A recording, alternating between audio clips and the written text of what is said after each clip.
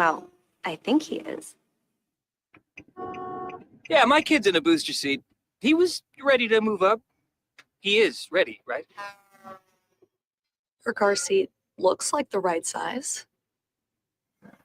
There are probably rules on when to move up to a booster seat, aren't there?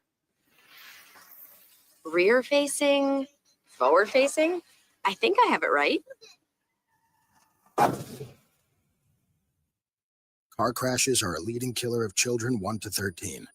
Are your children in the right car seat for their age and size? Don't think you know. Know you know. Go to safercar.gov/the right seat.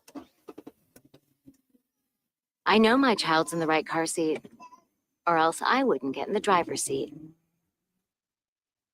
Brought to you by the National Highway Traffic Safety Administration and the Ad Council. You don't usually get a stock tip from a 16-year-old, but I'm here to tell you about a different kind of stock.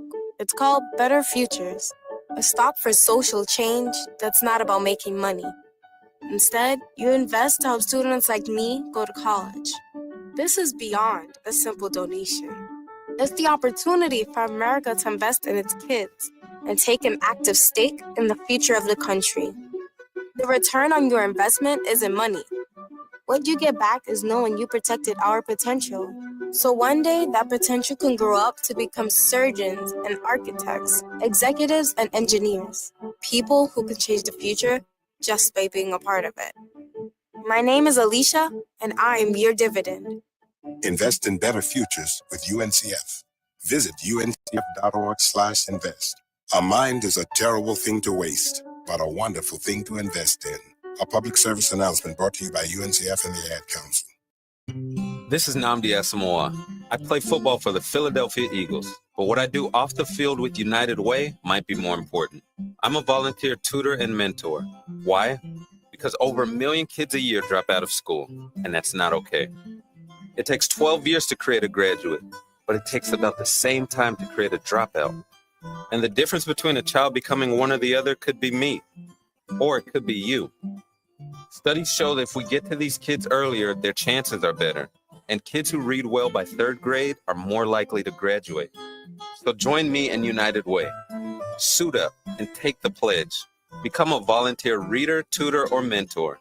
Because when a child succeeds, we all succeed. Give, advocate, volunteer, live united. Take the pledge at unitedway.org. Brought to you by United Way, the Ad Council, and the National Football League. It's the Worldwide Sports Radio Network.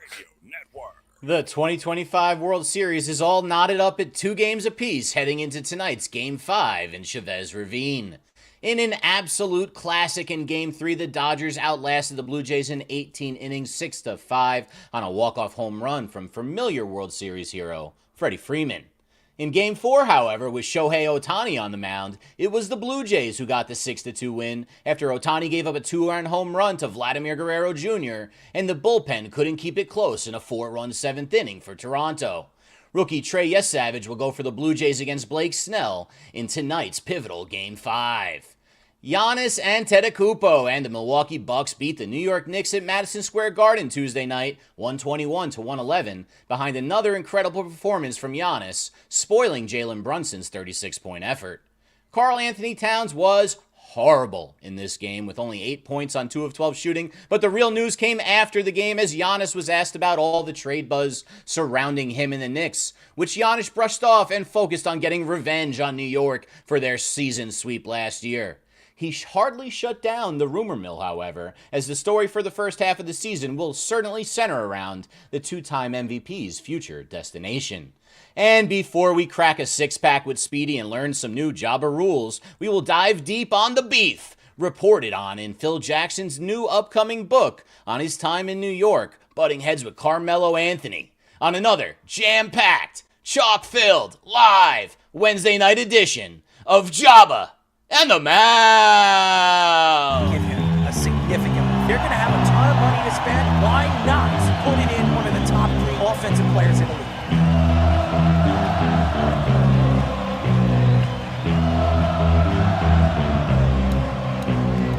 We're going to be looking at Aaron Judge and saying that he can't win the big game. Michael Jordan said, I played 82 games. You don't see LeBron doing that. This is a game where you got to go perform. I told you, Giant fans, that Saquon Barkley at this point. I'm gonna fight them all. A seven-nation army couldn't hold me back. They're gonna rip it off.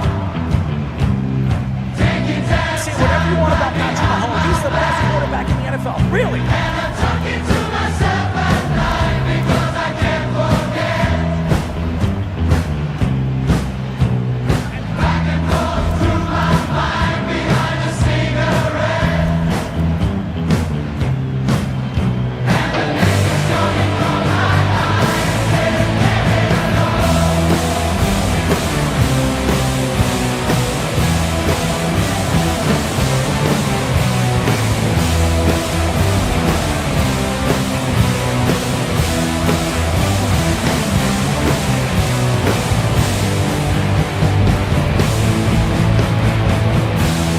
Let's do it. You're listening to Jabba and the Mouth.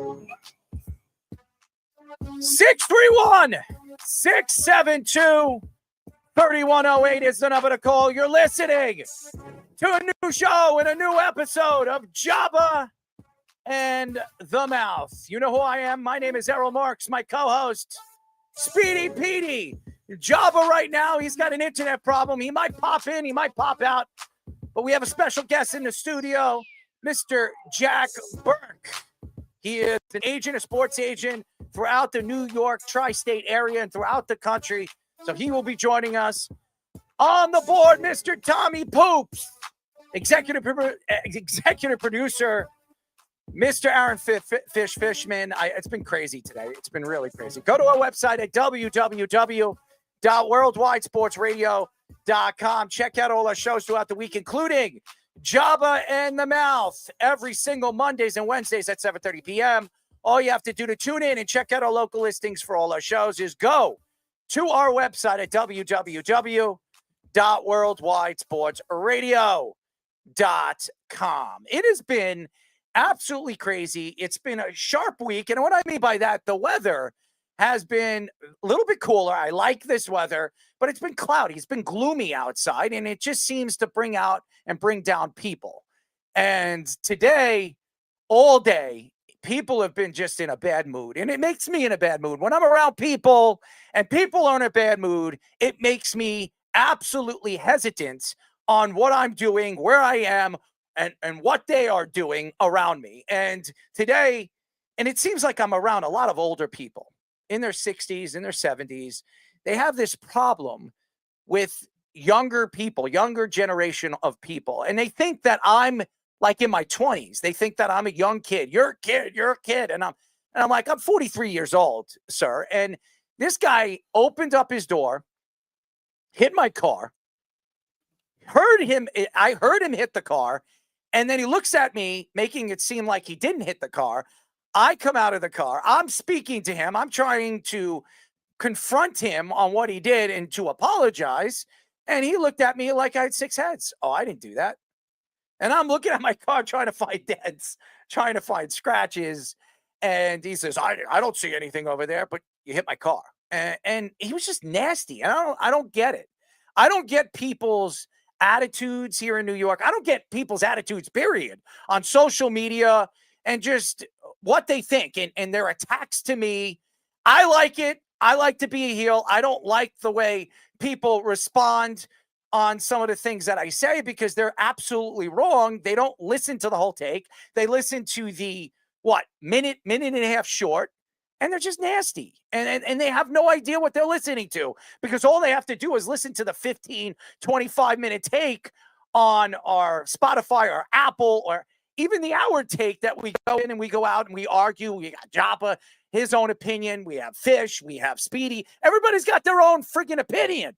And everybody has a right to their own opinion. And that's why we have Jack Burke in the studio today. And we're going to get into the World Series and his Ohtani take because he has this love fest for Ohtani. And Jack, why don't you tell the fans what you do? I don't know if anybody knows who you are. You do a lot of great things here in the tri-state, building for former Mets players right now in the game, Yankees. I mean, you do a lot of things with a lot of different athletes. So why don't you give the fans a little bit of a take on who you are? Well, I'm a sports marketing agent, and I work with players from all sports, and I book them into appearances, public appearances, private autograph appearances, card shows, events, charity events. I book them all over the country. I'm involved with most of the major sports memorabilia shows, including the Fanatics Fan Fest in New York City in June that was held last year, and Chicago, and I'm working all the time, so it's good. It's good to work. Yeah. I like to work. Yeah. I'm a jumper, and if you don't know what a jumper, actually, I don't like using jumpers. I'm a hopper. I like to hop from one job to another. As a matter of fact, this weekend I'm going to be hopping. I have a wedding I'm emceeing here at Three Village Inn. So I'm going to be doing a wedding at the Three Village Inn. Then I'm going to be at Sunken Meadow on Saturday night by myself, one man, 150 people. And then I'm doing a friend's wedding on Sunday. So I'm a hopper. I like to entertain people. Happy to be. And I was in the gym today. So I went from one job to another job. And anybody that knows anything about the gym, it's a job. It is absolutely a job, because when you walk through the doors, you don't want to be there. Right. And when you leave, you feel good about yourself. I never feel good about myself when I leave the gym. I'm always nasty and sweaty and disgusting. It's not one of my forte, one of my things for my forte. And Speedy, what are you changing? What are you doing? This is why I told you to do it in the beginning. This is what I deal with, ladies and gentlemen. Speedy Petey. It just in his own, give me the control. Give me the control. Give it to me. Give it to me. I gotta babysit this guy right over here. Anyways, at 9:30, we'll be talking to the host of Kicking It with Conkle. Mr. Will Conkle will be joining us. He's been on our show. Job has been on our show. I think he's in Charlotte now, if I'm not mistaken. He was in Charlotte. He's in Houston now. Oh, he's in Houston. When we first had him, he was in Charlotte. So he's a jumper too. He's a popper hopper. So we're going to have Will Conkle. He does, a lot of media work over there. He's got his own podcast. Very well known around the country. Very interesting guy. Has how many kids now? The last time we had him, I think he had 2. He might have 4 by the end of the year. I mean, this guy just pops them out. It's like a popper. Pop, pop, pop. Nobody on this show besides Jabba and Nick Goody have kids. Nobody. Fish, who's 38. Hey, Jack is a kid. We had her on the show last year. I'm not talking about that. I'm talking about the guys that are usually on the show. Jabba has a 21 or 20-year-old kid, and we all know him. And then we have Nick Goody. He's got 2 sons who are infants. They're one's 3, going to be 4, and the other one's, I think, 6 now. So you got to meet them. Yeah, well, I know them, and they're great kids, by the way. And Nick is working. He might pop in a little bit later in the show. I think he is.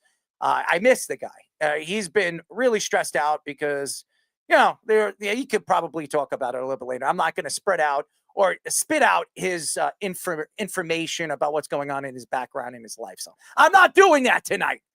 Speaking of life and getting into, this is the story that everybody wants to talk about, and I'm going to get into it.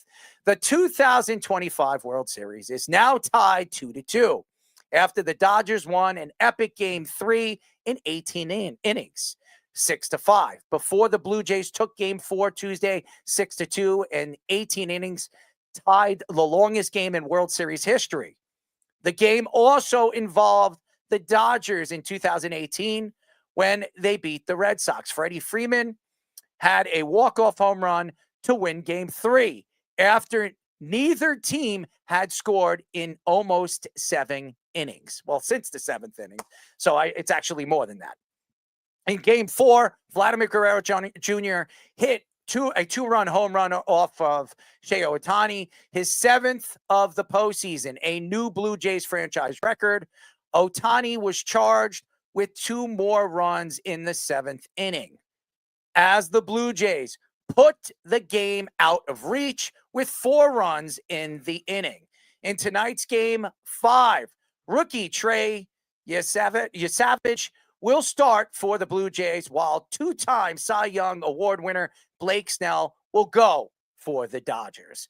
And I want to get into this series because I was the only one that picked the Blue Jays to win this series. And everybody heard my take over the last 2 weeks, and it was really being built up. Ohtani versus Vladimir Guerrero. Vladimir Guerrero was expected to be a top 5 player this year, and he really became a superstar throughout this playoff run.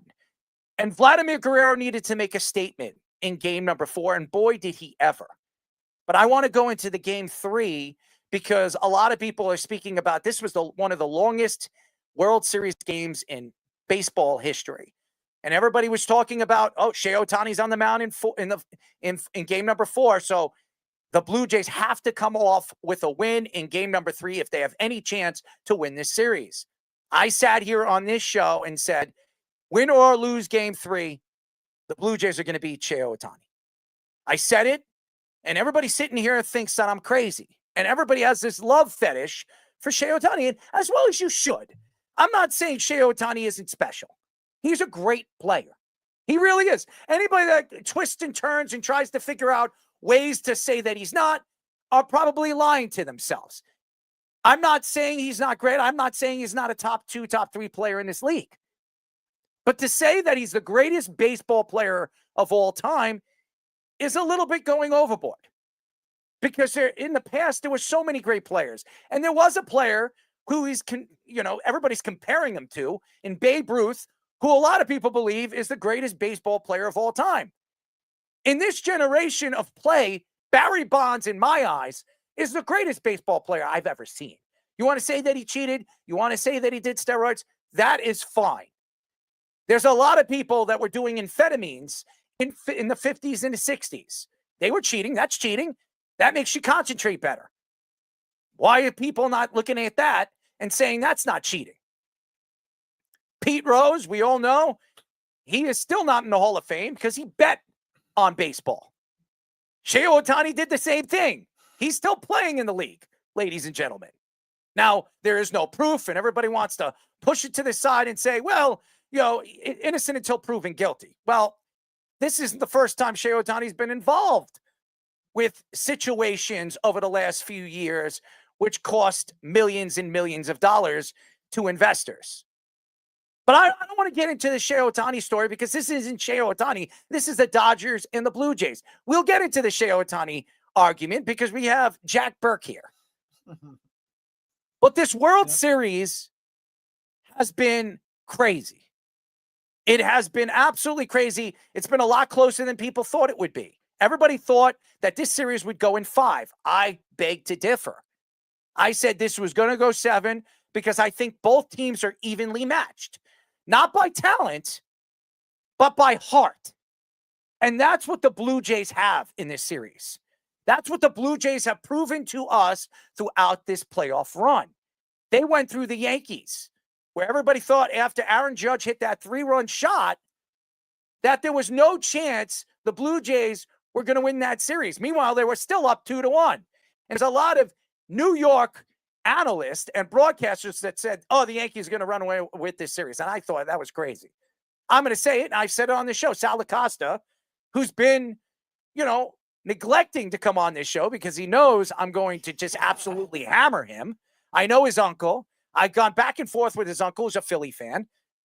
And I'm not going to sit here and make any excuses to what the Yankees were in that series. The Yankees don't have any depth in that lineup. It's all Aaron Judge, and that's all it was as he was hitting 500 throughout the series. But you look at what the Blue Jays have put together. This roster is not talented. If you go up and down this roster, there are 3 or 4 guys that a lot of people wouldn't even care about, would could give a crap about on this roster. Some of them ex-Yankees. The fact is, they needed a star to step up. And Bichette has been hurt really the last 2 weeks of the season, 3 weeks of the season. Nobody thought he was going to play in the playoffs. Now he showed up and he's playing in the World Series. Has he done a lot? No. Can he hit? Absolutely hit singles. He's one of the best single hitters in all of baseball. For average, the guy can hit singles. For that, if he can get into the box and hit, you got to give him a shot. But they needed a superstar player to step up, and Vladimir Guerrero Jr., who got paid a lot of money in the offseason, and got $325 million up front and guaranteed, tells me that he needed to show up, and he absolutely has. He's done everything you want a superstar player to do. And he did it in game number 4 against Shohei Ohtani, where everybody thought was going to be unhittable, like he was in the final game of the Brewers series as they swept through the Brewers. And Shohei Ohtani had 10 strikeouts in 6 innings and 3 home runs in 1 game. And everybody was like, this guy's the greatest baseball player of all time because of 1 game. Throughout this playoff run and throughout the playoffs, Shohei Ohtani has hit 200. But it's not even the Shohei Ohtani show like I was saying. It's the pitching of the Dodgers. Yamamoto has been unbelievable. 2 complete games. Blake Snell, 2-time Cy Young winner. They made the move in the offseason to bring this guy in. They paid him deferred money. He's not getting paid all of it until probably 10 years from now, 8 years from now. But they brought in the great Blake Snell. And boy, he hasn't disappointed this year. He's got one of the best changeups in baseball. He's thrown hitters off the plate because of those changeups. And he throws down and out. He throws the way you want a star pitcher to throw. And he's done it throughout the playoffs. He's been dominant. They made a move last year for Tyler Glasnow. The guy can't stay healthy, but when he's healthy, he's dominant. Their bullpen, adding Sasaki as their closer, is almost untouchable. Do they move Sasaki in the offseason as a starting pitcher now after what we've seen so far throughout the playoffs? The answer would probably be no. Right now, the Dodgers are tied 2-2, and I don't think the Dodgers believed that this series was going to be even close. And why is this series close? Because just as good as the Dodgers pitching has been, Shane Bieber was even better in game number 4. Yeah, so you heard it from me. Shane Bieber, a Cleveland Guardian, a guy that had Tommy John surgery about a year ago, was traded at the trade deadline, and a lot of people were questioning the Blue Jays to make that trade. They gave up significant pieces, young players, future players maybe could be a part of this roster. But they made the move because they thought Shane Bieber could be a missing piece to a veteran pitching staff. And you've seen the difference. Shane Bieber just earned himself a significant contract because he's going to opt out in the offseason. After this game 4 and showing up to game 4 the way he played, you have to believe Shane Bieber is going to make himself a lot of money next year. Remember, he's 31 years old. He's still fairly young. Can he throw the fastball like he used to? No. But he's got tremendous off-speed pitches. He can throw the curve. He can throw the slider. He can throw the change. He can do a lot of things that you would expect a number 2 or a number 3 pitcher to do. And if you look at the Yankees and you look at Rodon, who's a number 3 pitcher on this roster, when Garrett Cole comes back, a number 3 pitcher is making $26 million a year on most rosters. On most of them, not the underpaid rosters like the Twins or the Kansas City Royals, but on the big rosters. And right now, if you look at the perception of the Blue Jays, there is none. There's no perception anymore. This Blue Jays team deserves to be here. Everybody wanted to see the Mariners. I remember Jabba saying it. I remember Fish saying it. I remember Am saying it. I wanted to see the Mariners. I wanted to see Rodriguez, young superstar. I wanted to see Cal Raleigh up for an MVP this year in the American League. Probably not going to win it, but that's because Aaron Judge and what Aaron Judge did this year. Nevertheless, you wanted to see these superstars, and we didn't. Why? Because Vladimir Guerrero's bat woke up in the playoffs. And something that I couldn't believe, because I didn't know if Vladimir Guerrero had it in him. Year in and year out. And the Blue Jays are not a playoff team. How many times have they made the playoffs in 6 years? Not many, 2 or 3 times. And they usually get knocked out pretty quick. They've swept in both series. So, and Vladimir Guerrero never shows up in those series. Never. He's been hot from the first game, though. Yes. In the playoffs. Oh, I'm going to get into his numbers right now. And when you look at Vladimir Guerrero and pulling up his numbers, they're extensively good. You can't argue that this guy isn't an elite player in this league. Guerrero right now is hitting over 400 throughout the playoffs. 400. Has 7 home runs throughout the playoffs, breaking Joe Carter's record in 1993 when the Blue Jays won a World Series, and the last time they won a World Series. It is incredible when you think about father and son, and Vladimir Guerrero Sr., who is compared to one of the greatest outfielders, one of the greatest arms, one of the greatest 5-tool players the majors have ever seen. And being compared, we talk about father and sons, and a lot of these father and son combinations never work out. If the father's good, the son is bad. When the son is good, the father was okay. Think about it. Patrick Mahomes Sr. was a pitcher for the New York Mets. Remember that? He was a decent pitcher. It wasn't great. He played for the Texas Rangers, played with Alex Rodriguez. His son is a better athlete than his dad is. As a matter of fact, his son is one of the top 5 quarterbacks in the NFL, won 3 Super Bowls already. He's what, 28, 29 years old? Still has a lot of career left. Now, Patrick Mahomes Jr. could have played professional baseball. He was a great baseball player. He was great. And Alex Rodriguez, who was on the Jimmy Fallon show the other day, it was pretty funny. They had a picture. Jimmy had a picture of Patrick Mahomes Jr. at the age of 10, taking a picture with Alex Rodriguez when he was playing with his father in Texas. And Patrick Mahomes Jr. kept going up to him week in and week out during practice and asking him, give me some advice. I need some advice. And Alex was like, what kind of advice you want me to give you? And then finally he asked him a question. He said, I play baseball. I play football. I'm great at both sports.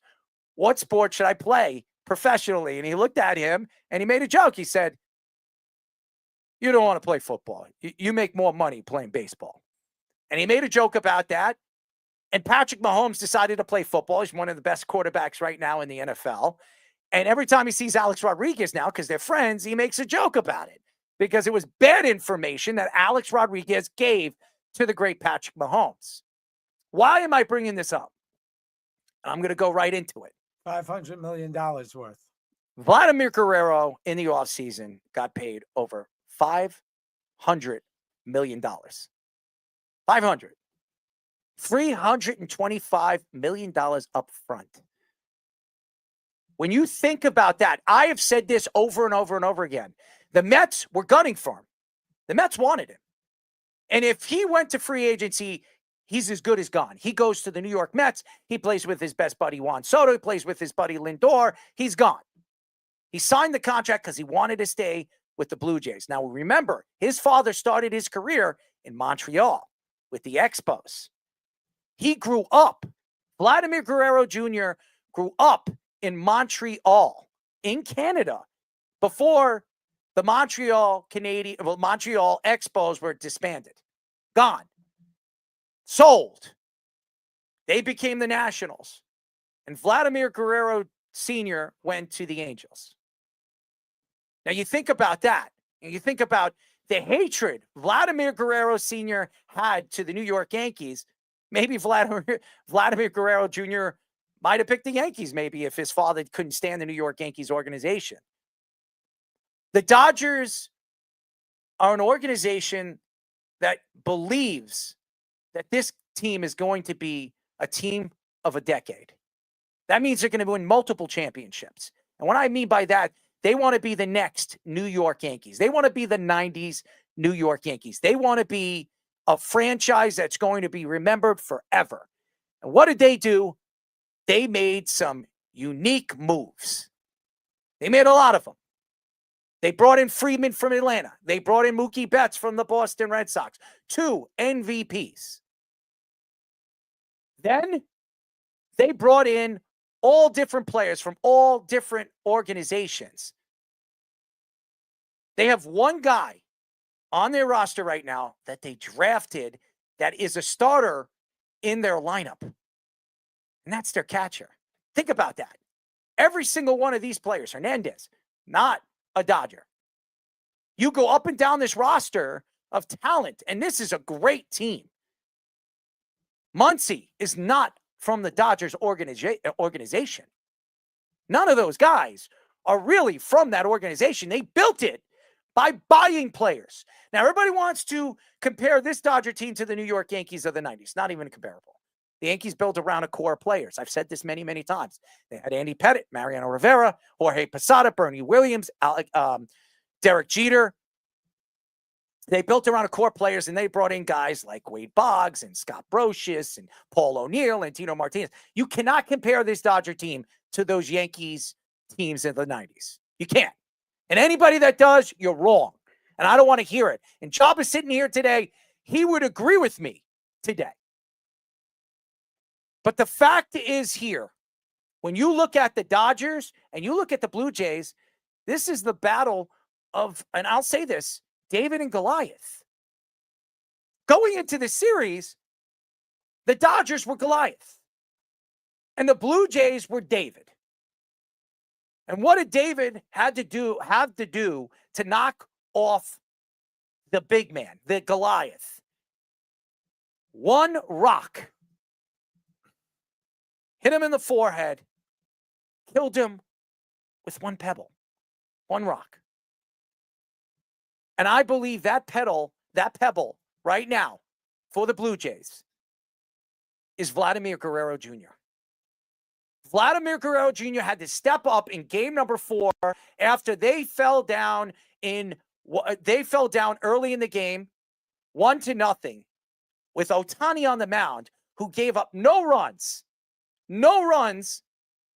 against the Brewers, the great Brewers, the best team in baseball going into the playoffs. Vladimir Guerrero had to step up. They didn't have Springer in the game. He's injured. Bichette, we don't know what Bichette was going to give you. Somebody needed to step up in this lineup. And it had to be their superstar. And when you watch all those pitches and the way Ohtani was pitching to him, when he saw that pitch and he pulled that ball and he hit it 420 feet and knocked it out of there, it was a sigh of relief, because after that home run, you saw Vladimir Guerrero, when he was running or walking around from first to second, look to the dugout and said, "We are good. We are good." In Spanish, we're good. When you see your superstar player go out there and put everything on his shoulders, that tells me if he believes, they're all going to believe and they're all going to follow. And that came from Shane Bieber after that, dominated. And you talk about the bullpens. The Dodgers, who spent a lot of money in the offseason, deferred money, to their bullpen. And they lost a guy right now that has family situation, one of their better bullpen arms. He's right now not with the team. They're wearing a number on their hats. We all know the story. That is not an excuse. This Dodger bullpen is one of the best in baseball. It's not even close. You add Sasaki to this bullpen, it's almost untouchable.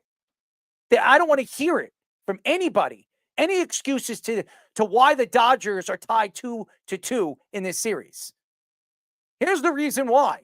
The Blue Jays are not giving up. They're not saying die. They want to get this series back to Toronto, because they know if they get it back to Toronto, it's anybody's ball game, anybody's series.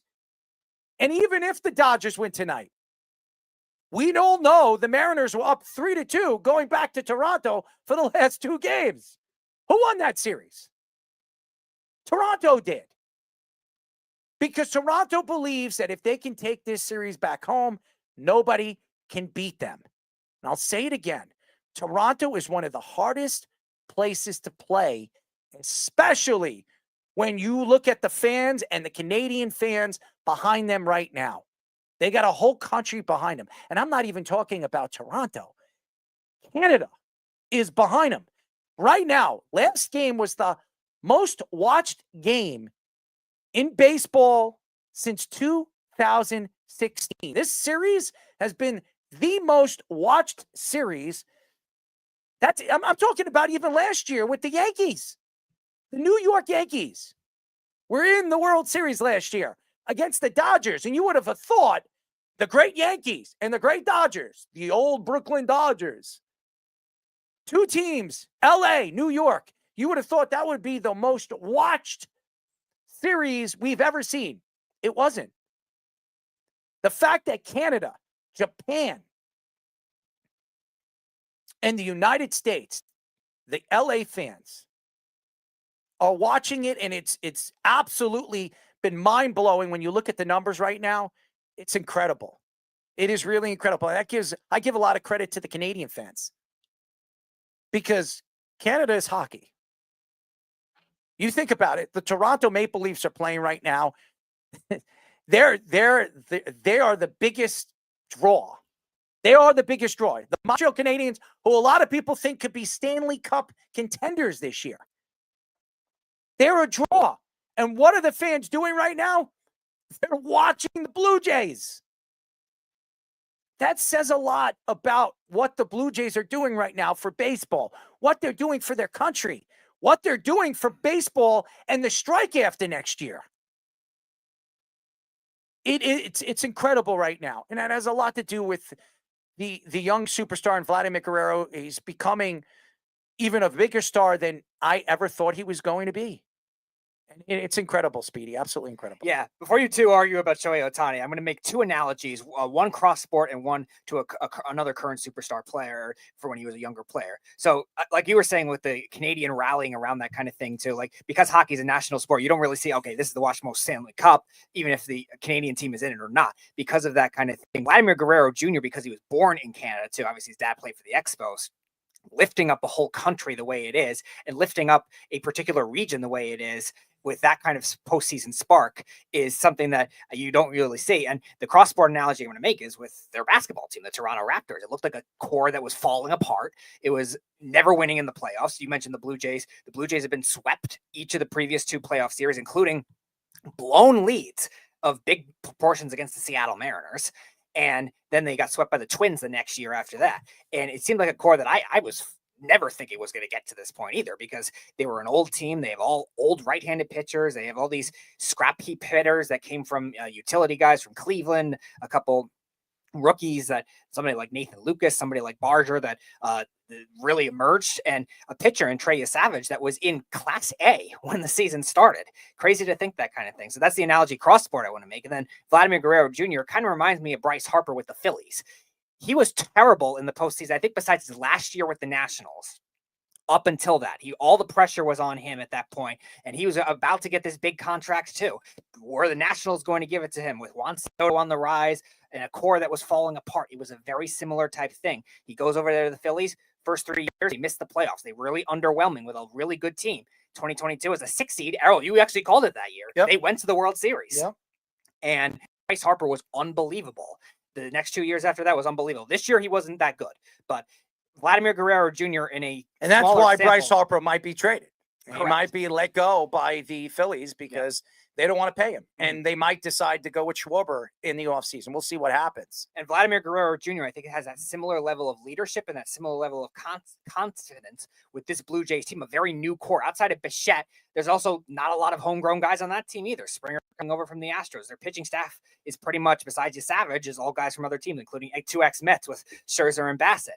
And that kind of thing, he rallied around that kind of thing. And he's doing it against really good pitching, too. Like, Seattle has really good, deep starting pitching. He homered off of Max Fried. You were talking about it last week with the Yankees. Like, these are guys that are doing it. And he has 7 home runs already this postseason. So it's crazy how much he's elevated it. I picked the Dodgers in 6 initially, but I agree with you. If it does go to 7 games, Blue Jays are winning. Yeah, look, it's real simple, and I know we wanted to get our take from our guests, so I'll just let them get set up with the microphone. But I got a picture here I wanted to show you that we had made real quick of what Errol described earlier of David and Goliath inside the stadium. Somebody's got to take it. Might as well be me. I'm You know, doing it. I saw I gotta- like Mythbusters once saying that if you took a rock and you did it like a slingshot, you can get it going almost as fast as a gun, and it could Or kill bang. somebody if it hit him right in the head. Or Even if bang. it was a big guy like Goliath. That went over like a fart in church.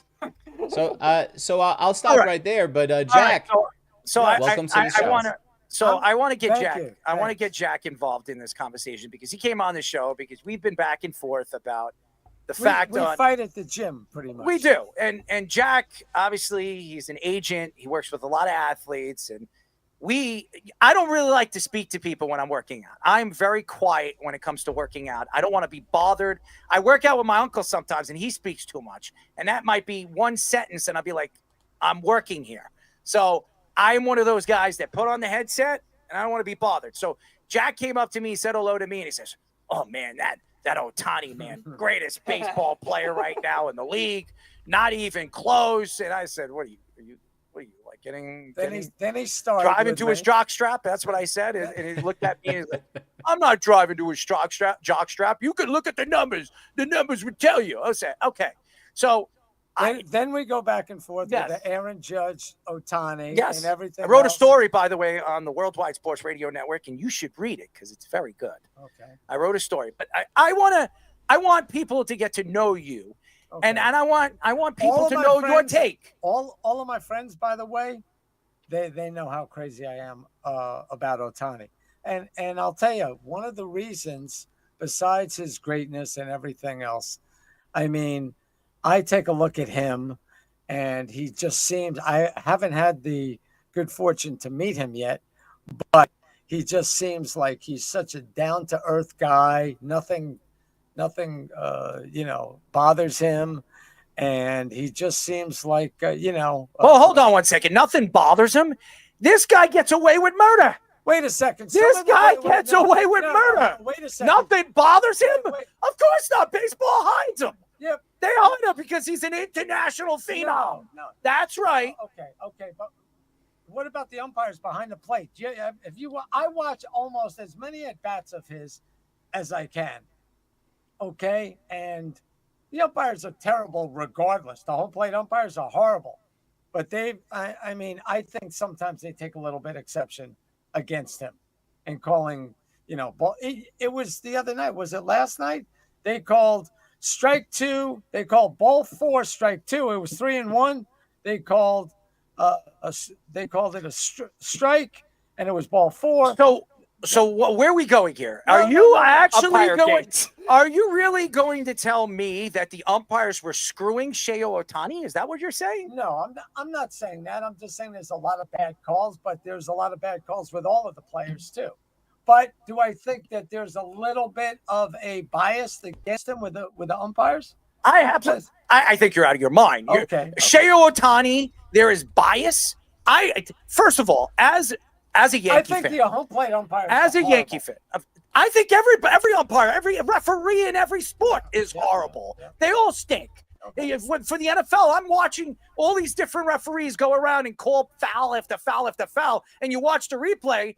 There is no foul. Where's the fouls coming from? So when you bring up Shohei Ohtani and you say, well, the umpires are not really on his side, this and this and that. Here's what I'm going to say about that. Shohei Ohtani doesn't need the umpires. Remember, he's an international phenom. Japan is behind him. His jersey is the #1 jersey in professional baseball being sold. The guy is making $70 million of deferred money. Oh, and by the way, has $100 million of endorsements every single year with car dealerships, Subway, sneaker deals. And I'm going to feel bad for this man? I'm not going to feel bad for nothing. Because right now in his career, he's batting .248 with 29 hits and 11 home runs, 24 RBIs, 26 runs scored in 30 games. Now, when you look at those numbers, are they better than Babe Ruth's? Are they? You're talking about in the playoffs? In the playoffs. Are they better than Babe Ruth's?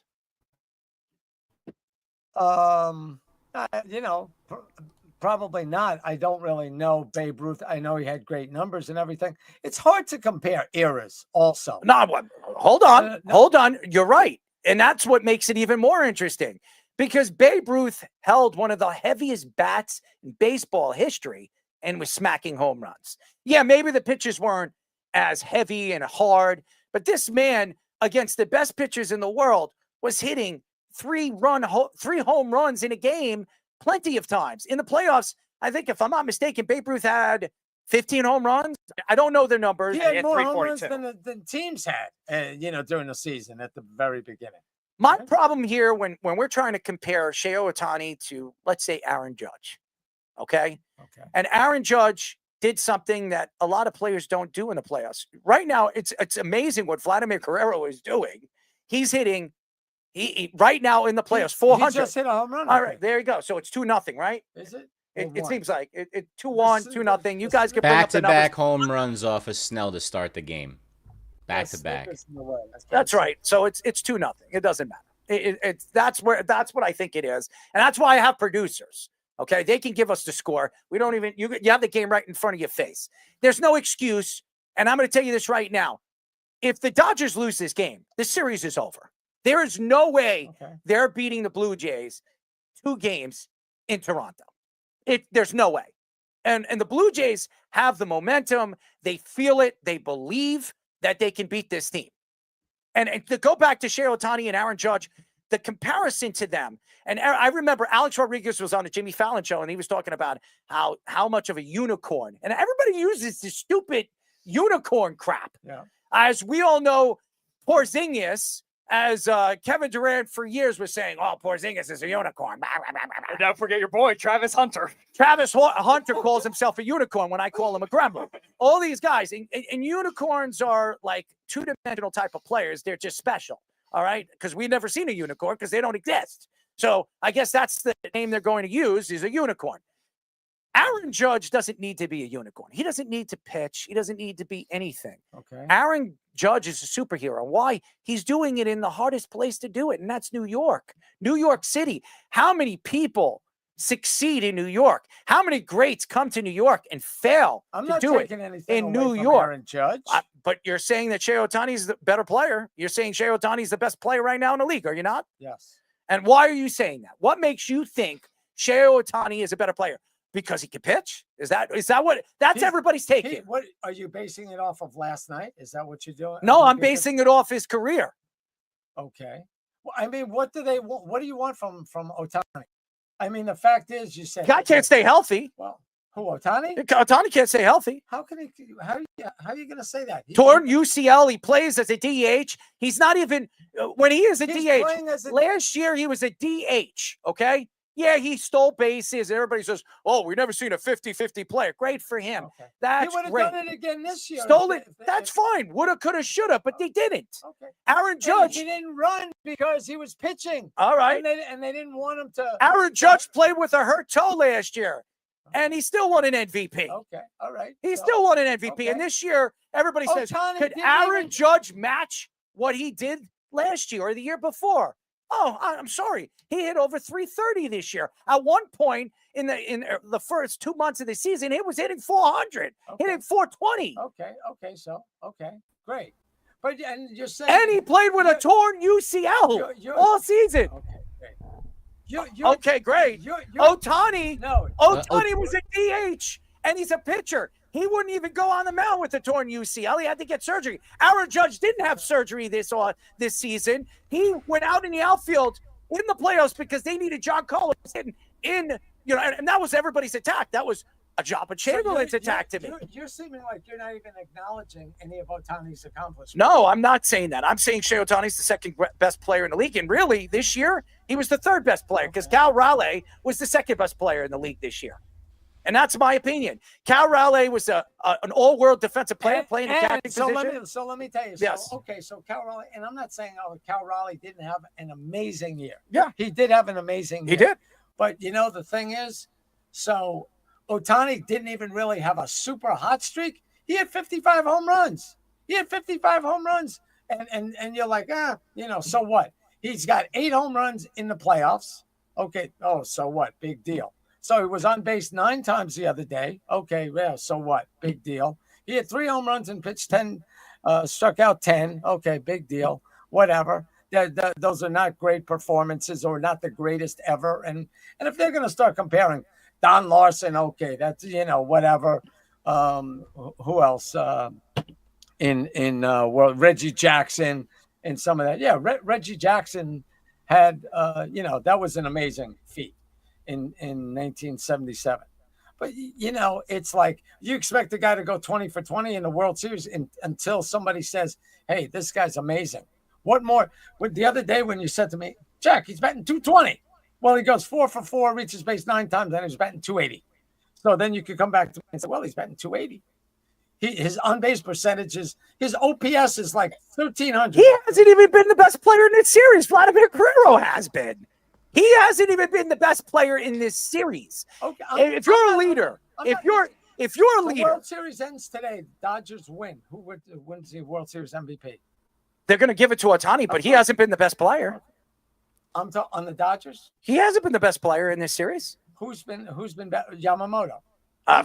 Freeman hit that 18th inning home run. Okay. He did it against the Yankees. Freeman hit the 18th inning home run. Yeah. But also to get them to that point, Ohtani tied it up with a second home run in the 7th inning. That wasn't clutch? No, that wasn't clutch. You're going to tell me that wasn't my clutch? point here. That has nothing to do with clutch. When it comes to it, you're a superstar player. You're making the most money in baseball. That doesn't guarantee. What do you mean it doesn't guarantee? It guarantees it to me. If you're the best player in baseball, you are, quote unquote, the greatest of all time. As I heard Michael Kay say it. By the way, Michael Kay is a complete ass. He made an ass of himself. I agree. Made a complete ass of himself because he brought that up and he said it. This guy is a Yankee guy, and he's going out there and throwing Aaron Judge to the Wolves and saying, oh, Shohei Ohtani is the greatest ever. How about Babe Ruth? Michael Kay is a Yankee guy. How about Mickey Mantle? How about Yogi Berra, who won how many rings? Listen. Also, it's so Michael Kay. Hey, listen. That's what we're listening to. That idiot. Listen, he is. I agree with you 1,000%. But you know what? It's so hard to compare eras when you say, Mickey Mantle. Mickey Mantle was the greatest of his era, and so on and so forth. Of course, he had, Willie Mays and some of those guys.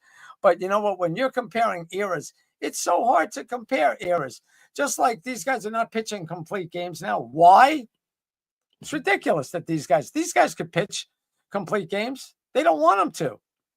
And the bullpens, it's ridiculous. These guys can't even get 40 saves because they throw 100 miles per hour. You have, I agree with that. I agree with that. So you're going to tell me a great feat, and I'm just saying, Ohtani strikes out the side in the first inning, comes up in the bottom of the first and hits a home run. That's whatever. I'm not saying Shohei Ohtani isn't a great player. That's not what I'm saying. It's the attacks that I hear. Jabba's on this show, and I love Jabba. And Jabba, he has this love fetish for Shohei Ohtani. Right. Oh, proven it's innocent until proven guilty. Whatever the hell Jack, he's going to become a future agent. And all this garbage that he comes out with, telling me. Listen, I'll be honest with you, and I know you're going to get on me. I don't even want to hear the stuff about Ohtani and the gambling and all that. Why not? He shouldn't be playing baseball. Okay. Pete Rose was caught and thrown out of baseball. Okay. Never being invited again. Okay. This guy is dead. He's never going to see himself in the Hall of Fame again. Okay. But Shohei Ohtani, because he's an international phenom, 2 weeks? Nobody knows anything about it. $22 million. Five accountants. They didn't know $22 million was gone. Okay, he's making a Come on, guys.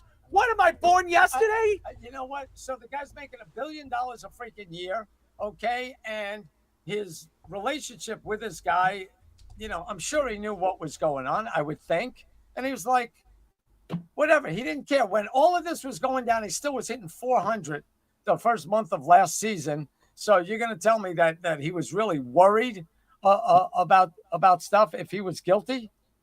I tend to disagree. When I said nothing bothers him, it's like nothing. But why should it bother him? Everything he gets away with. Why should it bother me? Why should it bother anybody watching Shohei Ohtani? It bothers me. I had to correct myself.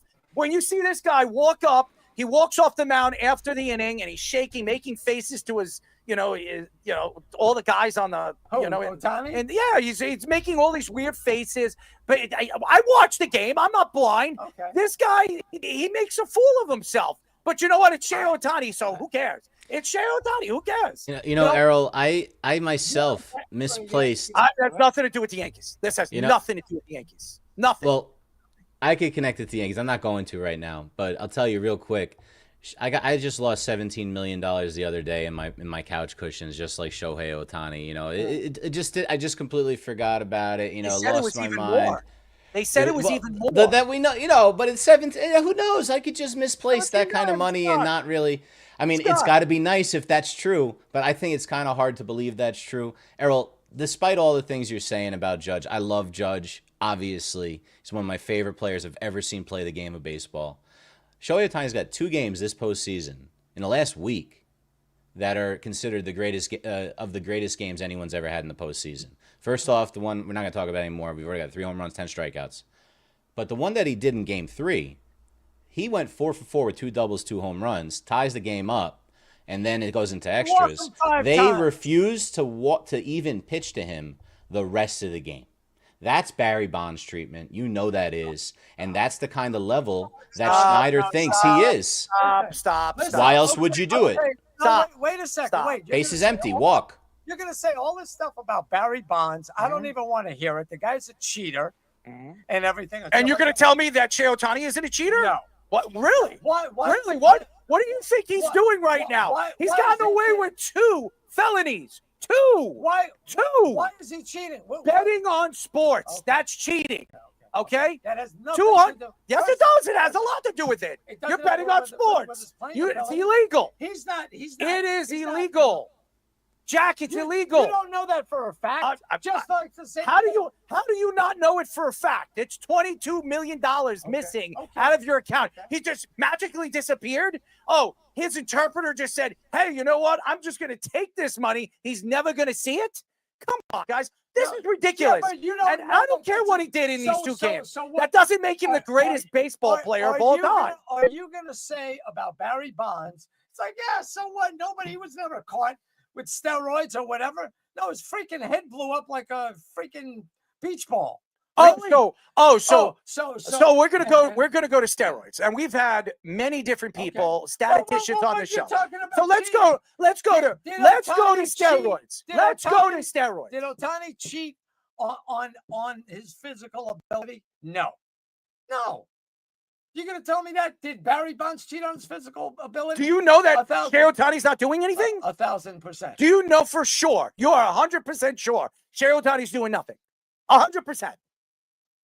Well, you just came at me right now and you said, how do we know it's true? How do we know it's true that he knew about the money? How do we know anything? So how the hell do you know that he's not doing something right now? You don't know. Okay, but that's not. Do you? That's not your. You don't know. That's not your defense.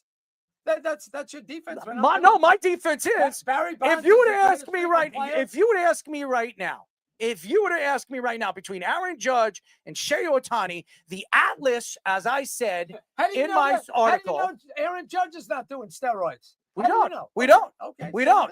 But I'm going to tell you this. Do you see Aaron Judge walking out to his dugout, making faces, going out there and throwing his teammates under the bus? Or what do you mean throwing his teammates under the bus? He's done it before. He's done it before, not in bad ways. He says, "Listen, there were games this year that he said, listen, I pitched a good game, but we couldn't do it." No, they take responsibility for it. I didn't play well. They couldn't. I didn't play well. Okay, Ohtani, listen, Ohtani didn't have his greatest pitching performance. It wasn't horrendous. He hung a curveball to Vladimir Guerrero. Good for Guerrero. He hit a 2-run homer. Great. He left after 6 innings. He pitched 6 innings, went out for the 7th, got 2 runners on. Those 2 runners were going to score. So let's go back to this because I don't want to go into no. Because I'm not talking about Barry Bonds. I'm talking about Aaron Judge, who is hitting 500 again, even 500 against this Blue Jays team. Is Shohei Ohtani hitting 500? Is Shohei Ohtani hitting 500 against this Blue Jays team? He's hitting 400. Is he hitting 500? Is he hitting 500? What Yes or no? difference? He goes 0 for 1. And he's not hitting 400 in this series because he was 0 for 3 in the last game.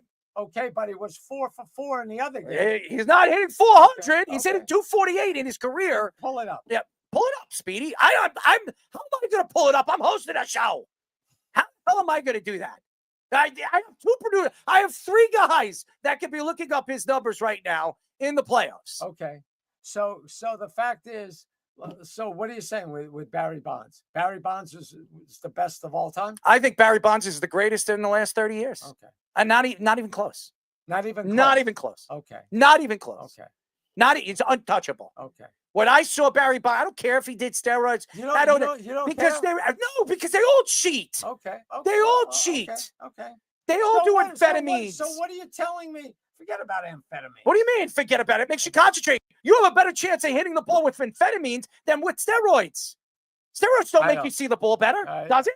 I have no idea. It doesn't. I've had guys that have played in the major league that told me steroids should have been allowed a long time ago. Bud Selig allowed it to happen. He allowed it to happen because the strike was at 94. What is his numbers? Fish, we can't see it. What is his numbers? Because Speedy, do you have his numbers? Yes or no? You're so damn slow with Jarrett got it. 414 on base percentage, 1.182 OPS in this series. What is it? What is his batting average? He's doing really well, Errol. Obviously, you know he's got a 1 for 4 games. Jared said his batting average is 268 in the postseason. Yeah. This year. Well, that's the postseason, but we're talking about the World Series. He's got 6 hits. He's got 6 hits and 21 at bats. It's going to be like 350 or something. That's not great. 350 is great, Errol. 350 would be better than what Judge did for the whole season. You're the greatest player. Errol, stop pretending like 350 is not great. 350 is great. I'm talking to Jack. Babe Ruth hit less than 350. I asked you a question. Let me finish with Jack. No. I'm done with this. 350 is not 500. And that's what I'm going to say. This Blue Jays team. Did he hit any home runs in the playoffs, Aaron Judge? Yeah, he did. He hit a 3-1 shot. Was a rocket right off the pole.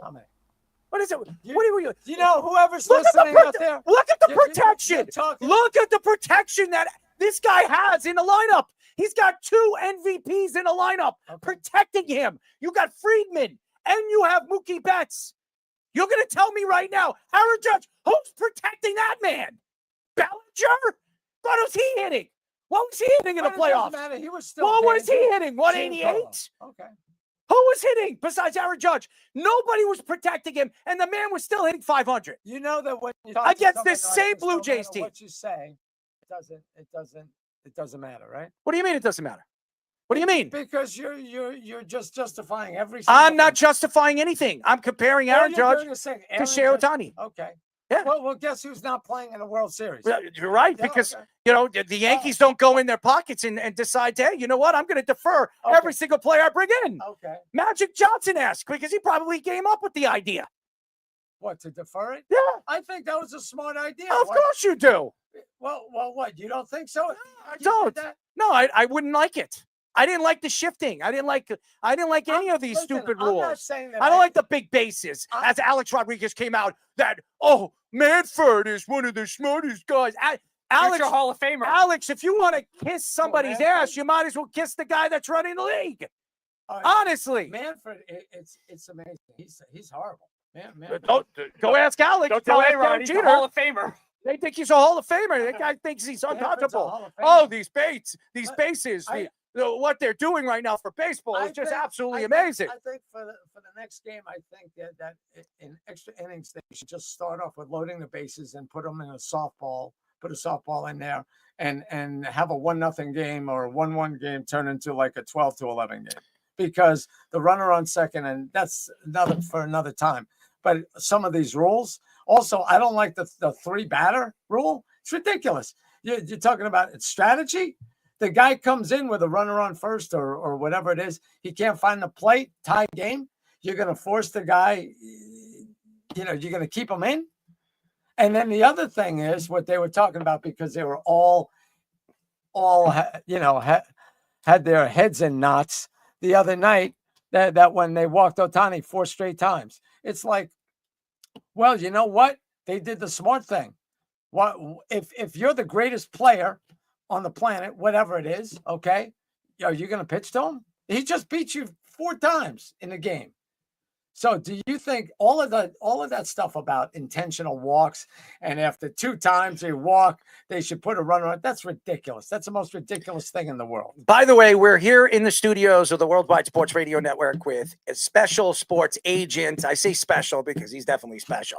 Special sports agent Jack Burke. He's joining us My tonight. blood pressure went up about 30 points. Well, what else is new? You know, when you hang out with me, your blood pressure is going to Oh, shoot. my It might be gosh. coming. The blood might be coming out of your ass by the end of this show is over. I know my daughter's listening and she's probably cracking up. Well, somebody's got to be laughing and cracking up. Somebody's got to do it, and I'm the one. I'm the one wearing the moccasins right now on the show. So I will say this. And everybody that I'm reading what people are saying on YouTube and saying, well, if you don't think Shohei Ohtani's this and you don't think Shohei Ohtani's that. Have you been getting some feedback? Oh yeah, I'm reading everything. Shout out to Kev. Anybody Shout out say to anything to me? They probably didn't mention. 55s. I'm reading all the things that everybody is saying. I am not saying Shohei Ohtani isn't a top 3 player in baseball. I never said that. But to come out here and say he's the greatest baseball player of all time when he isn't the best player in the league right now. He's not. Oh, Ohtani? He's not. If you look at Aaron Judge's numbers this year, they're unbelievable. This could go down as one of the greatest seasons a baseball player's ever had. By who? By a player. By Aaron Judge, you mean? Aaron Judge's numbers is one of the greatest seasons a baseball player has ever had in history. Better than Barry Bonds' best season. If you look at Barry Bonds' best season, you compare it to, I believe, the greatest player in 30 years that we've seen is Barry Bonds. I don't think that's even an argument. Okay. This season, what Aaron Judge had was Barry Bonds-esque. Barry Bonds-esque. Okay. And what about Ohtani? It was a great season. It's just not Barry Bonds-esque. And last year, Ohtani? It was a great season, but he's a DH. He's a bona fide DH to a guy know what? that plays in the outfield. Who played at center field last year Okay. and didn't have an error until the World Series. Oh, Aaron Judge? Aaron Judge didn't have one error until the World Series. You know, we're going to go in that direction then. Let's do it. Shoot it. About Aaron Shoot Judge. from the hip, baby. Okay. I'm waiting for it. Shoot for it. You know, I mean, We're about to talk about something else in basketball, so I might as well shoot a couple of threes 80 feet No. because Karl Anthony Towns can't hit them. you know, I mean, Ohtani, so he goes 50-50. He bats .310, has 130 RBIs. You know. I'm not saying Shohei Ohtani isn't great. You know. I'm not saying. But you're comparing, he's a cheater! Here's what I'm going to say. If you were to ask me right now who the National League MVP is, it's Kyle Schwarber. All right, you're out of your mind. Really? Yeah. Speedy, pull up his numbers. I know. He had 55, But 56. Errol Schwarber's a DH. Like, it kind of hurts your argument, doesn't it? Honestly, that's what Shohei Ohtani is when he's not on the mound. But like, his numbers are better than Schwarber's, and he's a DH as well, so it's got to be Ohtani. Kyle Schwarber is in a good lineup. He's not in a Dodger lineup. If Ohtani was pitching, He's not in a Dodger lineup. If Ohtani was pitching, if was playing in Yankee Stadium, he'd have 85 home runs. Ohtani. Really? Yeah. Yeah, really. I don't know about that, Really? but I'll tell you a couple of stats before we wrap this guy up. You got the 50-50 you mentioned, Jack. Well, we're not going to wrap 50-50. No, we're not wrapping you up. I'm saying for this one little thing we're on. I Right read here. down their leg and 50-50. Errol, you said that it's not as impressive as Judge playing with the torn UCL, the thumb torn UCL, not the elbow torn UCL. There's two ends of it, right? There's a lot of guys who've had that and played through the season, but obviously he couldn't throw. He had to sit. His arm strength never came back fully, right? Ohtani got that 50-50 season while he was rehabbing Tommy John surgery. You realize Why don't you that, get right? on your hands and knees and suck them all? Errol, That's all you're doing. Errol, why is That's all that your you're doing. response? That's such a good point. That's all you're doing. Such an Why? excellent point. Why is your No, It's like a because it's perfect not. point. It's not. No, it's not a perfect Opinion. point. Well, your answer wasn't something that engaged with the point. Meanwhile, you're the one last year that said, by far, Aaron Judge is a better player than Shohei Ohtani. You said it. Now you're going to go back to what you were saying. I'm not. Errol, no one but you is comparing the two of them as who's better than who. I'm just telling you right now, you said that it wasn't impressive because of the elbow thing, but Ohtani went 50-50 rehabbing the Tommy John surgery. That's just as impressive as playing through it. As a DH. And he went 50-50. No one's ever done it. Oh, congratulations. Stealing bases. So difficult. So difficult. You know what? Nobody else So did difficult. it. You know, that's So good, everyone else would do it. That's right. That's right. Listen, if I can hit home runs, I'd do it. I'm going to steal from Jabba Chamberlain whenever that ever happens. I can't wait for that. We are definitely filming that as soon as it gets warm out again after the winter season. I've already said that I'm going to do it, and I'm going to do it. And by the way, Jack, do you think that that Errol can steal a base off of Jabba Chamberlain right now? I don't think he could steal a base if he was in a car. Okay. Okay, then Jack just doesn't know me. Jack doesn't know me. And that's fine. That's great. Guess what? I was a track and field phenom. Okay. And I stole bases. And by the way, he's got to pitch to a player. And he's got to get a catcher. And they got to throw me out. There is no they got to swing. What is this relevance to? Well, we made a bet. Five chances that I've already said that I could steal a base from out of 5 chances. I know I can. You could steal 1 out of 5. I'll steal more than that. Okay. I'll steal more than that. I've already said. You said you think you can do more than 1. No, I could do more than 1, but he said the bet is 1. Wait. We know he's faster than Alejandro Kirk. We know that. Okay, so just give it to him. I'm a lot faster than a lot of people. You know. I'm a lot faster than a lot of people. Okay. And my speed. And by the way, I'm even in better shape than. Remember, I'm in a lot better shape than I was. I was always in good shape, but now I've went down 35 pounds. Now I'm even faster. I'm doing treadmill work. You kidding me? I'm absolutely going to steal. Is this your fighting weight, or were you a little heavier when you fought? Oh, I was 170. So you were light. You were light. I was 170, and I fought at one point at 178 too. So Freddie Freeman stinks. He's only batting 294. So, yeah, Freddie Freeman, who was the MVP of the World Series? That's one of the notes I have here too. Freddie Freeman, just one of the most clutch guys ever. He's getting to that conversation that he may be in the Hall of Fame. Freddie Freeman getting there? He's a lock. Well, he doesn't have 2,000 hits yet. He's not there yet. You got to realize that there are some kind of statistical benchmarks you got to hit. True. I think I would put him in. I'm just saying. Oh, he's definitely going in. Are you kidding? They love him. Then do you think how long will he have to wait? Probably not long. With the game different, everything is different. The rules are different now. 5 years. I think it'll be 5, 6 years. He's not going to have 500 home runs. He's not going to have 2,500 hits. Right? Second ballot Hall of Famer. Maybe. Second ballot Hall of Famer. That's where I think he is. Speaking, you can't even wait a second. You can't even go into like with the Hall of Famers and stuff like that because it's so messed up. You put a guy and I know him a little bit. I like him. He's a good guy. Scott Rowland. Really? I mean, we're talking about on the committee. Andy Pettitte should be in the Hall of Fame. A lot of people didn't think Mike Misuda deserved it, but I did. I don't. I did. I thought he did. I think he did enough. Look, if Harold Baines is in the Hall of Fame, anyone could be in. And Bill Mazeroski's That's in the because Hall of Tony Fame. La Russa. And I wanted to ask him that question when I saw him at the event, but I know I was told by his agent. Bill Mazeroski? No, that Harold Baines, because when he was working for the major leagues and he was one of the guys that were voting him in. He's a very nice guy, but he is far from a Hall of Famer. Who, Tony La Russa? No, Harold Baines is not a Hall of Famer. No. But he played long time. Longevity is unbelievable. Okay. But to say that he's a Hall of Famer is ridiculous. Why? Because he had I think he had at one point 3,000 hits. No, he never. What did he have? Well, Speedy, go look at that. How long is this going to take Speedy to find out Harold Baines' numbers? Ready? Let's clock it because it takes him forever to look up numbers. Ever. This guy is 2679. What? 2679. No, I'm just kidding. Speedy, you got it yet? No. Who else? How about you, Scoops? You have him? Because I think. Yeah, 1 second. 2866. What? 2866. You weren't far behind. Okay.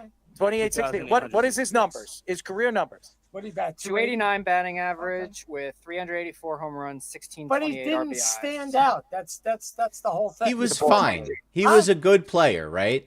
That's what he was. He was a good player. But good players like Bernie Williams don't go in the Hall of Fame, right? Good players like Paul O'Neill don't go in the Hall of Fame. Okay. I just think those guys are just as valuable. Just like the Yankees, they're gonna give Paul O'Neill a statue in center field. It's like, are you kidding me or what? Really? He played 5 years and he gets a statue? Well, when he slammed his head. The Warrior. They called him the Warrior. After he made it out, he slams his head down. That's a great. He was there for 8 years. Let's be fair, and he kicked a million water coolers and destroyed. I loved him as a kid. I was a kid back then. You make an idiot out of yourself with that. What are you kidding me? That probably explains a lot about me. It's like that explains a lot about everybody on this show. So complete so, morons. So, Dad, if I strike out, I'm going to go and knock over the water cooler in my little league game. Paul O'Neill does it, but whatever. But the thing is, it's like it's comparing and everything. You're going to wind up comparing forever and ever, and it's not going to make any sense because in different eras, first of all, in the major leagues, the standards have been lower. So you can say whatever you want. Okay, Shohei Ohtani batted 282, 280, whatever he did. There's only 2 guys who batted over 300 in the National League. Every standard's come down, and considering the way he hit, I mean, he batted 282, which should be like, you don't think that's impressive? I didn't say it wasn't impressive. Why does everybody think I can't stand Ohtani? Because I'm tired of hearing about Judge. Because Judge is a better player. That's all I'm saying. I said this, and I want to get into the Knicks situation, but I said this. If you were to pick a player, if you were a GM of an organization, I would pick Ohtani. I disagree. I'm taking the best overall player in the league. I'm not saying that would be a bad, not a good. If you were to ask me right now, who I would take out of all the players in the league to build my team. Start off. Okay. I'm taking Aaron Judge. Consistency. Are they not saying leadership? Shohei Ohtani at one point was the best pitcher in baseball. They said that's what they were saying. Shohei Ohtani was the best pitcher in baseball. When? John Smoltz would say that all the time on when TV. Shohei Ohtani was not the best pitcher in baseball ever at any point. Well, he didn't pitch enough at any point. Okay. At any point, he wasn't the best pitcher in baseball. But never. But he has the stuff for it. I didn't say that. But he's never been the best pitcher in baseball and the best hitter in baseball. You know what? When you start comparing, Babe Ruth was. Babe Ruth was the best pitcher in baseball and the best hitter in baseball. He was. You know how bad the I'm league just saying, You know how bad the major leagues was back in 1920? He was. That doesn't matter. He was. You know what? And to he was compare going him, out and getting drunk, coming in at smoking and doing all that. 3 in the afternoon. That's what I love about Babe. No, listen. I'm not saying. That's why we call him the Babe. Listen, he probably was the greatest because he was the innovator and everything else with baseball, and he was amazing and everything else. He was the big drawing card. He liked to play with himself. Yeah, everything. Yes, all of it. He tastes himself. Yeah, well, he definitely tastes himself, including Speedy. Speedy likes to taste himself.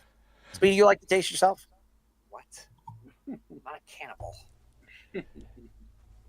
You know what Babe Ruth didn't do a lot of though? He didn't strike out a lot. You know what the Yankees do a lot of and the Blue Jays don't do a lot of? Strikeout. I think that's the big difference, right? Blue Jays are a team that's going to hit even good pitching. I mean, we've gone almost an hour. You didn't let me get this takeout. This is a big one. Spit it out. Look, this is exactly what the problem is with the Yankees.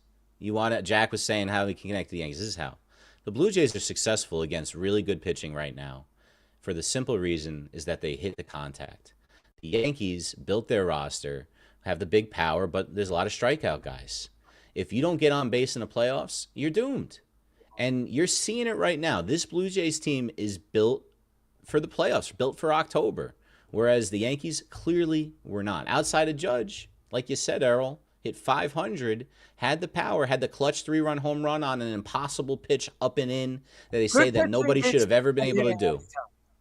Great pitching beats great hitting any day of the week. True, but great contact hitting gets the ball on great pitching enough if that was that the it case, falls the in. Yankees should have beaten the Blue Jays. The Yankees should have. The Yankees strike out a ton. He said good pitching beats good hitting. And I said, if that's the case, the Yankees should have beaten the Blue Jays. That's all I'm going to say about that. Got to get into the next stuff because we got a lot more to go.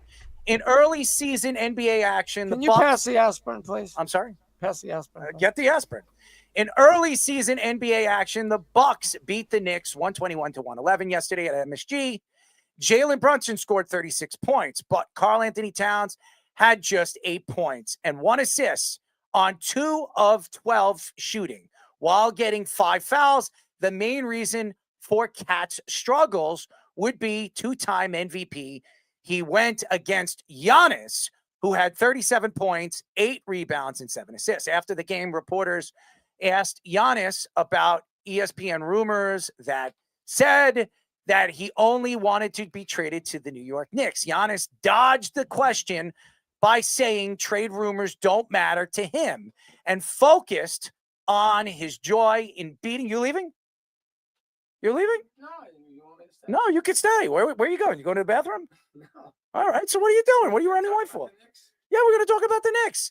Beating the Knicks after the Knicks swept the season series against the Bucks 3-0 last year. Giannis said all the right things, praising young players on the Bucks, and that he likes the direction they are going in starting the season 3-1.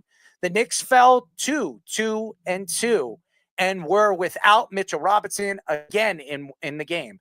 Vegas odds for Giannis being traded in the landing spot have the Hawks in first, followed by the Raptors in second, and the Knicks in third. Here it is. And I know a lot of people sitting here are going to make a lot of excuses to why the Knicks lost game 4 of the NBA season. Here's the facts. Are they good enough to win right now? Wait. Let me give my take here, and I'm going to tell you. Here's the facts. Mike Brown is a new coach. This is a new rotation. This is not Tom Thibodeau's team. He's not playing 10 guys. He's playing 12. This is going to be a different team. They're going to run these rotations a little bit differently. Jalen Brunson isn't playing 42 minutes. He's not. Hart is not going to be playing 48 minutes. He's not. The direction of the New York Knicks this year is to get everybody healthy into the playoffs. Where the Knicks land, first, second, third, or fourth, makes no difference. What makes a difference is health. And that's why Mitchell Robinson is playing one game and not playing another game. Might not play 5 games in a row and then play 5 games after that. We don't know how they're going to move these rotations. And what Karl Anthony Towns did against Giannis really means nothing. It's game 4 of the season. I know everybody's going to make a big deal out of this and try to point fingers that Karl Anthony Towns isn't any good. Karl Anthony Towns is a double-double player. Did Karl Anthony Towns play well against Giannis? No, he didn't. How many big men play well against Giannis? Giannis is still a top 5 player in the league. And what Milwaukee did in the offseason was give him nothing. Gave him nothing in the offseason. All they gave him is his 2 brothers and maybe his sister. Maybe. I don't know. We'll have to see that. The fact is, Giannis is happy right now because they're 3-1. This is not a good roster.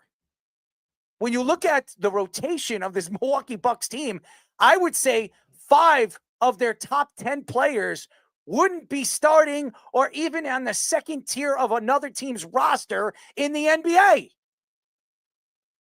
You know why they're winning?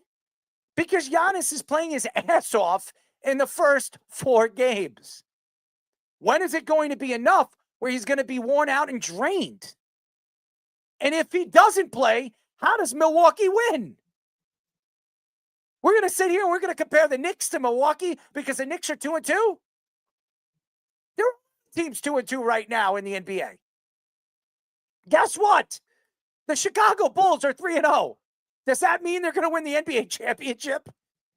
Come on, guys. Giddey right now is averaging 19 points and 9 rebounds and 5 assists. I don't have the numbers in front of me, but it's close enough. Does that make Giddey an all-star? Come on, guys. Think logically here. The Giannis thought of where he's going at the trade deadline, who knows? If the Knicks get Giannis, are they a championship team, contenders? They're a championship contender right now. Do you think that'll put them over the top? Yeah. I think right now with the roster the Knicks have, I think this is good enough to get them to the Eastern Conference Championship and maybe the NBA championship. How everything falls together with injuries in the Western Conference, only time will tell.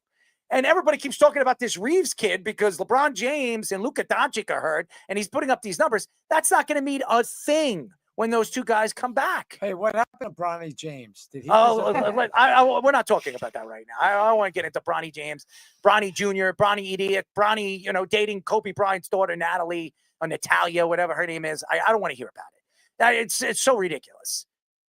The fact that Giannis went to the media after the game and said, "Oh, they're trade rumors. That doesn't matter." That's a bunch of crap. Well, what do you expect him to say? It's a bunch of crap. You're working for an owner and say, "Oh yeah." It's a bunch of crap. It's a bunch of rubbish.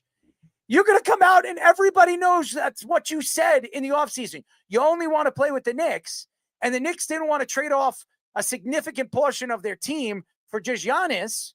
And who knows what it was? I don't know. I heard it was like outrageously crazy. We're going to sit here right now and say because the Knicks lost game 4 of the NBA season, we have to worry? Come on, guys. I'm not worried about the New York Knicks. The Knicks could go up 8 games. The Knicks could go up 8 games right now in the next couple of weeks. Like the Yankees. We're not talking about the Yankees. Like the Let's Yankees. get off the Yankees and Ohtani. Like the Yankees. Let's get off the Yankees and Ohtani. They were up 10 games, right? What happened? Let's talk about something else. We're not talking about the Yankees and Ohtani. We're talking about the Knicks. The Knicks could win 10 games in a row. They can win 8 games in a row.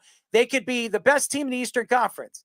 What does that tell me about what this team is, what the mentality of this team is? Only time will tell when we see them play in the playoffs. Nobody cares about the regular season. Nobody.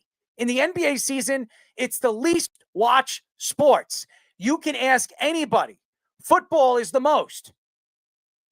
Baseball is the second most in the regular season. Hockey's moving up. Basketball is the third. Football's the first, right? Yeah, football's the first. Right. Baseball's the second. Well, they only played 7. There's 162 games, but that's not my argument here. I'm trying to make a point here. And what I'm trying to say here is that we're 4 games into the season. We're talking about Karl Anthony Towns and playing crappy against Giannis. And the Knicks are 2-2. And the Knicks should be 4-0. And we can complain over and over and over again about this team. Jalen Brunson right now is an MVP candidate. OG Anunoby's playing well. Mikal Bridges is playing well. The whole team is playing well. They're getting Clarkson starting to play well off the bench, even though the first 2 games we didn't see much of him. This guy was the 6th man of the year at one point. Oh, one of the 6 man up for 6th man of the year. This is a good roster. And Mike Brown still has to figure out what his rotation is going to be, how it's going to work, how he's going to move Hart in. Remember, Hart's coming off the bench, something he hasn't done since he's been a Knick. He's coming off the bench. He's not 100% healthy right now because of the backaches and the back problems he has. We haven't seen the best of Josh Hart yet. We're going to sit here and make excuses because of game number 4 for the New York Knicks. Right now, you'd ask me who the top 5 teams in the NBA is. The Knicks are 3. The Knicks are 3. You know, I have number 1, OKC. They're the champions. You know who's number 2? The Cavaliers, even though the Knicks beat them. You know who's number 3? The Knicks. You know who's 4? The Golden State Warriors right now. They look good. You know who's number 5? Speedy, could you guess who I'm going to pick at number 5? Ooh, you're going to pick at number 5. Number 5. Who's Minnesota.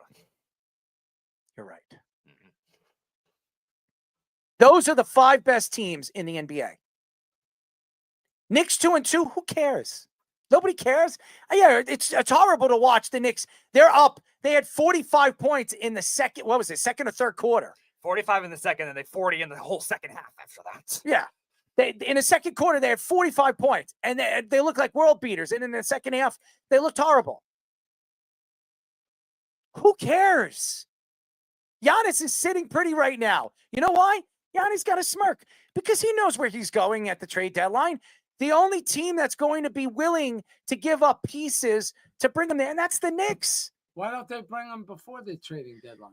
They could have in the off season. The Knicks didn't want to trade the pieces. What's going to happen is Milwaukee's going to have to bite. Giannis is a free agent coming out? No, he's got another year. He's got 2 years. What's he making? $80 million? No, 54 and a half. 54 and a half. And I said this.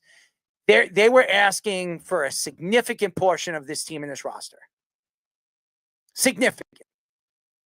The fact here is, when you look at this team in this roster, Milwaukee is going to realize this roster is not any good. They don't know it because they haven't really played anybody.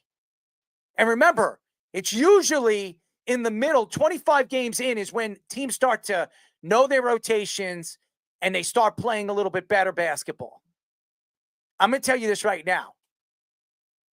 25 games in the season, the Knicks are going to have probably 17, 18 wins. I'm going to tell you that right now. They're not this bad.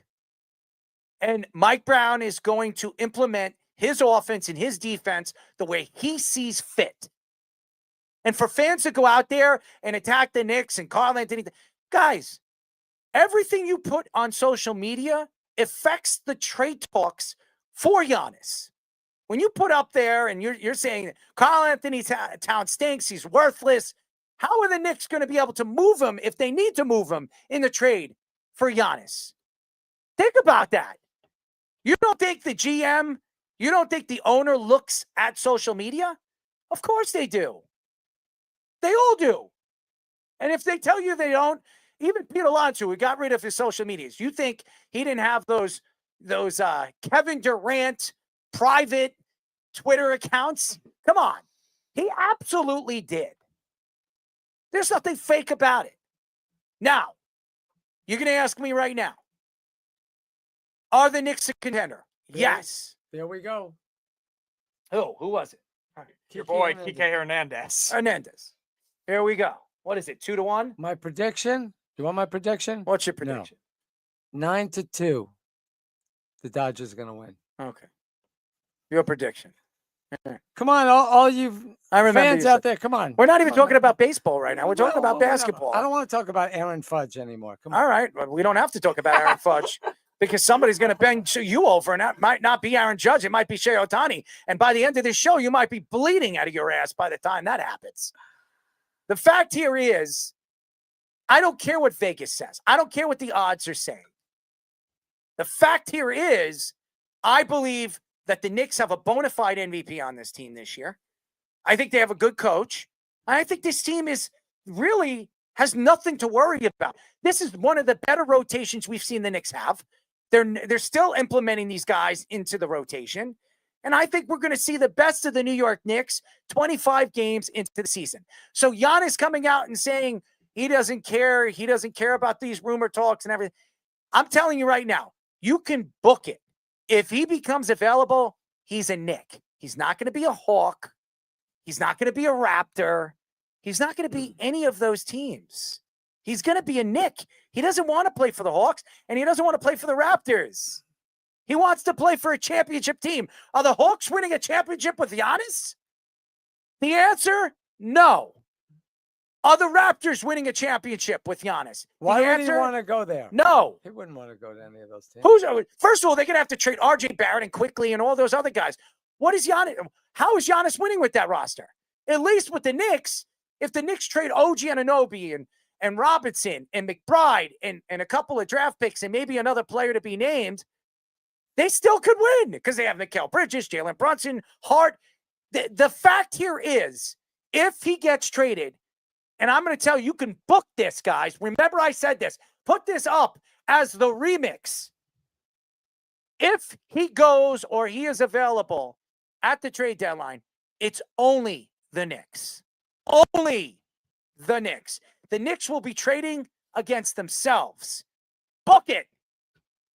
Now, Speedy, your take on this. Yeah, I definitely think the other two teams being listed above them is probably just a lot of these higher bets going in on it because, people are saying, the Knicks are going to screw this up. The same cliche that we hear with Knicks all the time. And Atlanta is a team that's been stuck in mediocrity for a while. I guess since they improved their big guys this offseason, maybe those are the pieces they would use. But still, is that going to combat, unless you're going to have more draft picks, what the Knicks are adding? And then the Raptors are only in there, I think, because of the young players that they do have. They have a lot of good young talent on that team. But they are still, like you said, if they have to trade some of that young talent, far from being a championship contender. Could they be a playoff team? Yeah, sure.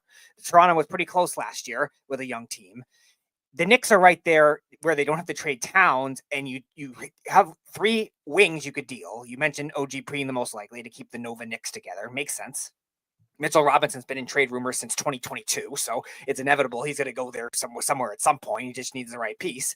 And Leon Rose is willing to stay patient with that kind of thing. And the longer these rumors go, the longer it benefits somebody like Leon Rose, who's very methodical with the cap, who's very methodical with trying to make these contracts work. And that benefits the Knicks down the road. Now, again, we talk about how the lack of depth in the Eastern Conference could be a problem because obviously Tatum's hurt and Halliburton's hurt. If the Bucks young players do stay afloat, maybe they don't trade Giannis, but you're right. How long is it going to last when you have somebody like Josh Giddey being your second best player and Brook Lopez was an older big man? Like, it's not ideal circumstances for it to continue. So I think for that reason, I got the bubble gum. Even if Milwaukee's like a 5 or 6 seed, you do have to explore the option of seeing how much you can get back for somebody like Giannis and really making the rebuild not seem as bad because Not me. like you were saying, Errol, his contract is not up after 1 year. And Let's not. we're not overreacting. Yeah, it's a bad. I don't care. It's a bad third quarter identity the Knicks have still had that's carried over from last year. But like you said, it's a small sample size. And small sample size, especially in the NBA, are not to be taken lightly. Duh. Here's the facts. There's no argument to what the Knicks are and what the Knicks are going to be in the future. I'm going to ask you guys a question.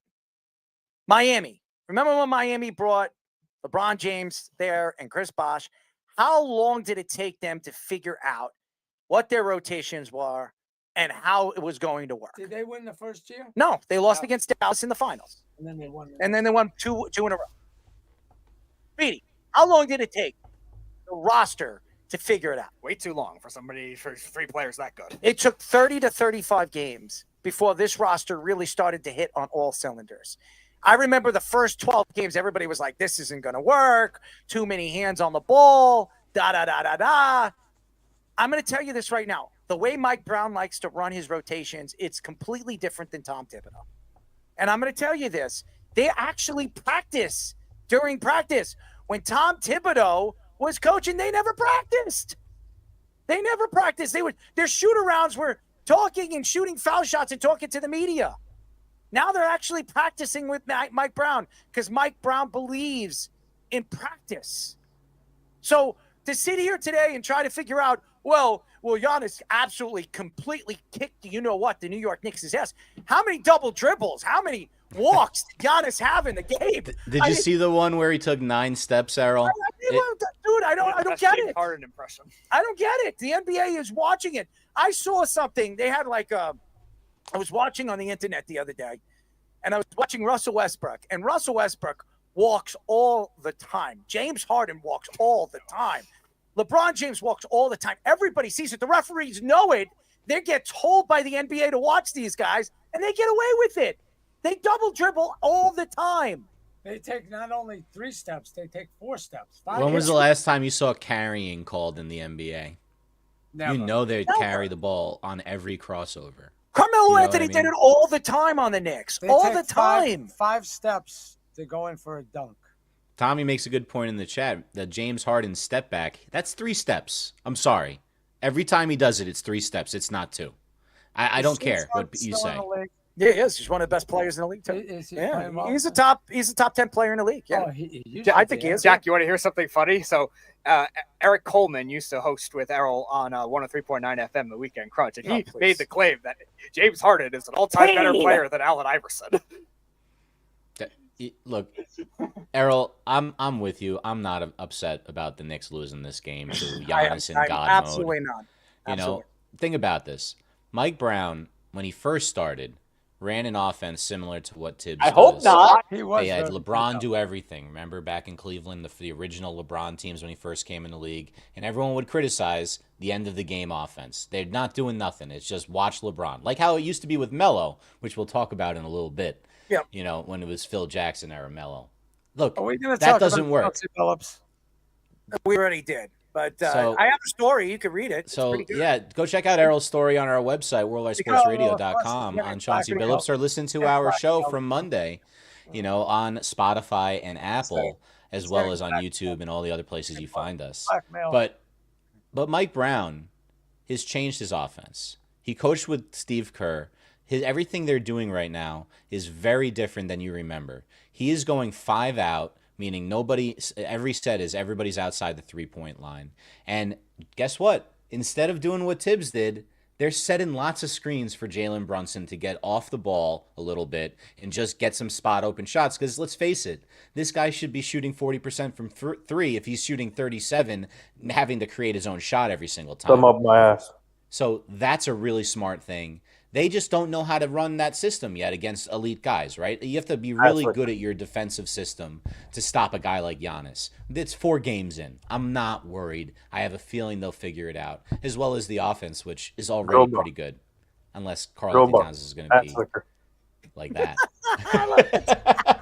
I didn't realize ass flicker was a separate job. I thought it was attached. No, I always put it Wait, attached. Errol, can I just say Karl Anthony Towns and you just play a drop like that every time? Here, Karl Anthony Towns.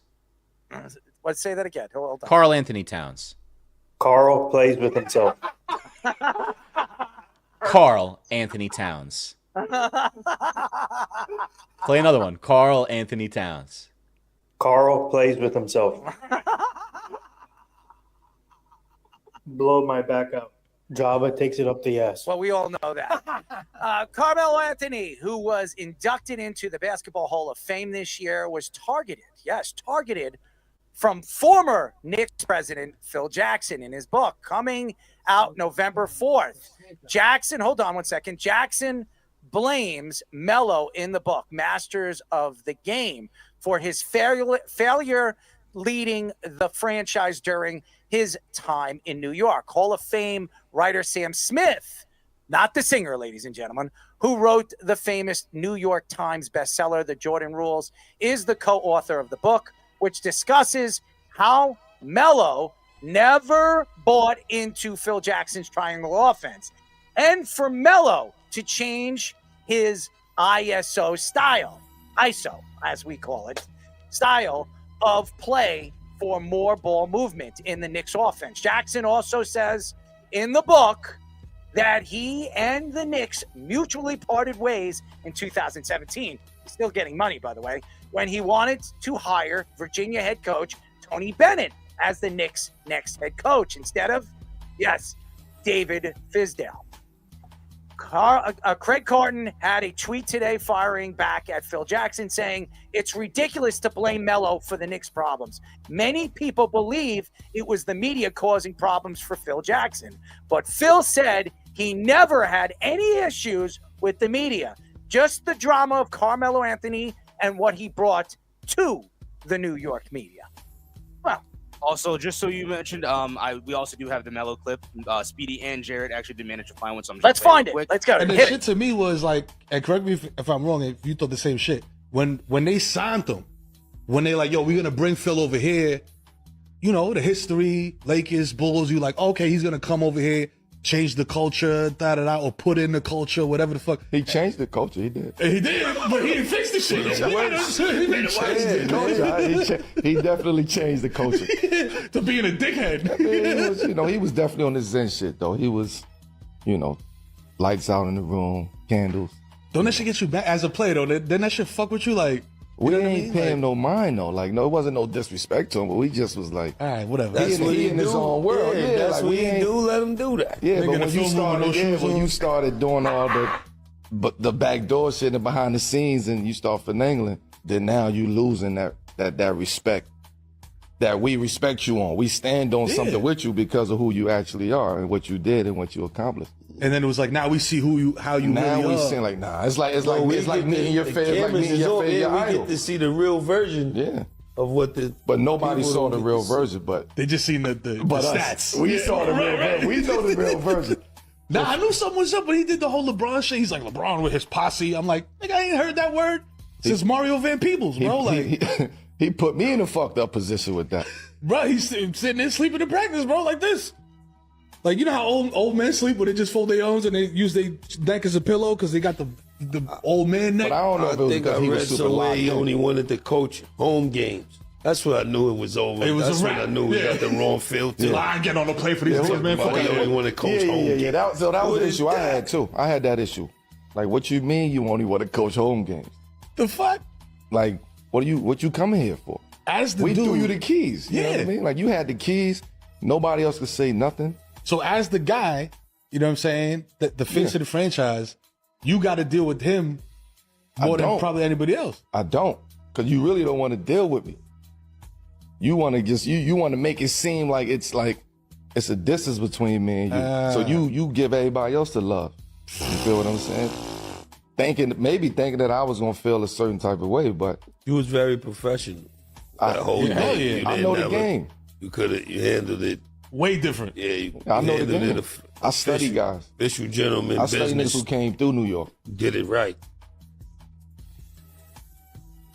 Now, I got to give Carmelo Anthony a little bit of credit. The reason why is, if I was Carmelo Anthony, I wouldn't have been so nice on my radio show. I would have dropped the damn hammer on Phil Jackson. The fact here is, Phil Jackson making a book, he wants to sell. He wants to make money. He doesn't need money because he's still getting paid by the New York Knicks. Yes, James Dolan is still paying him and Derek Fisher, who, by the way, James Dolan and Phil Jackson are good friends. Phil Jackson was the one that told James Dolan to hire Derek Fisher. How did that work out for the New York Knicks? He was sleeping around with other people's women. All right, we all know Derek Fisher and the whole story behind Derek Fisher. Then we had Jeff Hornacek. Another bad story about that. But the fact here is, to give Carmelo Anthony all this, and Carmelo Anthony come out on his own radio show and make it seem like it was nothing. He did bring up the LeBron James posse thing, and we all knew they were going to bring that up because Carmelo is very good friends with LeBron James. He sticks up for LeBron's LeBron. hurt, right? Yes, but that's not even about this. No, we're talking about about from like 8 years ago. We're talking about something that happened 8 years ago, and which is going to be in the book November 4th. He probably has his thoughts to his whole thoughts to the posse and what he was saying about that. And I'm not saying Phil Jackson's a nice guy, because he's not. But I've heard Michael Jordan speak very highly of him. I've heard Scottie Pippen speak very highly of him. I've heard Tony Kukoc speak very highly of him. I've heard Shaquille O'Neal speak very highly of him. Kobe Bryant loved him. But the one guy that didn't love him and didn't like him was Carmelo Anthony. Why is that? And here's the thing. I think Carmelo Anthony was a great Knick. He was sensational. He was a great offensive player. He didn't like Jeremy Lin being there. When Jeremy Lin was taking the spotlight away from him for 2 weeks, when Lin Sandy was out there, did Carmelo like that? No, he wanted Lin out of there. And that's when Houston, at the end of the season, gave him a $40 million contract to get him out of there. And of course, Lin didn't want anything to do with the New York Knicks after that. He was taking the $40 million and getting the hell out of New York. Jackson wanted to keep Jeremy Lin there. And again, going back to the situation with, and I don't even remember if Jackson was there with Jeremy Lin, but I know Jackson, and that came out, and Jackson was talking about it when they brought it up. The media brought it up about Jeremy Lin. He said that Jeremy Lin was a great player and that the Knicks should have kept him. But you see, you had to make LeBron James, I make Carmelo Anthony very, very happy. He was the superstar player. He was the player. That was the team. That's how they built it. J.R. Smith came to the New York Knicks because Carmelo wanted him there. Amari Stoudemire wanted Carmelo there, and I got to give Amari Stoudemire a lot of credit, because if Amari Stoudemire doesn't go there, Carmelo never goes there. But you could go back and forth with this story, and I don't know. I'm going to read the book. I'm going to check it out. I got to give Carmelo Anthony a little bit of credit, not attacking Phil Jackson the way he did. And Jadakiss sitting there and saying that, oh, you were a man about things. I love Jada. I think Jada is one of the greatest rappers of New York history. He is sensational. His little crow sound and going out there on social media. I love Jadakiss. Love everything about him. What the hell does Jadakiss know about this story and behind the scenes what was going on with him and Phil Jackson? We know Phil Jackson didn't like Carmelo Anthony because he thought Carmelo Anthony was a prima donna. And again, I do believe, even though Kristaps Porzingis said that Carmelo Anthony was a great teammate, that Carmelo Anthony didn't want Kristaps Porzingis there because at the time, Kristaps Porzingis was becoming a superstar player for the Knicks. They called him the unicorn. His own good friend, Kevin Durant, called him a unicorn. You think Carmelo liked the fact that there was another star there taking the shine away from him? No, he didn't. So I don't think Phil Jackson was wrong about that. Do I believe that Phil Jackson wanted to get rid of Carmelo Anthony? Yes, I do. Who was holding him back? James Dolan. I remember Carmelo Anthony went to visit the Chicago Bulls. I remember that. And Chicago gave him a nice pitch. Told him we give you whatever you need and whatever you want for you to come to New York. Did it work? Move your phone because it's making that sound with the mic. Did it work? It didn't work. Why didn't it work? Because Carmelo Anthony was going nowhere because James Dolan was going to pay him the most money. Remember when he was with the Nuggets and he had a choice to go to the Brooklyn Nets or the New York Knicks? He had no interest in going to Brooklyn. Why? Because he wanted to go to Madison Square Garden. He wanted to, quote unquote, go home. Remember that? The P. Diddy song, I'm coming home. Yeah. The fact here is, when you think about it, Carmelo Anthony got what he wanted. He got Jeremy Lin out of here.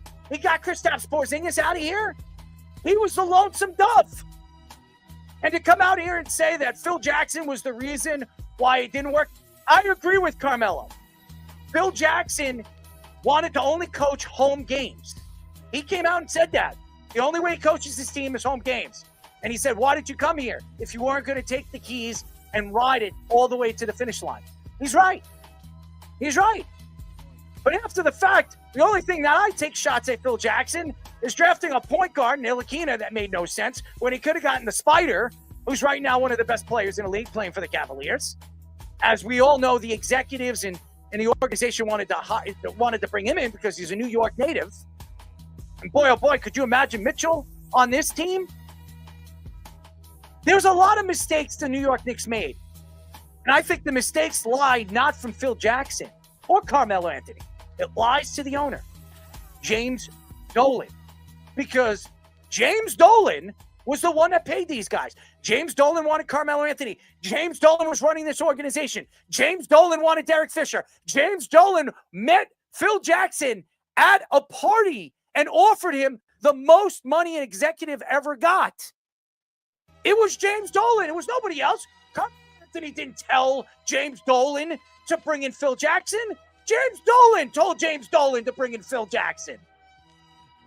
That's the facts. And the fact that Phil Jackson took shots at Carmelo Anthony and the beef has started, I don't think there's any beef. I think Carmelo Anthony, the one thing I could say about Carmelo Anthony on this whole take is he handled it very, very well. Something that I didn't think he was. I thought he was going to drop the hammer. And then he says, everybody knows what was going on in the back. So tell us what was going on behind the scenes. But you know what? Carmelo did the right thing. There are things that you don't say outside of the locker room. Things that were spoken to and spoken about outside of the locker room with the players. And a lot of players agree with that. As we all know, the Kevin Garnett Cheerio story. Remember that? I think you remember that. Kevin Garnett on the basketball court calling or saying something about Lala, his wife, and saying his wife is like eating Cheerio, whatever he said. Honey Nut Cheerios, or whatever the story is. And Carmelo denies that that's what he said. Kevin Garnett on the Kevin Garnett and Paul Pierce podcast, he didn't deny it.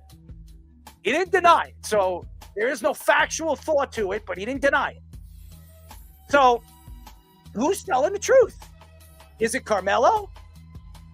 Or is it Phil writing the book and saying, I wanted to trade him. I didn't think he was good for the organization. I didn't think he was good for the team. Speed, your thoughts. Phil Jackson, just like any other NBA executive, will always get the brunt over the players. Like, we've bashed different big threes that didn't work out all the time. And the most notable one we bashed, especially on the Weekend Crunch, was the Brooklyn Nets, or as we called it, the Barclays Circuit. Yet who still gets blamed for that, even though we bashed Kyrie Irving and Kevin Durant the most for it?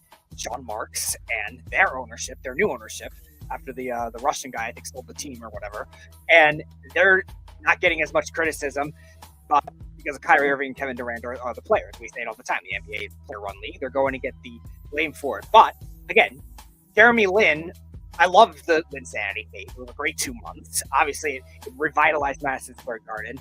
And I was optimistic we would continue with the Knicks or even staying strong. But again, it was very fluky. It was not a guarantee to continue. Am I annoyed they nitpicked over $500,000? Yes.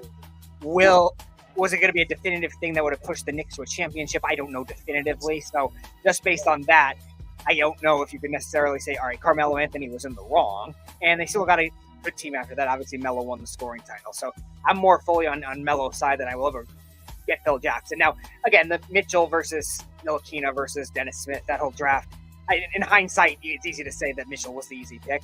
I'm more mad at the contracts the year before that. Joakim Noah getting $185 million when he was a fragile center, giving Courtney Lee almost $200 million or whatever as a 3-and-D specialist type. Those types of contracts were what bothered me the most with Phil Jackson more than anything else. Maybe they were Melo's guys. Maybe they were James Dolan's guys. I don't like James Dolan anyway. And definitely had something to do with it, as you like to say, Earl. He spent a lot of money. I don't believe the triangle offense fit with this team in this roster. The ISO, it was more the way they're playing. Right now, the Knicks are playing ISO with Jalen Brunson. It doesn't work. It didn't work here. Now, when you look at the Golden State Warriors, it works because they have shooters. When you have shooters on your roster, you can play the triangle offense because you get guys that can spread the floor. Carmelo Anthony was an isolation player. The players that they have on the roster, they weren't shooters. There was one. Steve Novak was the only shooter on this roster. They never had shooters on this roster. So the triangle offense would have never worked. Derek Fisher tried to implement it into the game. It never worked. And that's why Derek Fisher didn't last too long here with the New York Knicks. The problem here is ownership. Ownership made the mistakes. Ownership was running this team before Leon Rose came in and took control of the organization. Donnie Walsh was a great GM, but he wasn't healthy. He was in a wheelchair. He was getting up there in age. He's now with Indiana, and you can see what Indiana's doing right now. To me, Donnie Walsh didn't want to contend or deal with the one and only that's running that team and or that organization is the owner, James Dolan. So the fact here is, if I were to ask Phil Jackson, do you have anything about James Dolan in that book? Because to say that James Dolan didn't have the problems, that the team didn't have the problems that they did because of just Carmelo Anthony is ridiculous. It had something to do with ownership. It had something to do, he had his hands dipped into everything with the New York Knicks. And that's my take with this beef and what's beef. I do believe that Carmelo Anthony handled this very, very well. I'm not going to take shots at Carmelo on the way he handled it. What I will take shots at Carmelo Anthony is that if you have thoughts, you have a podcast, say it. Don't hide it. Speak it. Speak the truth here. Let us hear your take behind it. You were trying to beat around the bush. Oh, we knew what was going on. We knew. What did you know? Spit it out. Because it's going to break now. It's going to be on every single radio show tomorrow. What is it? What did you know that nobody knows about this team and Phil Jackson? Because Phil Jackson is I remember James Dolan was giving him $16.5 million a year to do nothing, sleep at the combine while he was supposed to watch players and what they were doing on a basketball court because that's who he was drafting. Instead, he drafted Ntilikina. Boy, oh boy, now I know why he was sleeping and he was blind. So that's my take. I don't know. I'm going to read the book. I would love to get Phil Jackson on the show. I would love it. Because I would love to hear his take on it. I would love to see Phil Jackson get interviewed by Carmelo Anthony. That would be interesting. That would be really, really interesting as far as I'm concerned. But it's interesting to me that the New York media is always brought up, and we all know what the New York media is. We know what the New York media entails. They're a bunch of nut jobs. All they're trying to do is find something that they can bite with, and then they fight with it. And to me right now, what is the media doing to the Knicks right now? Oh, they're bringing up Karl Anthony Towns' horrible fourth game of the season. Who cares? If Karl Anthony Towns averages 24 points a game, 12 assists, and average 40% at the three-point line before the All-Star break, and he makes the All-Star team like he did last year, are we going to be and the Knicks have the best record in the East, or one of the best records in basketball. Are we going to sit here and complain about what Giannis did in game number 4? The answer, not a chance in hell. So why are we talking about it? Because Giannis speaks to the media, and we all know where Giannis wanted to be, and we all know where Giannis is going if he ever becomes available. And that is the New York Knicks. That's all I'm going to say about that. And now, ladies and gentlemen, before we get our guest in, we're going to get our deuce of the day. The deuce of the day. You log. Not a log. I don't have a log, but no.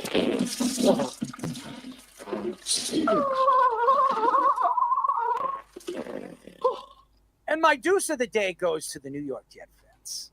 It has to go to the New York Jet fans because I read a story today, and I read an author, and I don't have the author in front of me, and I want to apologize to the author.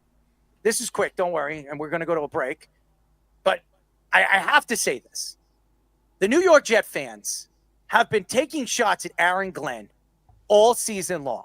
This guy stinks. This guy's not a winner. This guy's an absolute joke. And I heard during one of the games recently that I heard Mike McCarthy's name being chanted by the fans. Mike McCarthy is not coming to the New York Jets. I'll repeat myself. Mike McCarthy is never going to coach this New York Jet team. And there's a reason why. Because Aaron Glenn is going to be the coach of this team next year. And Aaron Glenn is going to probably coach this team the year after. It takes 3 years to rebuild an organization and a team. And when I read this story and trying to compare Dan Campbell's record in his first year with the Lions and what the Lion fans were doing to Dan Campbell, it's almost identical. It's a mimic what the Jet fans are doing to Aaron Glenn. Here's the difference. When Dan Campbell was 0-10-1 before he wins his first game of the season, they didn't do it in 10 games. They did it in 12 games when they won their first game. That's one. Number two, for everybody to understand, and understand why I think the Jet fans are outlandishly stupid. Aaron Glenn has been in almost every single one of these games this year without a quarterback. Justin Fields, who is one of the worst passing quarterbacks right now in the NFL. The New York Jets should have beaten Pittsburgh, should have beaten Tampa, should have beaten, and Tampa's a playoff team. Pittsburgh's a playoff team. The Broncos are a playoff team. They should have had 3 wins. The Jets could very much be 4-3 right now instead of 1-7. That's the facts. But fans don't want to talk about that. No. What they want to do is they want to bury this man because he's not winning. And he's doing it without a quarterback. And he's doing it without a healthy team and a roster. He's losing players. The players, they're trading off pieces. And they're doing what they're supposed to do because this isn't his roster. This is Robert Saleh's roster. It takes 3 years to build your own roster. Here's what it is. Jet fans, shut your goddamn mouths. You don't know what you're doing. You don't know what you're talking about. You don't know what you're saying. This guy is a Jet. A Jet. All the other coaches that we've had over the years. Eric Mangenius, remember him? He was a Patriot. A Patriot. As Bill Belichick told him, sayonara. And he threw his stuff out there outside of the office when he decided to go to the Jets. How did that work? Rex Ryan was a Baltimore Raven. A Baltimore Raven. You want me to go on and on? None of these guys. Herm Edwards was a Philadelphia Eagle. None of these guys were Jets. And we have a Jet right now, one of the greatest Jets of this era, one of the greatest secondary players the Jets have ever had, and they drafted him. They had 2, Darrelle Revis and him. Ty Law was not a Jet. He was a Patriot. Here's the facts. Jet fans, step back, breathe, and understand football is a marathon, not a race. And if the Jets want to win, they got to get a quarterback. And if they don't find one, as they had one in Sam Darnold, as they had one in Geno Smith, they're never going to win. And that's all I'm going to say. That, ladies and gentlemen, is my deuce of the day. When we come back, ladies and gentlemen, we're going to have a very special guest. He's been on our show before. Very interesting personality. And he does a lot of anchoring, and he's doing it in Houston. He has his own podcast. Jabba's been on his podcast. I was never invited to his podcast. I have no idea why I've never been invited to it. I'm not Jabba, but I am a host of this goddamn show. We will be talking to the host of Kicking It with Kunkel, the one and only Will Kunkel. But first, our Sports Minute with the Fish. This is the Jabba and the Mouth Sports Minute. All right, everybody. Aaron Fishman here with your Sports Minute. Got a couple of stories for you before I give you the scores this evening. Former Duke and Oklahoma City Thunder forward Kyle Singler was charged with assault on Tuesday after last Thursday's arrest in Oklahoma after his girlfriend told authorities that he grabbed her and threw her to the ground. Singler was charged with one misdemeanor charge of assault and battery in the presence of a child. The reporting officer remarked that there were handprints on both the victim's face and arms. The woman told authorities that Singler is also the father of the child. Singler's arrest comes a year after he posted strange posts sounding like he was spiraling out of control and saying that he feared for his life on Instagram, which drew an outpouring of support from former teammates and coaches alike in both college and the pros. Singler played 3 seasons in Detroit and parts of 4 seasons for the Thunder after being selected 33rd in the 2011 draft by the Pistons after starring at Duke, winning the Most Outstanding Player award in the NCAA tournament when Duke won the national championship in 2010.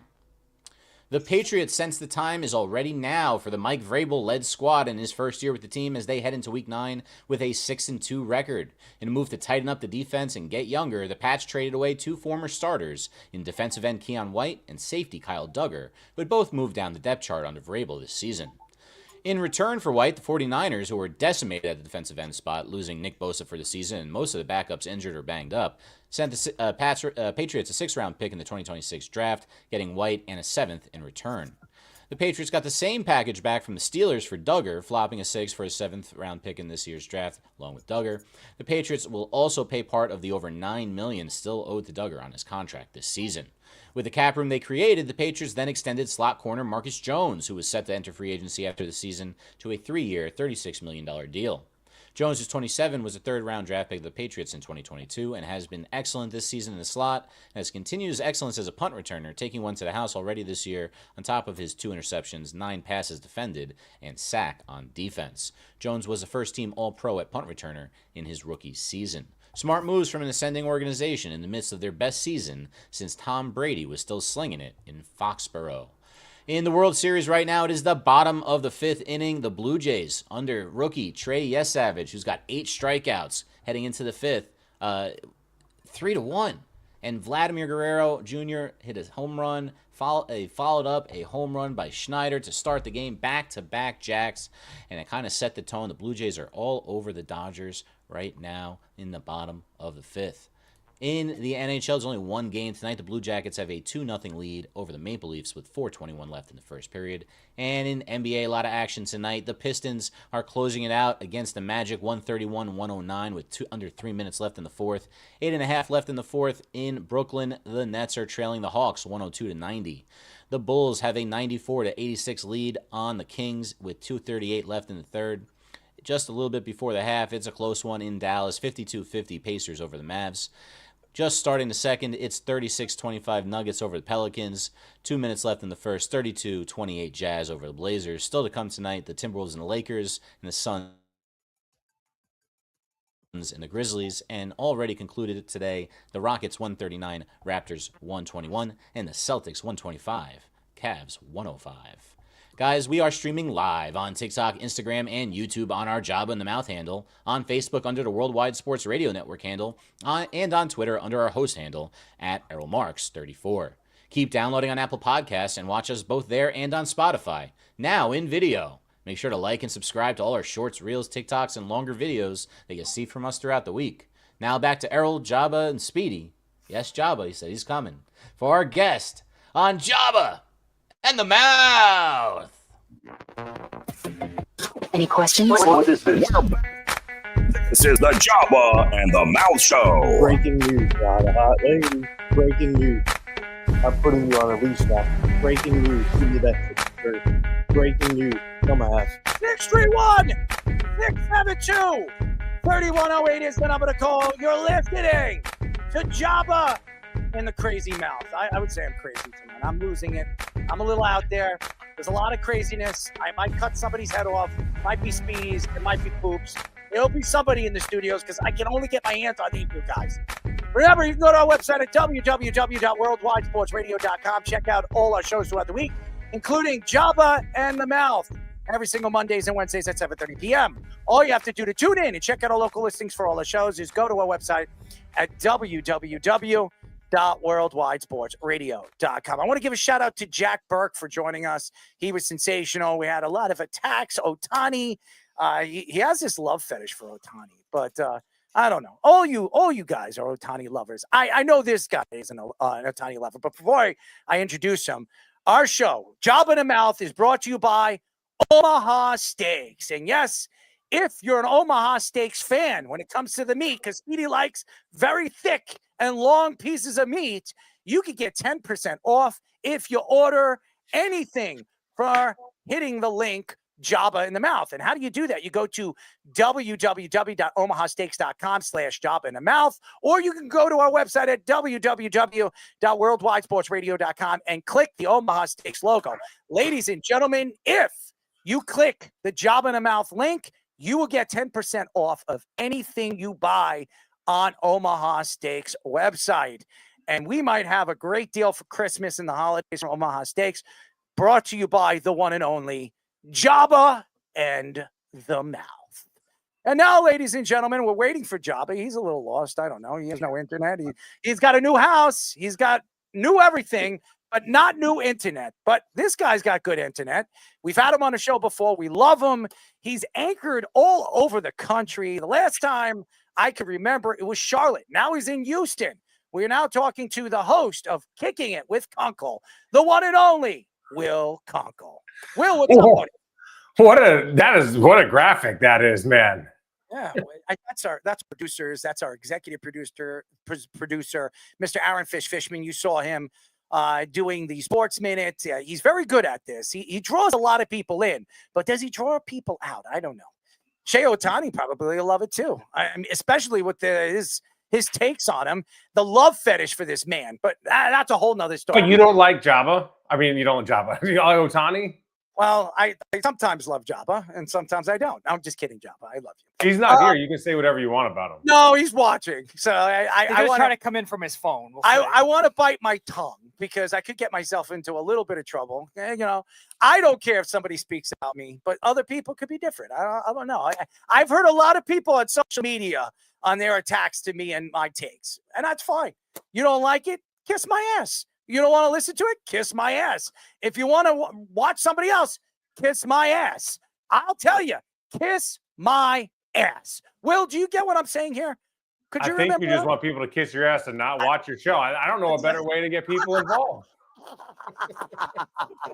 You're absolutely right. But no Jabba, but we have Will Kunkel. We love him. Will, I want to get into some, sports with you. And you were over there in Carolina, and you obviously were anchoring for the Carolina Panthers. Did you ever think that this team was going to figure it out like they had this year? I think Canales has been. Have they? Oh, I'm sorry. Have they figured it out? Like, oh, they're better than the Jets. I don't know that that's figuring it out, though. Thank you, Will. Thank you. Thank you, Will. I think the goal isn't to not be the deuce of the week if that's figuring it out. Thank you. I'm the deuce of the week because I'm actually a Jet fan and I can't stand the Jet fans. So that's why I have to say it, because I can't stand them. Everybody and their mother has a podcast, and every Jet fan watches these Jet broadcasters talk about this rubbish. They went from loving Aaron Glenn to hating Aaron Glenn in just a few weeks. Oh, he doesn't know what he's doing. He doesn't know this. He don't know. He's a deer in the headlights. They said that about Robert Saleh. They said about this guy. They said about Todd Bowles. Todd Bowles is winning with Baker Mayfield when he jumped from one team to another.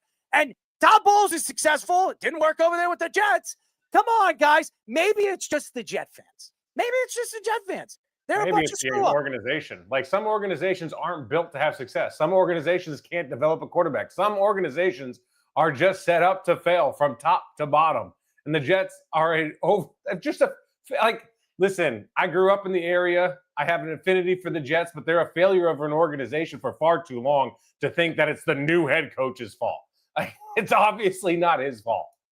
Well, I agree with you, but I listen to enough writers, and some of the guys, there are guys that stick up for Aaron Glenn, but most of them say, oh, he's deer in the headlights. He doesn't know what he's doing. He goes to the media. He stands there. He doesn't know how to answer the question.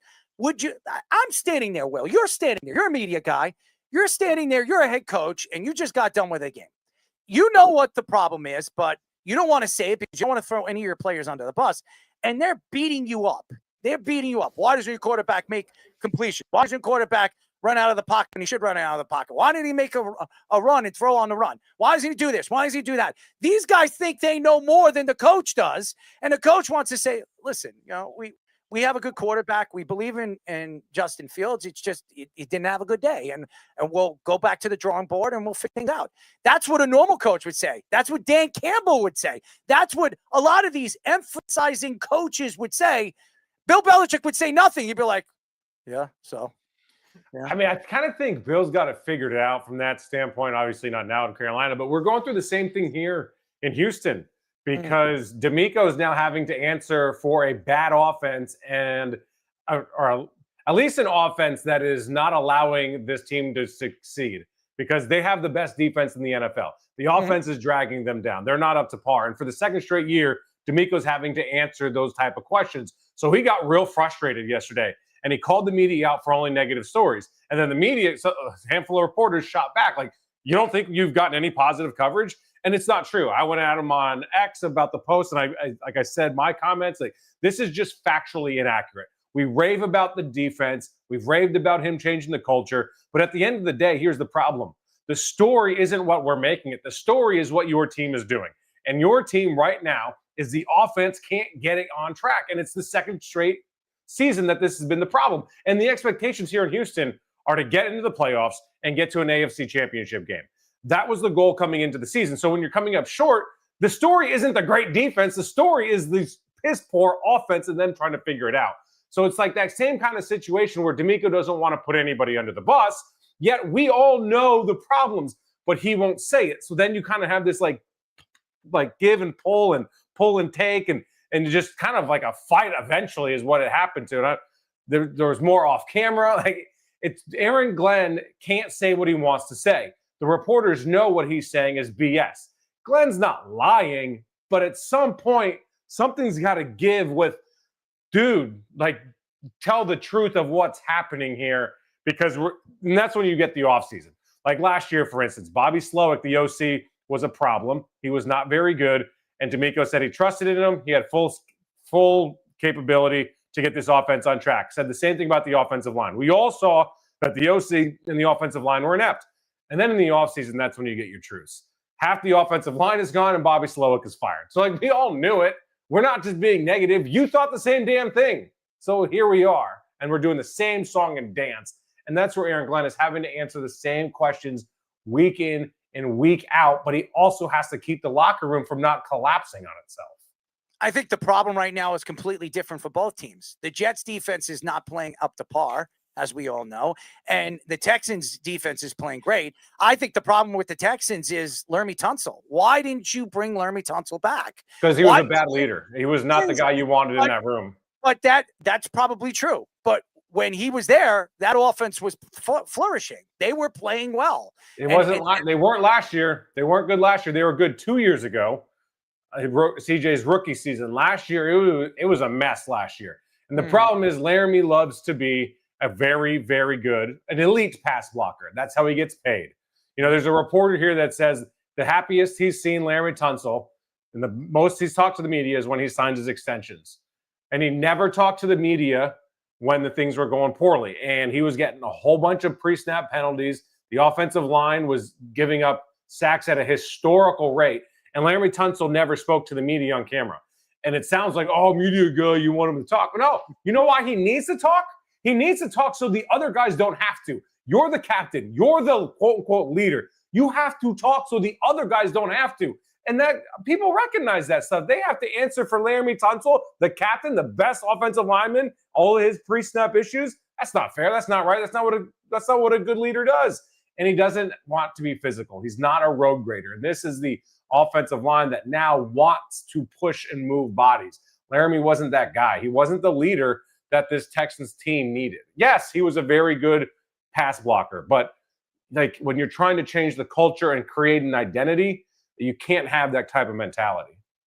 So 2 contracts, one of which was signed this offseason, another one last offseason. And the Derek Stingley, I think, reset the cornerback market with his almost $30 million a year deal. And then Nico Collins, they actually locked him up, and now that probably looks like a bargain, even though he's had some injury problems. First, with the wide receivers, do you think they've mismanaged it with all the injuries so far, and has that hurt? And then with Stingley and the rest of the defense, you said it's the best defense in the league. Do you think that kind of contract was worth it for the Texans? Even Hell yeah, because if you can lock that shit, remember Darrelle Revis? He took away half the damn field. Like when you have the ability to rush the passer with Will Anderson Jr. and Neil Hunter and take away half the field, and you have a rookie on Kamari Lassiter on the other side of the field, locking down his side of the field, like, hell yeah, you will pay top dollar for a lockdown, shutdown corner and pass rusher. You can fill in between the linebackers and the safeties. Like, just be in position, don't screw up. You're on an island, and you got to win your one-on-one battles as a corner and a pass rusher. So, yeah, for sure worth it. As for Nico, definitely worth it. But then you bring in Christian Kirk, and you expect him to be one of the guys, but Christian Kirk misses games all the time, his entire career. So does Nico. So then you have Jaden Higgins and you have Jalen Noel, the 2 rookies out of Iowa State. Are you going to rely on rookies? Then now you don't have Joe Mixon. So now you have Woody Marks back there, another rookie. And now you have Nick Chubb trying to come back from that knee injury. So there's a whole lot of like, if this, then okay. If that, then we're good. If there's just so many ifs. And when you start playing that game at the NFL level, Major League Baseball level, it's just, listen, man, you know what it is, and you're really hoping for a lot of hope. Sounds like New York sports. There's a lot of ifs, but no answers. And, another thing that's wrong, a difference with like the Houston Texans had real legit expectations. They've been in the playoffs, and they were legit. They wanted to go a step further than last year when they lost to the Chiefs. It was a close game in the playoffs. The Jets are all pissed off for what? Like, what were the expectations? To be good? Like, jokes aside. Like, were those the expectations? No, I didn't think the Jets were going to win more than 3 games. At best, I thought the Jets, and if in a good season, the Jets win 8 games, but I didn't think they were going to win 8 games with the way this roster set up. You have a bunch of young offensive linemen that you're putting together for the first time. Memba looks like a player. Fashanu looks like a player. They got a good offensive line. Finally, they got it right. But now the defense, now you're wondering, does this defense fit Aaron Glenn's culture on the way he wants to run his defense like he did with the Lions? And the answer is no. This is not the same defense he had with the Lions, and he needs to rebuild this defense as they traded one guy away, Michael Carter, because he didn't fit this defense. We saw it all season long. So you see the difference of where the Jets are. And what are you in Jamaica? I wish. No, you don't. Damn, bro. No power. He's sitting in his car. Yeah, I feel like sometimes when we get guests on, this is now I'm on the other side of the fence right now. Bro, you look. Bro, this is a debacle, man. My yard's torn up. Like I don't know what the hell. Pets' heads are falling off. You look like you're in the witness protection, bro. Damn. Hey, you never know. You're in one of those documentaries where we got to change your voice and shit. The Chamberlain household. By the way, we are talking to the host of Kicking It with Kunkel, our friend Will Kunkel. He's fantastic. He works over out in Houston now. He works with the Houston Rockets. He works with the Houston Texans. He's doing big things over there in Houston, and he's getting to deal with that heat. I don't know if it's hot over there, but it's definitely nice over here. I like the weather over here. Will, I look at the position that the New York Jets and the New York Giants are, and you saw the Giants fans were so happy about Cam Scatterboo. He goes down this past week. And then Jackson Dart, you watch these guys, they're young, they're talented, they have something in the future. And then you saw Cam Scatterboo, the injury he had, and I called it. He plays hard as he does. And I know it's a freak accident, but to see something like that and just right in front of your eyes, see one of your best players go down the way he did, it to me, it's demoralizing. It completely takes everything out of the the argument and the take of where the Giants could be in the future. What do you think this team is? Do you think Cam Scatterboot can come back from an injury like that? And like that's fine. That's a fine injury to come back today. The injury, like I know exactly what you're talking about. Last year, I witnessed it right in front of me with Tank Dell. His knee exploded. Dislocated knee, torn ACL, MCL, all the CLs, everything. Dislocated it, the worst. And this was actually the same injury that Cecil Shorts III had when he was playing and ended his career. So the question is, can Tank come back from that? So like that demoralization, that's what CJ Stroud was on the field crying afterwards, seeing his brother. Like some of these teams get real tight, real close. Cam Scatterboot, Jackson Dart coming in together.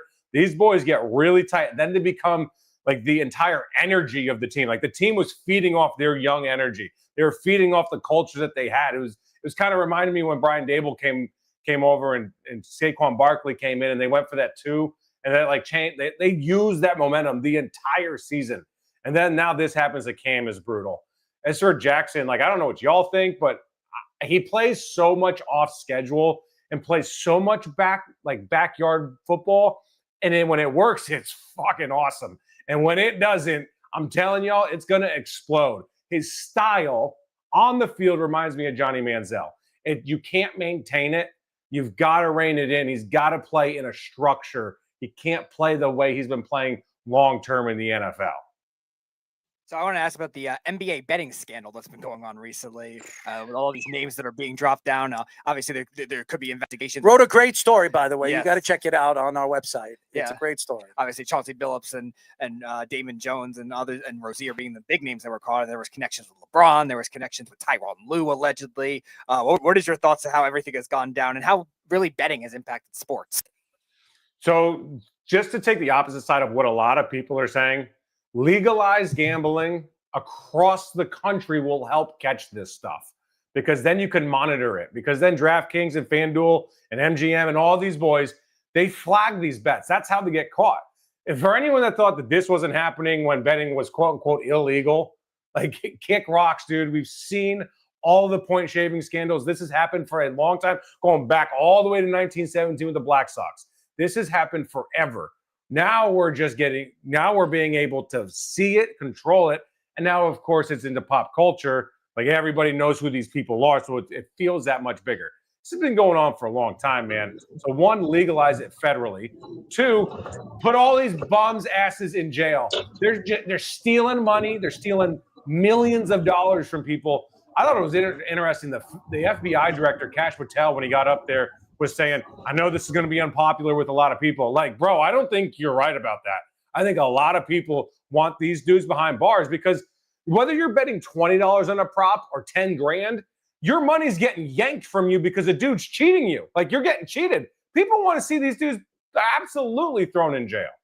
Oh, I absolutely agree with you. And that's the crazy thing with sports. I think DraftKings and FanDuel and all that stuff, it's good for business, as you heard Adam Silver come out and say numerous amount of times, because Adam Silver was the only commissioner when it was becoming legalized around the country that didn't accept it. He didn't want legalized gambling. He was the only commissioner. Rob Manfred, Goodell, they all wanted it. Bettman, they all wanted it. The one that didn't want it was Adam Silver. Now you're seeing it, and it's coming up, and it's been a big problem. And we're trying to get Tim Donaghy on the show because he's doing his jump from one show to another, and he's come up and he's taking a shot at David Stern, because David Stern was the one that dropped the hammer on him and practically threw him to the wolves and not the other guys that were doing it. He said there were a lot more people involved in those betting and all the different things that going on in the games, but they blamed it on him. They kicked him out of the league. They kicked him away and threw him to the wolves. There are a lot of other guys, I believe, are a part of this story that are big names that the NBA is going to protect. Is the NBA actually going to come out and throw them to the wolves? Because I'll tell you this, Shohei Ohtani is not innocent. He is not innocent. So the NBA cleared Terry Rozier. Major League Baseball cleared Ohtani. Yes. Okay. Like, no freaking way, dude. Don't buy it for a second. 100%. This goes, people are nervous as shit. They're not sleeping for the next several months because they're not like the FBI, the government, they're not putting their thumb down on the mafia. Those boys won't talk. They're ready to go to jail for their families. Billups, Damon Jones, like they want to go to prison for this. Hell no. They're going to talk in a second. They're going to put their thumb down on them, and it's all going to come gushing out of that grave. And we knew the mafia was, if there is anything with sports betting, the mafia has been doing this for years. I mentioned Goodfellas. Those guys were killing people and stealing from people. How did they get caught? Sports betting. Anybody that knows the story about Goodfellas, it was sports betting. It was a college basketball game is why they got caught. That's the truth. I'm telling you, the FBI, go look back. They did a 20 for, I think it was 30 for 30 on the Goodfellas story and sports betting. So I know everybody's going to sit here and say, well, sports betting is evil. It shouldn't be allowed here in the United States. Well, guess what? It's only going to get worse. It's only going to get bigger. It's like marijuana, and selling marijuana here is legalized. It's going to be legalized in every single state eventually. Why? Because they can tax on it. They can make money on it. The government can make a ton of money on it. It's all about money. Business. I'm telling you right now, sports is not about the game. It's not about winning. It's about money. How much money can I make? There's only very few people, and you know this, Will. There are only few athletes that have taken less money to win championships. We know one of them, Tom Brady. We know one of them. There are guys that do that. Very rare. Usually these athletes want as much as they possibly can because they don't care about winning. They care about what they can do for their families, what they can do for themselves. That's all they care about. Yeah, it's crazy. Like you see Terry Rozier's earned $100 million. Well, how much was he possibly making? He was making a handful of six figures. Not obviously it's a lot of money to us, like to break in 200 grand on a bet, but is that worth it? Is that worth it? I'm curious to see what happens with the player props.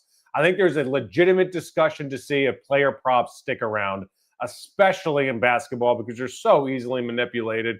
You can just, like he did, check out. I'm good. I got an ankle sprain. And in the culture like basketball, where these guys take load management and they don't play hard and they it's a super lazy approach to the regular season, and then they turn it on for the playoffs. Like you couldn't get away with this in football. You couldn't get away with it really in baseball because it's such a one-on-one game. I mean, you could get away with it in baseball, obviously, but it less so because it's very clear. I just worry about the player props being taken off the boards for everybody in basketball.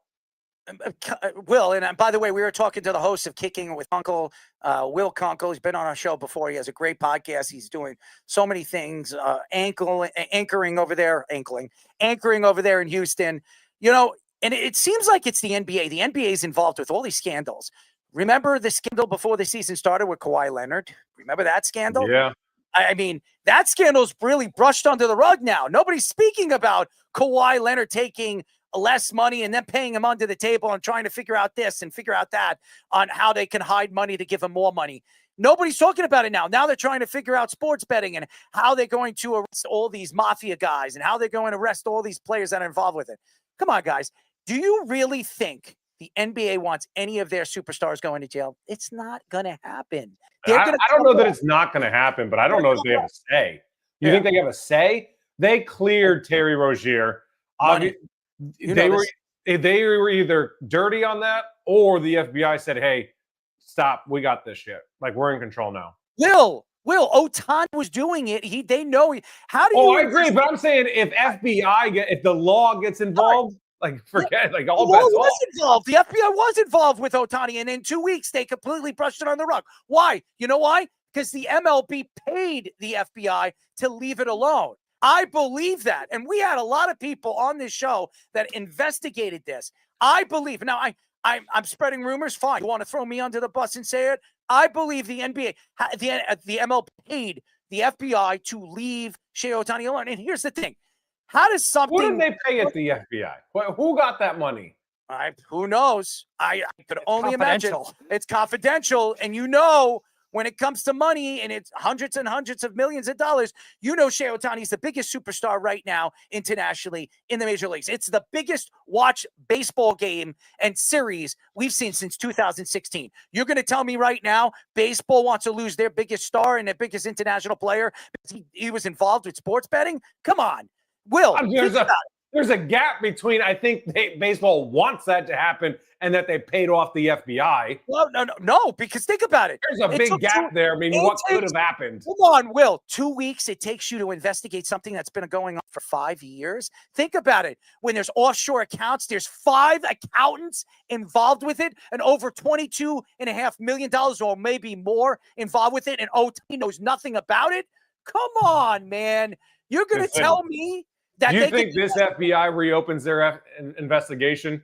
No, I don't. I think baseball, because this is a different FBI now. I think baseball brushed it under the rug and paid off whoever was running that FBI or whoever was running that investigation. I really do believe it. And how does it make sense? In 2 weeks, everything, it's over. If this guy takes, and we all know Ohtani's going to pay. Whoever took the responsibility for everything that happened, his interpreter is going to jail. He's going to pay that guy off. He's going to make sure his family's taken care of because he's not going to jail. And this guy's making hand over fist money. I do believe Ohtani knew something. As much as I knew Ohtani knew about that $240 million him and that agent stole from those rich guys. You're going to tell me he knew nothing about that either when he was signing off on it? Come on. You can't. I think he knew about it. I think he knew about it. You knew about it. Yeah, I do not think he's innocent. No, I know you don't. I'm trying to cause a little trouble. You know what I'm trying to do. I always try to cause people on this show. Listen, man, there's a lot of people involved in a lot of different sports, and it's all going to come. I don't know that it's all going to come out, but there's more to come. More will become public because the people that are investigating them now don't give a shit about who they are. They care about the law and they care about what's right and wrong. It seems, at least that's what they portrayed at that press conference. And I mean, to their credit, they got these guys. I don't, to be fair, here's an interesting question. Do you think they give a damn about the athletes, or are they going to use the athletes to roll on the mafia and roll on the families? That's like, what's the real goal of this FBI? That's what's going to be interesting.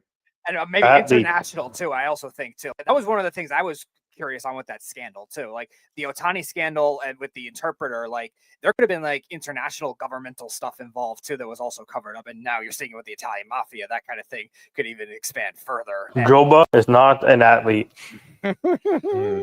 Since Java's not here, I'll reiterate this bit too, because I know you're a Yankee fan. Obviously, do you think it matters that Chauncey wore that Clutch Sports Group hoodie to the court?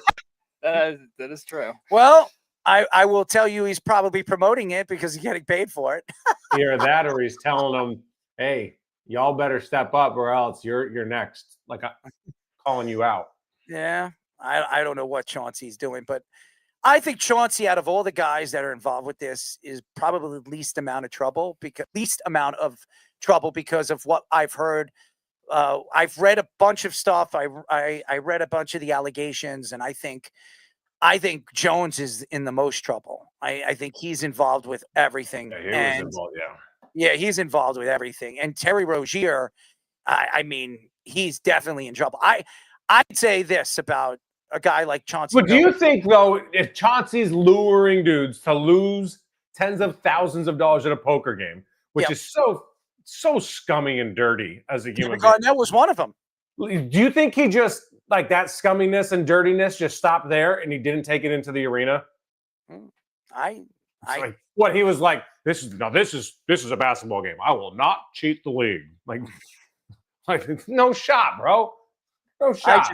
I just think it's funny when you try to talk and you're trying to find ways to attack it and sit back and wonder if this is the way I should attack it or this is the way I should throw Chauncey Billups on the rug, because I love Chauncey Billups as a player. I've heard very good things about him as a person and as a personality off air. But when you think about this in this story, and you brought up tens of thousands, how about tens of millions? Yeah, like however much, like I mean, like tens of thousands of dollars, like per hand or whatever they're gambling. Tens of millions of dollars. It's so dirty, dude. It's so dirty. I mean, that's just like robbing a bank, if you think about it. Yeah, but you're robbing a family. Like you're robbing a human being individually. Yeah. At least the bank has an FDIC insured. I mean, my God, these scumbags are taking it from human beings that are like, you know what the sad part is that they're using Billups's fame to lure them in from guys that want to play with someone cool. It's like you lure someone to the cool table at lunch, and then pour, pudding and shit all over him. Like, It's like, all right, cool, dude. Like, you're the man. Pudding and shit. You heard it from Will Conkle. I like the pudding. That is I a don't know good about that analogy. shit. Speedy, you can take the shit on your face. I'll take the pudding. He's like O'Doyle rules. Like, way to O'Doyle go, rules. bud. Yes, Billy Madison. We love that movie. Before we let you go, man, because I got to get this out of you, man. And I saw your interview with Jabba, or Joba, as we say. Joba. As he's back. Joba. Hey! He's got his internet. Where are you right over there? You're at a library? We're getting closer. So my question to you is, you had Jabba on the show. Why didn't you have Speedy on the show? Why didn't you have me on the show? I'll tell you what I tell everybody. Invites are earned, not given, fellas. Ooh, I like it. I like it. Yeah, that What? Hold on, I can't hear you. I like it. All right. Look at that pad. Look at that. Can you guys admit that the Blue Jays are everything that we want the Yankees to be in the way they play the game? Yes, but you want to know something? I'm the only one that picked the Blue Jays to win this series. So I'm just telling you. They remind me of the 2015 Royals. Like, they go top to bottom. Everyone's got a role. There's 2-strike approaches. They play defense. Like, not everyone's trying to bop the damn thing out of the yard. Like, they play the game the right way. It's fun as hell to watch. But everybody was taking shots at Schneider as a manager when he was managing against the Yankees. Everyone, he's getting out managed by Aaron Boone, blah, blah, blah, blah, blah, blah, blah. And then all of a sudden they win. And when Aaron Judge hit that 3-run home run, and everybody here in broadcasting, not here on our show, here in New York, that's it. The series is over. The Blue Jays are done. They're choke artists. The Yankees are going to win this series. And I looked at, I'll mention him, Sal LaCosta. I say it all the time because I can't stand him. I would love to get him on the show because I would burn him like the stick figure he is. He is a guy that doesn't understand the way baseball is played. One game is one game. Baseball is played in 7, 5, whatever. And no matter, you have to win a series, not one game. And that's what the Blue Jays did. They outplayed the Yankees because the Yankees had nothing but Aaron Judge in their lineup. That's the facts. And they're starting pitching, Max Fried and all those other guys that they had, that they spent all that money. They didn't show up in the most important part of a series, and that's win a game when they needed to. Rodon stinks, by the way. Absolutely hard. Yeah, you got to be consistent. Like, we're in football season. You win games by stringing drives together, consistently gaining first downs, third down conversions, and then you get your touchdowns that way in your field goals. You don't do it by the big play consistently. You're not throwing the ball all over the yard for 65 yards a pop. That's not the way it works. That's the way the Yankees try to play, and it's frustrating as all hell to watch because, dude, there's more than the 65-yard Hail Mary. There's more than the home run. You need to learn how to manufacture runs, especially in the playoffs. The goal is not to be entertaining for 162. The goal should be to be constructed properly to get to the playoffs and be able to play awesome baseball like the Blue Jays. It's been fun as hell to watch this team play. Like, truly, they're one of my favorite teams I've watched because they've just approached the game so properly and hitting the ball line to line all the time. Well, the only thing I'm loving right now in this series is, and I'll say it, Don Mattingly winning his first ring. That's what I want to see. I want to see Donnie Baseball win his first ring. That's it. Jabba, you're finally in. Is everything okay over there? Yeah, supposedly should be hopefully up here running soon. What a disaster. This is, I don't even know what to say at this point. It is, I don't know. It's a tough one right now, boys. I'm taking it personally. Oh, but we're here. We're here. Yeah, I didn't know what else to say at that point. So I'm like, I got the biggest booster and now I got an extra one. So they're closing shop up right now. I'm still on my phone. So fingers crossed that we don't have to deal with this much longer. Jabba, what do you see in this Blue Jays team? You like watching this Blue Jays team? I do. I love the fact that they can literally beat you anyway. I mean, they grind out at bats. They have so many guys that can beat you in different ways. Obviously, we're seeing Vlad become a superstar in front of our eyes because a lot of people don't get to see him in the way they know the name, obviously, but they don't get to see, the things, just the little things that he does, being able to, the play that he made, getting the guy out of third, getting off the bag, coming to get the ball, cutting down the distance, throwing it to first, or throwing to third, excuse me. And then being able to score from first, and the way he slid into home plate, just those little things, how he got his hand in before he actually crossed the plate, and being able to avoid those things. And they're seeing it because obviously they know that he was a good hitter based upon his dad, right? But now they're going to see defensively his IQ, and it's all on the biggest stage, so it's magnified a little bit. And then just the guys, the Clements and the Lukes, just the guys that put together at bats. That one inning when they scored 6 was that game 2. They didn't swing and miss at a 0-2 pitch, and that just they all bought in, and you're kind of seeing it, and it's been fun to watch because you don't know how they're going to beat you. They're going to have to score runs, and that's just the name of the game, obviously. But watching those guys step up, and these young kids, Savage started in A-ball, and it's really cool to see. Will it hold up? It's going to be tough for the Dodgers because playing in Toronto is a tough win, as we've seen all year with guys and the way that they do it. So Canada could be hopping here soon. Bro, that's going to be I think that was the best thing that they won. So they go back to Toronto so we can see that atmosphere. But watching the Blue Jays, man, makes me romantic about baseball again because it's just so awesome the way they play. They can just beat you anyway. I love it. Oh, there it is. Look, our executive producer put, I guess that's me driving. I don't know. Is that me driving? Driving in an English car, by the way. I guess. I mean, O'Doyle rules. You're in London on that. You're driving on the wrong side. Yeah, I figured. London have cliffs like that, though? I guess that's Speedy over there. And that's Will in the back and me driving. Quick fingers. Yeah. There's a lot of fingers. Hopefully it's not in somewhere else, if you know what I mean. Oh, hello. Anyways, Will, we really appreciate your time, man. And, the earn thing, I like that. I might have to use that for everybody else. Jabba, I love you. Anyways, Will, why don't you tell the fans how they can find your wonderful podcast? Man, you guys can find me on YouTube, Kicking It with Kunkel. Got an episode on there with Jabba. And then, of course, find me on TikTok, X, Instagram, Facebook. Just type in Kunkel, Kunkel. You guys are awesome. I appreciate y'all letting me come on here and bullshit again. We love you, man, and keep up the good work. And does this upset you? The Plaxico touchdown against the Patriots? No, it doesn't. It makes them happy. It doesn't make me happy.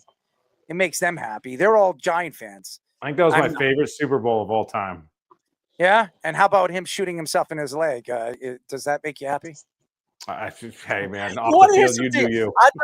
I tell you a funny story. So I was doing a golf tournament with CC Sabathia, Plaxico Boris, and a bunch of other athletes. So I'm DJing it at the mansion.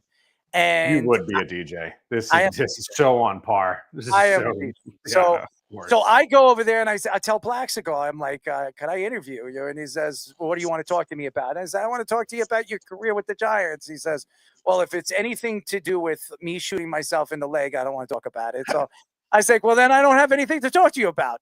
Well, I guess we're good here then, Plax. You're good, Plax. Enjoy whoever you're hanging out with. Is that your wife? No? Okay. Nice to meet you.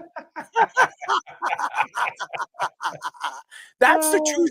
By the way, that is a true story, and that's how I met Plaxico Boris. CC was great. Sabathia was great. He really was. So it was fun. It was a good time. It really was. Will, we love you. And appreciate you. Hey, Jabba, it was so great hanging out, man. Thanks for coming, dude. Yeah, you know what? I wouldn't miss it for you, Will. We'll make it work somehow. Appreciate you, boys. Well, we're going to be doing a live show here in New York maybe November 17th. Speedy, why don't you tell them? Yeah, we're doing it at Carmine's, Will. So if you want to come back out here to New York, Jabba's going to come and hang out with the Jabinator, okay? Because we're going to challenge accepted on the bill. We'll raise that bill up a little bit. They owe me a free dinner already, so I'm good. Oh, hell yeah. They're going to feed us. They said they're going to feed us, and Nithin's going to have some guests come down. We might have Charles Oakley come down. We might have a couple of people come down to sit with us and have some fun. So hell yeah, brawl it out. Yeah, we'll be balling it out, and hopefully we don't scare people away, or maybe Speedy scare them away. I don't know. They have some nice sausages there, Speedy. Anyways, yeah, they do. Will, we love you, and keep up the good work, my friend. Love you, boys. Appreciate y'all. Will See you, Will. Kicking it with Kunkel. It is fantastic, and we got Jabba back. We're hopefully going to get his internet working. It's been a terror. But, this has happened before. I've dealt with internet problems over the years. There's nothing new when it comes to internet when you're in different states, different parts of the world. So nothing ever works easy. Are we going to do Save Your Tears? Let's do Save Your Tears. Mom, what's one thing that you can't talk to me about? My sexual fantasy. Say you're sorry. It is not ideal. It's what means. It is not ideal, but it's not ideal. But if it is what you. You can't triple stamp a double stamp. You can't triple stamp a double stamp, Lloyd. You can't triple stamp a double stamp. Lloyd, Guys, enough. Now, it's time for Save Your Tears. Jabba likes my shrimp cocktail. All right, everybody, welcome to another episode of Save Your Tears for Week 9 of the NFL season. This is a $15 salary cap game where there's 5 different positions that you got to allocate your money for. Last week's winner, let's say it, the great, all-time great. Who was it, by the way? Speedy. It was the great Speedy there. I was going to say Tommy. Yeah, Tommy, it wasn't you. But I do. But Speedy, that means you get to talk about who goes first in the order tonight. Again, the winner of Save Your Tears gets, in the next episode when we go over the scores, 51% genuine compliments from all of the competitors. It's a really valuable prize. It's always entertaining. Let's take a look at the board for Week 9 on Save Your Tears. Here it is, guys.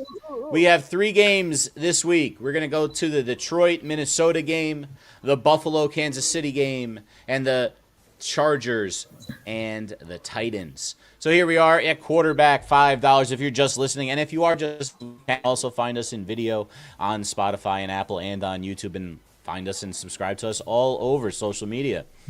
Josh Allen's for $5. Patrick Mahomes for red hot. Justin Herbert's been killing it this year. You can get him for a cool $3 this week. Jared Goff, pretty dang good quarterback as well at $2. And then J.J. McCarthy's supposed to play this week for $1.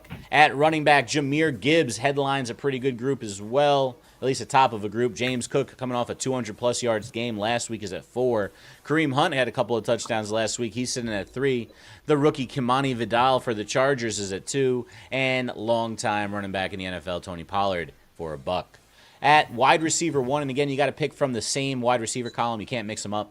$5 is Amon-Ra St. Brown, followed by Ladd McConkey, Jordan Addison at 3, Xavier Worthy for 2, and Bills receiver Keon Coleman for $1. At the wide receiver 2, of course, Justin Jefferson's going to headline that group at $5. Rashee Rice at 4 for the Chiefs. Keenan Allen's coming in there at 3. Khalil Shakir for 2, had a big play last week. And Kamir DK, a guy who I definitely would have put sound it out for you, Errol, because there's no way you would have pronounced that one right. DK for $1. And then at tight end, Errol's favorite player in the NFL, Travis Kelce, for $5, followed by Sammy Laporta. Aronde Gadsden II having a monster breakout season here at 3, followed by a longtime player, good tight end, TJ Hawkinson for 2. And Bills tight end Dalton Kincaid you can get for a cool $1 this week. Speedy, you're the defending champ. Who is going first? In Save Your Tears. You know what, Fish? Why don't you go first? You want me to go first? All right, I haven't thought about this at all. Patrick Mahomes, obviously at quarterback. He's on fire right now. I'm going to spend $2 on Kimani Vidal because I think they're going to win that game by a lot, and that means they're going to run the ball a lot. Wide receiver 1, I'm going for Amon-Ra St. Brown. And then I'm going to spend $1 on DK. Yeah, Kamir DK. And at tight end, the remaining money I have. What do I have left here? Mario. How about Speedy, my math people, help me out. I got 4, 6, 11, 12. I should have $3 for Gadsden. All right, so my team is Another Patrick toe job. Mahomes, Kamani Vidal, Amon-Ra St. Brown, Kamir DK, and Rodriguez in the second. Who's next? All right, so for his making his Savior Tears debut, we got Johnny Reno in with us. He's going to go next. Oh, Johnny!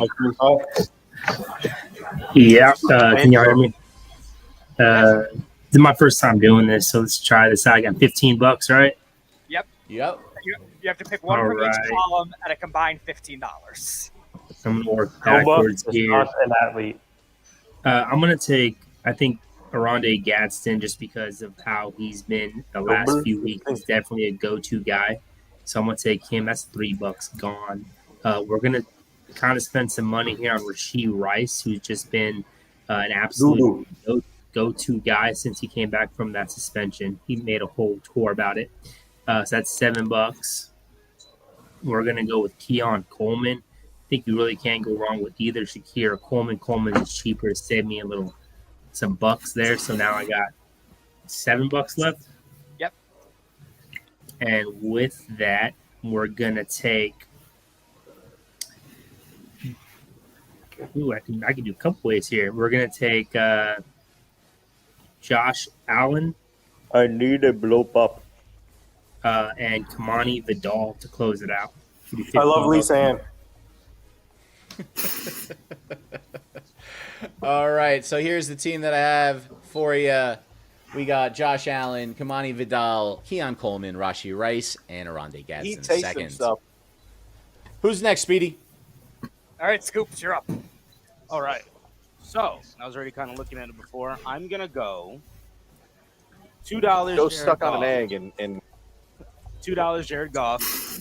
I'm gonna also grab I gave up the booty. James Cook, Amon-Ra St. Brown, Khalil Shakir, and then that should leave me with $2. I'm gonna go with TJ Hawkinson. I got the bubble guts. All right, I got Goff, Cook, Amon-Ra, Shakir, and Hawkinson for Tommy. Who's up, Speedy? Can't wait. Jabba, you're up. I'm gonna go Herbert, Vidal. I'm gonna go McConkey. I hope not. Now we're gonna go 7, 9. Then I'm gonna go Rashee Rice and TJ Hawkinson. Error. Am I over? Math guys, help us out. You got Herbert, Vidal is 7. 5, McConkey is 9, Rice is 13. No, you're good. You have the money. Yep. Justin Herbert, Kamani Vidal, Lad McConkey, Rashee Rice, and TJ Hawkinson. All right, let's get to Jarrett. All right. I'm going to go with Josh Allen. I'm going to go another $5 with Jahmyr Gibbs. I'm going to double down on the Bills with Keon Coleman, and then I'm going to triple down on the Bills with Khalil Shakir, and then I'm going to go TJ Hawkinson.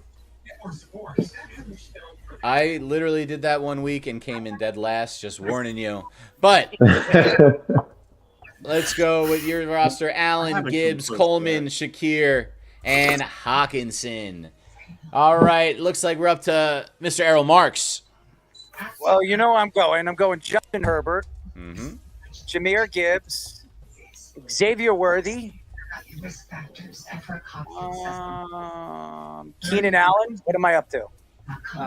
5, 8, and 13. You got 2 left. So you got TJ Hawkinson. There you go. Hawkinson. All right, I got Herbert, Gibbs, Worthy, Allen, and Hawkinson. And our defending champ, Speedy Petey. Nope, we got one more first. We got the Nif first. What's up, guys? Not me. How you doing? No dry cleaning needed. Is that your cucumber, or are you happy to see me? I'm going to do Patrick Mahomes. This is not a panty dropper. I'm going to do. Kamani Vidal. Cooch. Jordan Addison. Smell my ass. Keenan Allen, and then Not the hot ladies. Check his math, guys. He's He's got 11. He's got 4 left. Butt plug. Okay. I'm going to do Sam Laporta. All right, there it is. Mahomes, Vidal, Addison, Allen, and Laporta. All right, Speedy. Go back off now. All right, we finished it off with Herbert, Speedy's mom. James Cook, St. Brown, Shakir, and Kincaid. All right, Speedy, I didn't hear a single one of those. Can you repeat that, please?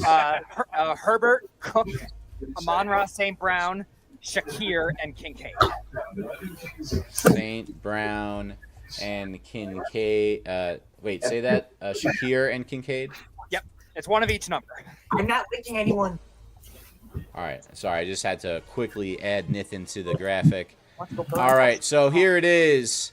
We're going to bring this down, if it'll let me. No, it doesn't think it's going to let me. All right, knew that was going to happen. Here we go. This is what we've got. Now I'm going to show you everyone's board, see what we have in common. We got a few things right there. Herbert for Errol, Jabba, and Speedy. A couple of Mahomes, a couple of Josh Allens, a couple of Gibbs, a lot of Kamani Vidal owned in this week, half of the competitors, a bunch of Amon-Ra St. Brown, some people spending $1 on Keon Coleman, lots of diversity there, a lot of TJ Hawkinson at tight end.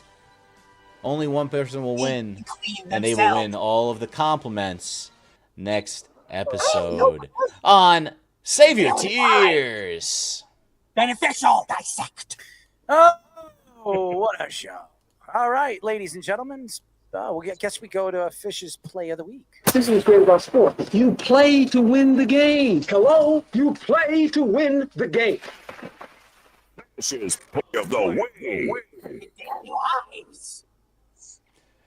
All right, we have a real good one this week. If you like football, then if you like running the game, all right, if you like running the football, you're going to love this play that we've got today. My goodness. Now, hopefully it's going to work as my internet seems to be lagging right now. I'm going to close some windows here, and I think I'll help. But here we go. This is a touchdown from James Cook. Now, James Cook is going to score on this. If you notice what's going to happen, you're going to see a 64-yard run on what is affectionately known as a counter Trey scheme. This is a gap run. We are going to have the line. This looks like an extra H tight end who's in motion right here. He is going to block the edge rusher, the 5 technique over the left tackle. Then you're going to have this fullback kind of counter step to try to fool the linebackers and then pull around for the linebacker who is directly over the ball. Now, on this motion, Carolina's defense is going to do something interesting, and I have a pretty good feeling the Bills knew this was going to happen. There's an automatic corner blitz on that motion. Now, here's the problem for Carolina. That is this guy I've never heard of before. I looked it up. His name's Shavers on the Bills. He is there to block, and he is going to block the only guy who can make the tackle that is not in the hole that's going to spring this for a touchdown. Watch this go, and let's watch the 3 key blocks. One on the the right defensive end at the front of the screen. Then from the fullback going up for this linebacker right over the ball, and then the far side receiver getting that safety. It's going to be pretty nice right here. We have the guy right in the hole. Here's the one safety who can make the play. He's not going to. He's pretty terrible. Not sure who that is. They're definitely playing some kind of 3 deep coverage because it's Josh Allen. That's why it takes him so long to get there. And now you see at the top of the screen, that receiver who had the corner on him now is free to block that safety. And good night. What a great run scheme. What a good call for that motion to open that play up. That's why this 64-yard run by James Cook is Fish's Play of the Week. Screaming involving people's faces. All right, ladies and gentlemen, that was Fish's Play of the Week. And now this is Speedy's 6-pack of the week. Let's have a sixer. Hey, who wants to play Drink the Beer? It's time for the Speedy 6-pack of the week. Pete Alonso's going to accept. All right, Johnny, you have something on in the background. Yeah, lower that, Johnny boy. What the hell's going back there? Is somebody talking to you? Somebody's talking to you. Just like you. All right, so we'll start this week with the Atlanta Falcons at the New England Patriots. The Patriots are 5.5 point spread. So we'll go to Donnie after that, and then Fish, and then finish with Errol. Patriots 5.5-point favorites. I'm taking the upset here. I think this is a good spot for Atlanta. They off a really, really bad loss. I don't think they're this bad. I think the Patriots are too hot. I always believe those streaks are due to end. Give me Atlanta here. Johnny. Hey! Me, can you hear me? I'm going to take the Patriots. I'm going to lay the points there with New England. I think the Falcons have a lot more issues than their offense. I think the Patriots run away with this game kind of early. I can't believe how bad Atlanta played last week. I've got to go with the Patriots until I see them play competently. Is Penix going to be in there? Still to be determined, but it looks like that. Who's in the lead with this, Speedy? It's you right now. Fish had a good week last week. He actually pulls in the second. Nice. Overall. Obviously, Johnny, you haven't been on. We'll do an adjusted scoring for you because you haven't been on every week. But you have a total of 12 right now for your point. Your point percentage, though, is good. Speedy, this is going to be a project for our intern Jarrett. He is the math degree holder on the show. We can figure out, get a power rankings, on everyone's value per game, per minute of their picks. What is my record? So you were 4-2 last week. You're now overall at 500. So that's your percentage right now, which is ahead of me technically, and I believe ahead of Java as well. So I have to adjust it accordingly for the sample size, but again, that's why. We'll get Jared on it for sure. Jared will crunch the numbers. We'll figure out some kind of adjusted scoring system. All right, Errol, did you make your pick on this one yet? Let's get it going. Yeah, on the Pats and the. I don't know if Michael Penix is going to play in this game, and he's not going to be 100%, so I'm going to go with the Patriots. All right, we'll go to the Broncos at the Texans. The Texans, once again, favored by 1.5, kind of a pick 'em here. I'm going to take the Broncos in this, but I know the Texans' offensive line has played better in recent weeks. It's a very good pass rush for the Broncos. I'll go with Denver here. I'm going to take the Texans. I think the Texans are going to be – it's kind of a weird spot. They should be probably bigger underdogs than this spread indicates. I think this is kind of a trap game for Denver. They've been playing a lot better the last 5 quarters, and they've scored 70-something points over the last 5 quarters. I think this is kind of a trap spot for them. Give me the Texans. I disagree. I'm going to just play the bad offense versus elite defense card and just say I think it's going to get ugly quick. I think they're going to fall behind, and then I just think that Denver team can run the clock pretty well. I'm going Denver. Yeah, I'm going Denver, too. I think Denver's the better team, and I like what their young quarterback is doing now. The last couple of weeks, he's been unstoppable, especially in the fourth quarter. Give me Denver. All right, we'll go to the Panthers at the Packers. The Packers are 13.5-point favorites at home. I did not pick the big spread for the Panthers last week. I was wrong. You guys were all right. Buffalo did cover the massive spread. I'll pick Green Bay to cover this one, a warm weather team going to Lambeau. Even though the Packers defense hasn't been great, I'll take it. It ain't that cold up in Lambeau just quite yet for me to take that angle. I'm going to take the Panthers. I think looks like Bryce Young is going to play. I know he's practicing. If he plays, I think it's a really good spot near double digits. This Packers team can be susceptible to allowing some points. I think it's a big spread. I was one of those. I faded the Panthers last week and a big spread with the Bills. I think this is the opposite this time. They're almost 2 touchdowns in some spots, depending on where you get them. I think it's a good spot to play the Panthers, especially if Bryce Young is in the lineup. That Packers offense struggled with Josh Jacobs in there last week. He didn't really do very well. Their backup did do pretty well, but they weren't really crowding the box on him. I'm a little concerned about, I feel like they're a little sloppy, that Packers offense. I feel like they make mistakes. I feel like Jordan Love has really great games, and then there's some games you're like, what the hell is this guy doing? This guy I thought was one of the best, and then he just has these games sometimes. I think this might be one of those games. That's a big spread. I mean, that's about as high as I'm willing to go, ever in the NFL, is just under 14 points.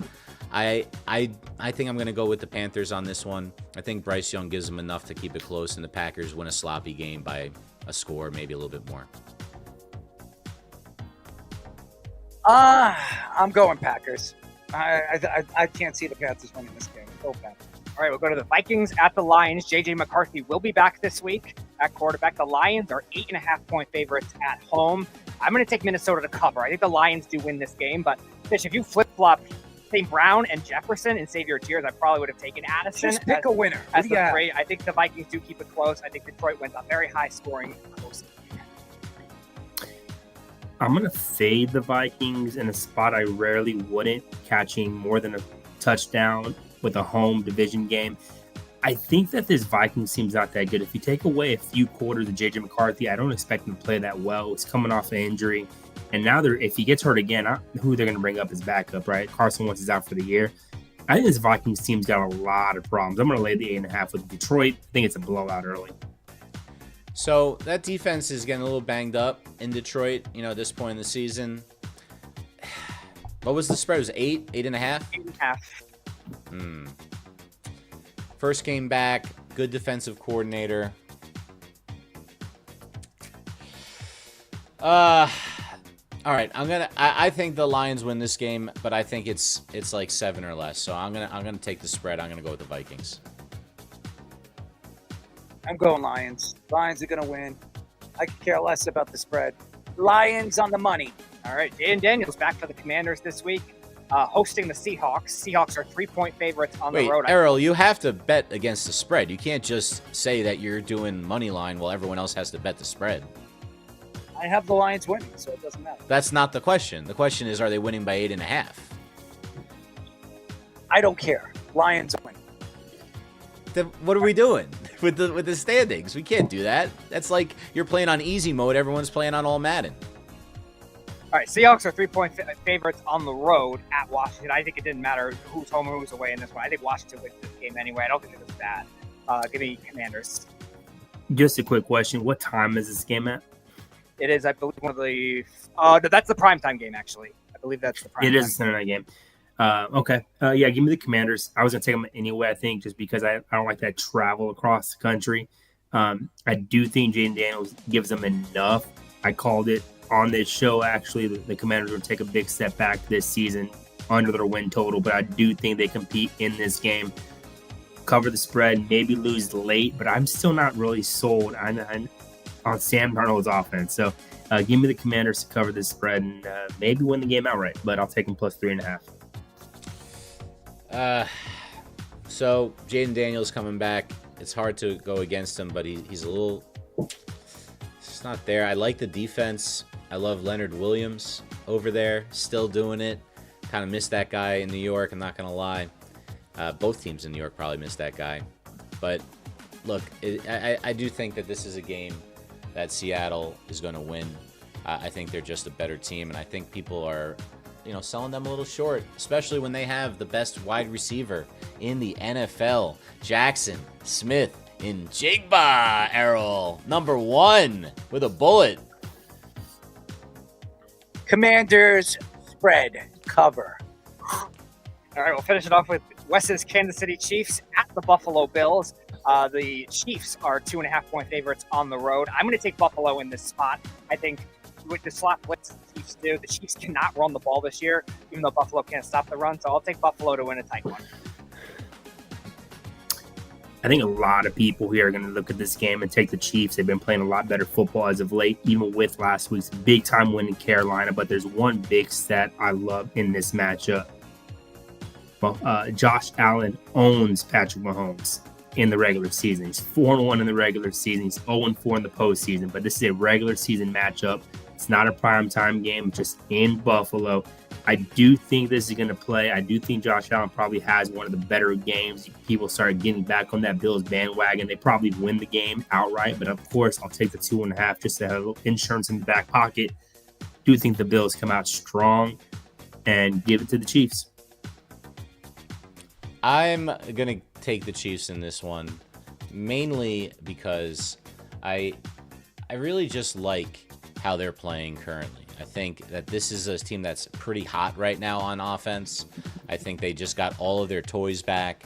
They have Rashee Rice back, and now they have – it's really a full complement of offensive players. They still don't really have much of a running game.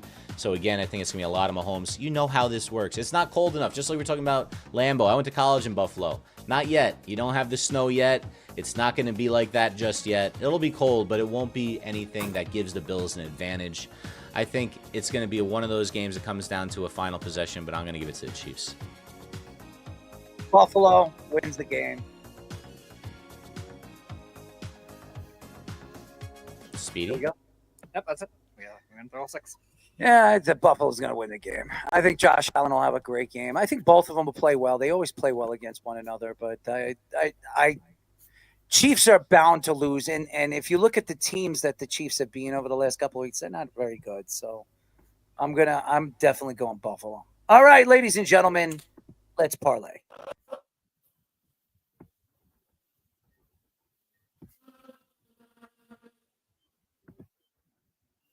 It's time for Let's Parlay. All right, Reno Johnny, you got 3 minutes. Give us your 4, baby. I only have 3, and one of them I've Alright, already give us kind of your 3. given out. So But give us your really strong. I think one of my favorite games this week is Buffalo. I think if you look at this game, breaking it down step by step, a lot of people kind of are looking past Buffalo. Chiefs are catching up. They have all their toys back. Xavier Worthy's healthy. Rashee Rice is getting the ball a lot. First off, I'm going to put this out there. Let's not forget, he wasn't injured. I mean, he came back like he wasn't injured. He committed a felony, right? He was suspended for 6 games. He had a whole video coming back. Like, you committed a felony. You should be in jail, but because you're an athlete, we want you to play football. He's been doing great, okay? The team has been going great behind him. I think Buffalo's in this spot to win this game outright. Again, Josh Allen is 4-1 in the regular season against him. He's 0-4 in the postseason. So I think it's a great spot for Josh Allen. I think it's going to be rocking. I don't think weather plays a factor in Buffalo, but I do like that game heavily. So we'll take them as my first game. The second game, we're going to hit to college, and we're going to take Clemson -2.5. They're at home. They're facing Duke, a very much improved Duke team. Clemson's having a really, really down year. Just don't think that they're favored by enough points. I think 2.5 is just not enough. I think Clemson is still the better team. I think they're still the more talented team. I think they do win this game pretty evenly. Take Clemson to win here at home on Saturday morning. Actually, it's kind of an early start for them. And then my last game of the card is going to be a Cincinnati versus Utah game. I'm going to lay the 9.5, 10 points in Utah. I think it's a very underrated atmosphere, a Saturday night at home in Utah. I think Cincinnati's going to be in a hostile environment, and I just don't think they're going to be able to contend. I like Utah's offense. Even if it's the backup quarterback, they have 2 quarterbacks there. The true freshman came in last time, played balls out. So I think Utah wins this game. They'll lay the double digits. I think it's going to be too much of an atmosphere for Cincinnati to overcome. All right, Reno Johnny, man. How's the kid doing, man? Man, we were fist fighting tonight. I'll tell you what. I'd say he's 3 years old, but we were throwing hands tonight. I can't believe that. I remember when the kid was born. I remember that, and he was like in your arms, and you were trying to feed him. Yeah. Now he's 3, and we're throwing hands when it's bath time. So, yeah, he's got these. It was a wild night, but we made it. We're alive. We're here. I will say this. That's the one thing I said. If I ever have kids, that's the one thing I want to do with my son. When he gets old enough, I can smack him around and we can box and stuff like that. Teach him a couple of things. Show him how to put the rear naked chokehold or even the Kimura. All right, son, this is how you put the arm bar.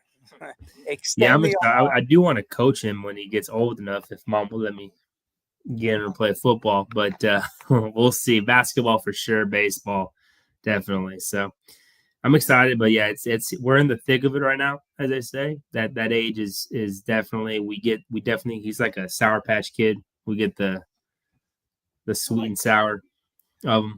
You're making me hungry. I haven't had a candy in a while, and you Sour Patch Kids. It pops into my head. Maybe I go get myself a bag or something. It's go trick. You got Halloween in 2 nights. Go trick or treating. I'm DJing. I purposely did that. I'm DJing Friday, Saturday, and Sunday, so I don't have to worry about that. I just got to worry about entertaining people for 3 days. That's it. You're DJing on a Saturday. I don't know what time bars close up here. It's a big deal. I'm DJing a wedding on Saturday. Oh, okay. So 150 people. It's on the water. It's gonna be fun. I always kill it, and I'm by myself, one man. And then I'm doing another wedding on Sunday. So I'm by myself on that one. But Friday, I am emceeing a wedding. And when I do that, watch out. You don't know what I'm going to be doing. So I could be dancing on top of the table with some of the old women. I'm one of those Hey, guys. that sounds like a good time. Here, the time changes, so here our bars close at 2, but because the time changes back to 1, they stay open that extra hour. So it's like a lot of people here in Texas, they go out because people without kids, I'll be home asleep. But that's what we do down here when it's that time change. So, but weddings sound fun. I used to bartend weddings. My girlfriend did too, and Duh. She was one of the people that knew how to make all the drinks and make you drunk. But I like to entertain people. I don't want to watch people. When people get drunk, I tell them one of these ugly, terrible jokes, and they laugh at it anyway. So typical. Anyways, Reno, we love you. We'll talk to you. See you next week. Next week, Reno Johnny, we love him. Fantastic. Maybe we'll get Wes in next week. I don't know what. Hopefully we can have Wes to celebrate his Brian Kelly firing. I was waiting for that, but it was too late for Wes. Wes is a tired man. He's doing enough stuff, Typical. He doesn't have the time for us. I'm just kidding, Wes. All right, later, boys. Oh, Reno Johnny, let's parlay. All right, we don't have Jabba, so I guess we're gonna do the Jabba rules ourselves. Here we go. No, we're gonna go to the Sports Minute, Errol. We don't have the Jabba rules without Jabba. Yeah, I don't even know. I don't think Speedy put Jabba rules in here anyways. No Jabba rules tonight. Well, if Jabba can get his internet fixed, he's coming on with his personal take for Jabba rules, but I don't believe he's going to. All right. In time. And where's is Goody gonna pop in? Goody, we need to do a Sports Minute to buy Goody time, so right. let's just go follow the script and go to our second Sports Minute. This is the Jabba and the Mouth Sports Minute. All right, everybody. Aaron Fishman with your second Sports Minute tonight. We got a couple of stories left before we go through the scores this evening. We have a big contract signing. The Detroit Lions and star defensive end Aiden Hutchinson have reached agreement on a 4-year, $180 million contract extension, according to ESPN's Adam Schefter earlier today on Wednesday. The deal reportedly includes $141 million guaranteed. Hutchinson was an All-Pro in 2023 and was on the same trajectory before a broken leg cut his season short in 2024. So far, in 2025, Hutchinson has 6 sacks and 48 pressures, which is tops in the NFL. PFF has him graded as the second best edge rusher in all of football so far this season. For the Lions, they lock up their star edge rusher for the next 5 years, as the extension will kick in after next year's 5th-year rookie option, which the Lions exercised last offseason without hesitation. The Lions have been shelling out the big bucks this year, with 4 9-figure contracts being awarded to quarterback Jared Goff, wide receiver Amon-Ra St. Brown, and star right tackle Penei Sewell. And in not as great news, former NHL All-Star center Ryan Kessler is facing criminal sexual misconduct charges in the state of Michigan, ESPN learned on Tuesday. Kessler pled not guilty to 2 misdemeanor charges of 4th-degree sexual assault in Bloomfield Hills District Court stemming from an incident last New Year's at Orchard Lake, Michigan. According to the criminal complaint obtained by The Athletic, both counts accuse Kessler of engaging in sexual contact with a 16-year-old through quote-unquote force or coercion and had reason to know the victim was physically helpless. Kessler is 41, has been suspended by the Michigan Amateur Hockey Association as a youth hockey coach, that he's been doing for the last 3 years, and has been removed from a similar role with USA Hockey. Kessler was a 2-time All-Star and Selke Award winner who played 15 years in the NHL with the Canucks and Ducks before retiring in 2019. It is the bottom of the 8th inning right now in Los Angeles, and Shohei Ohtani's up, but he hasn't done anything, and neither have the Dodgers all night. It's been Trey Yesavage out-dueling Blake Snell. 7 innings, 1 run, 12 strikeouts for Yesavage. The Blue Jays lead 6-1 in the bottom of the 8th with 2 outs. Ohtani's got a guy on. Let's see if they can make a crazy comeback. Only 1 game in hockey tonight. The Blue Jackets handled the Maple Leafs 6-3 at home in Columbus. And a bunch of basketball action. About 5:45 left in the 4th. The Mavericks have a 10-point lead at home against the Pacers. It's a blowout in Denver. The Nuggets 96, Pelicans 65, still early in the fourth over there. In the third, it's 108-90. Trailblazers leading the Jazz in Utah with about 2 minutes left there before they get to the fourth quarter. At halftime, the Lakers have a 4-point lead on the Timberwolves, who are without Anthony Edwards, who has got a hamstring injury. A couple of minutes left in the first half. Suns 50, Grizzlies 45. And all other games are final. Rockets 139, Raptors 121. Celtics 125, Cavaliers 105. Pistons 135, Magic 116. Hawks 117, Nets 112. And the Bulls 126, and the Kings 113. Guys, we are streaming live on TikTok, Instagram, and YouTube on our Job on the Mouth handle, on Facebook under the Worldwide Sports Radio Network handle, and on Twitter under our host handle at ErrolMarks34. Keep downloading on Apple Podcasts and watch us both there and on Spotify, now in video. Make sure to like and subscribe to all our shorts, reels, TikToks, and longer videos that you see from us throughout the week. Now back to Errol and Speedy for our next segment on Jabba and the Mouth. Any questions? What is this? We're back. This is the Jabba and the Mouth Show. Lulu. Fuck my Indo. Go job. Groba. That's what. Finkel is Einhorn. 631 672 3108 is the number to call. Can't wait. You're listening to Jabba and the Mouth. Well, Jabba's not here today. His internet is all crapping out on him over there in Nebraska. New houses, new internet, new crap that the Joba needs to deal with. Oh my God! As we all know. And remember, you can go to our website at www.worldwidesportsradio.com. Check out all our shows throughout the week, including Jabba in the Mouth every single Mondays and Wednesdays at 7:30 p.m. All you have to do to tune in and check out our local listings for all our shows is go to our website at www.worldwidesportsradio.com. Speedy, are you okay tonight? Are you all right? I'm in a frenzy, but well, what's wrong with you? Loving. What makes you in a frenzy? All the changes we had to deal with before the show. Well, there's a lot of changes. I mean, did you change your underwear today? I mean, I put them on. That implies changing them. Well, that's true. What did you clean them? Yes, I washed them. All right. Did you wash them with soap? What do you use in the laundry? Yeah, of course. Well, not all the time. I mean, people don't. What am I going to put oil in the laundry? Absolutely. Einhorn is a man. Well, as we all know. Anyways, ladies and gentlemen, we call this Goodies Bag of Balls. My mom is going to wire a car battery on my testicles. Trying to put Tiger Bomb on this jungle's nuts. Goodies, bag of balls. That's how you become great, man. Hang your balls out there. He tastes himself.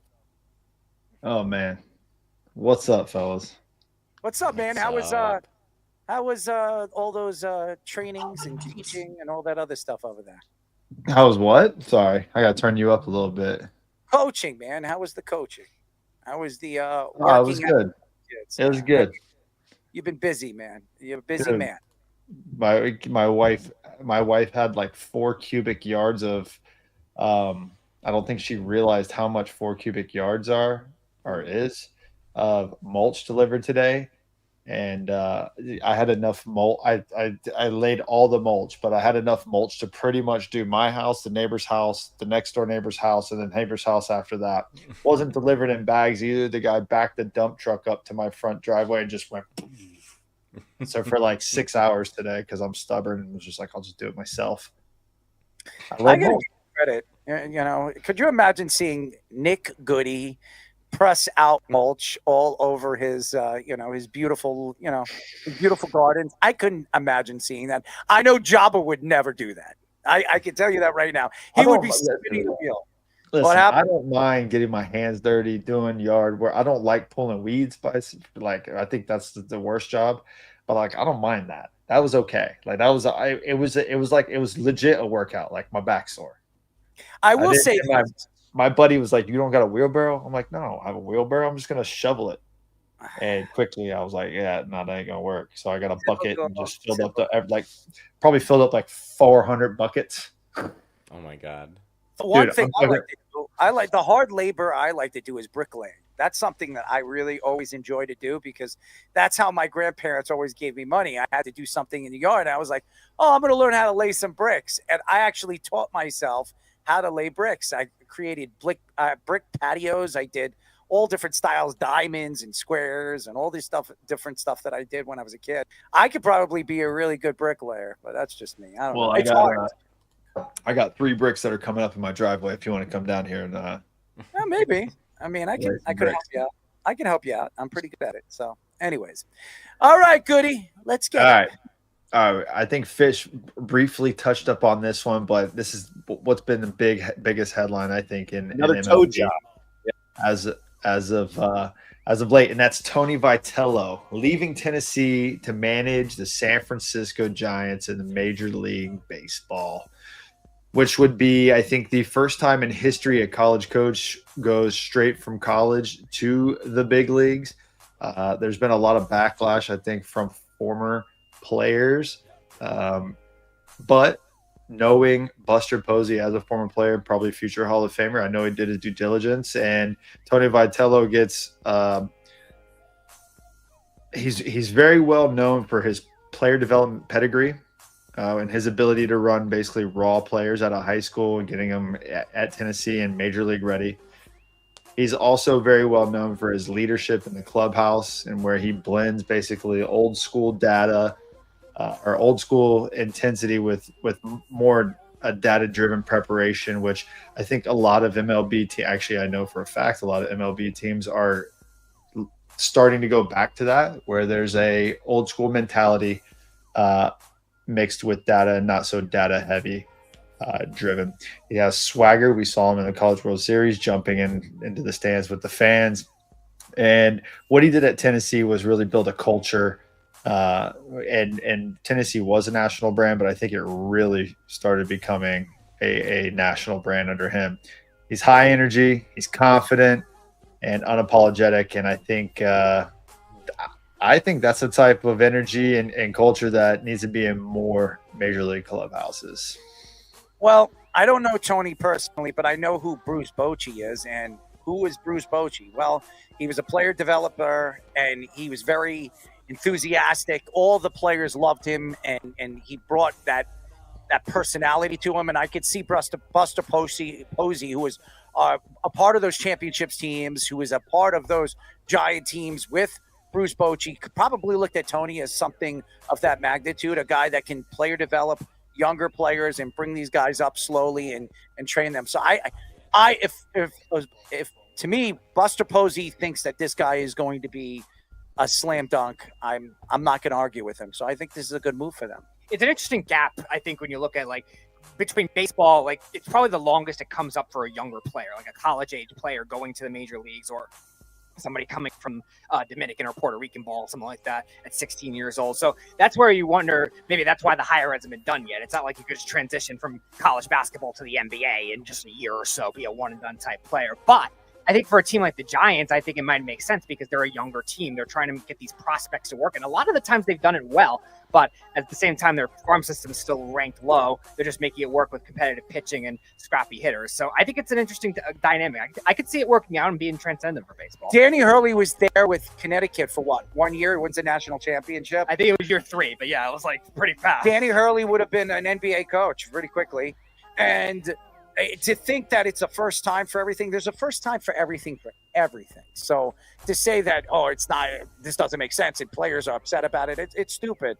I've seen it many, many times in different sports. Look at soccer, European football. There was a guy that was coaching a national team for 1 year and he got one of these big jobs out there in Europe and got coaching one of the biggest superstars in all of European football. So to me, I think it's an interesting move. I think probably he's taken a pay cut to go to the major leagues from college, which is crazy to say. Not sure how official that is, but from what I've read, that's what it seems to be. And a lot of people are like, why would you do that? I mean, but it's every kid's dream to play for a World Series, and he's getting a chance to do it in San Francisco under Buster Posey and going straight from college to the big leagues. It's probably a little bit of a pay cut where he's making, I don't know, was he making a couple million at Tennessee, Now let's say he makes $1 million in San Francisco. I think it's probably his contract had a little bit to do with it too, where he wasn't going to go ride the bus in AAA for whatever, 150 grand. Like, they had to make it worth it.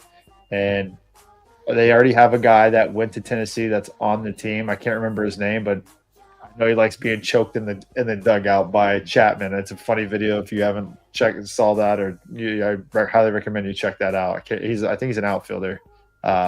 So there's some rapport there with some of the players, but I think it's an interesting move. I am going to watch them closely next year and kind of see how that plays out. But I'm not mad at it. I think it opens the door for more players or more coaches to make that adjustment. I know that a lot of the guys within that organization who have been there for years probably feel a little salty about it because they've put in their time.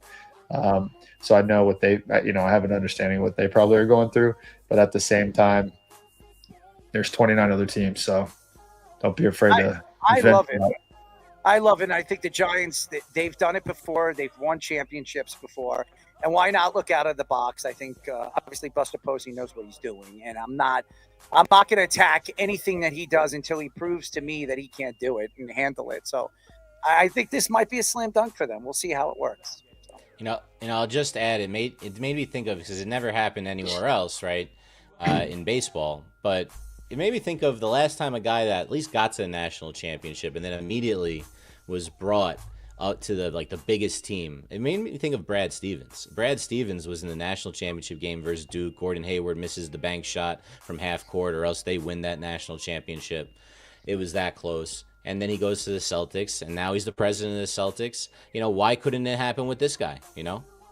Back-to-back years, he went to the national championship. I mean, he established himself in a similar way as Vitello did, going 3 times, in what, 4 or 5 years to the same thing. How about Billy Donovan? Billy Donovan did the same thing. Donovan too. Yeah, it's been there's precedent just in other sports, And Billy Donovan won back-to-back championships for Florida. So you can have. I think the biggest difference is baseball. There's so many levels where in other sports there are not, and so you really have to earn your stripes. And college is not professional, but now it kind of is. Now you're getting paid to play. You're a free agent every year. The coaches have to recruit. But the pro baseball is drastically different from college baseball in a lot of ways. I mean, at the end of the day, it's still the same game, but there's a lot of things that are different. There's a lot of things you can do in pro baseball you can't do in college baseball, and vice versa. So it's like a fifth of the size of the season too. So you're playing the strategy a lot different. A lot. Yeah, exactly. And he's going to have to learn how to run a bullpen, where you have to run a bullpen every single day, which I think is going to be a very big adjustment, because you can't just run out the same guy for you can 7 days in a row, but probably not going to last very long, right?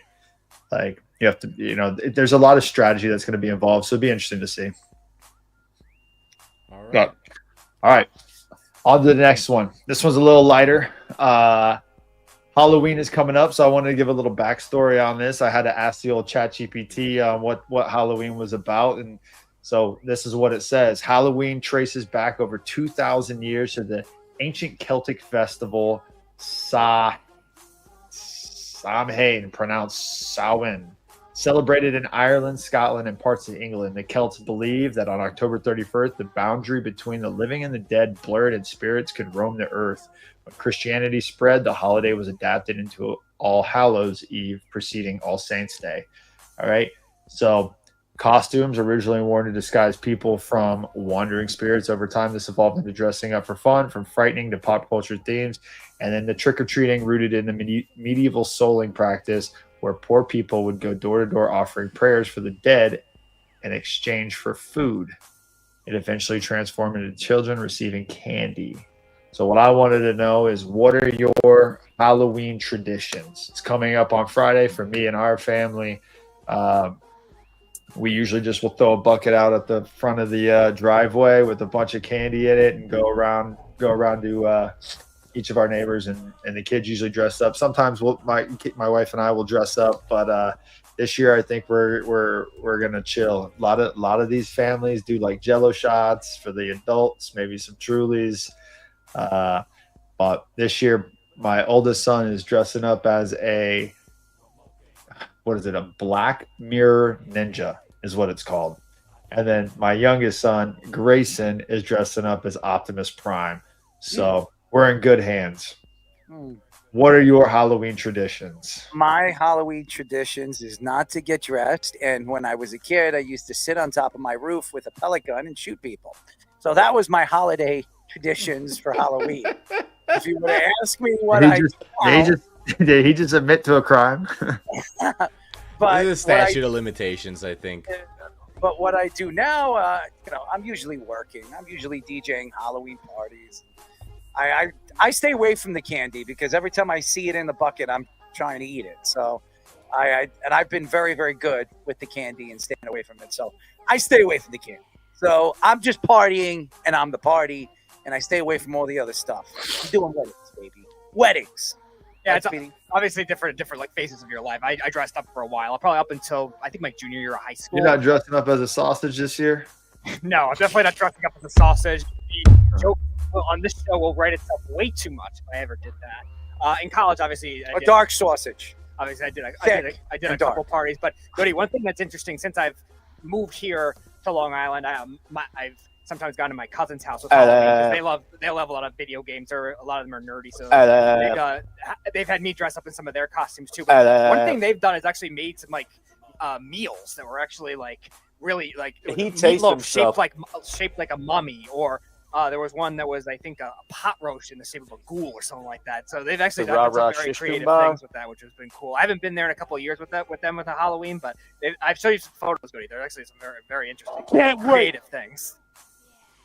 So this is what I do. This is a picture of the costume I wear in school, and then I take and I have a whole cloak. This is called the Plague Doctor. Back in the 1600s, when you had the plague, the guy would walk around like this because they thought he wouldn't get the plague if he didn't smell it. So they had this big, like, crazy nose, and it's one of the creepiest looking things you ever had. So then I play the Undertaker theme song music in my pocket and walk around real slow, and then like tilt my head sideways and mess with kids, and the kids are always like acting like they're not scared, and then like I sneak up on them and they all just like freak out. That's called sex. Not every school's cool with it. I'm not doing it this year. And that's why my insurance is pretty good right now. I'm not doing it this year.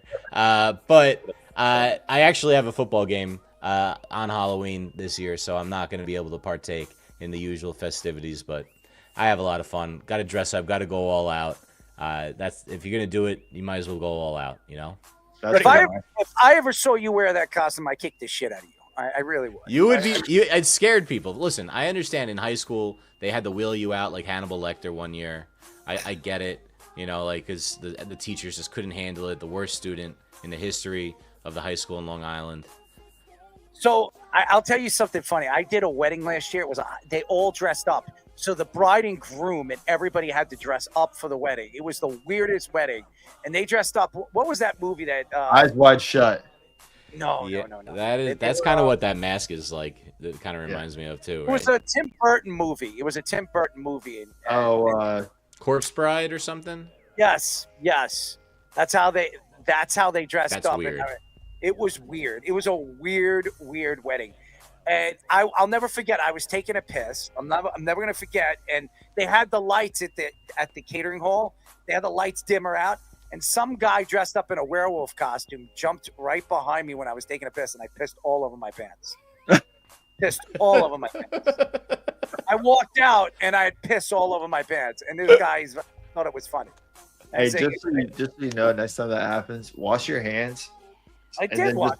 And then just put them on your pants and just be like, damn, the this happens to me all the time. The freaking faucet just blew up on me. Who jumps on your back when you're taking a piss? Okay.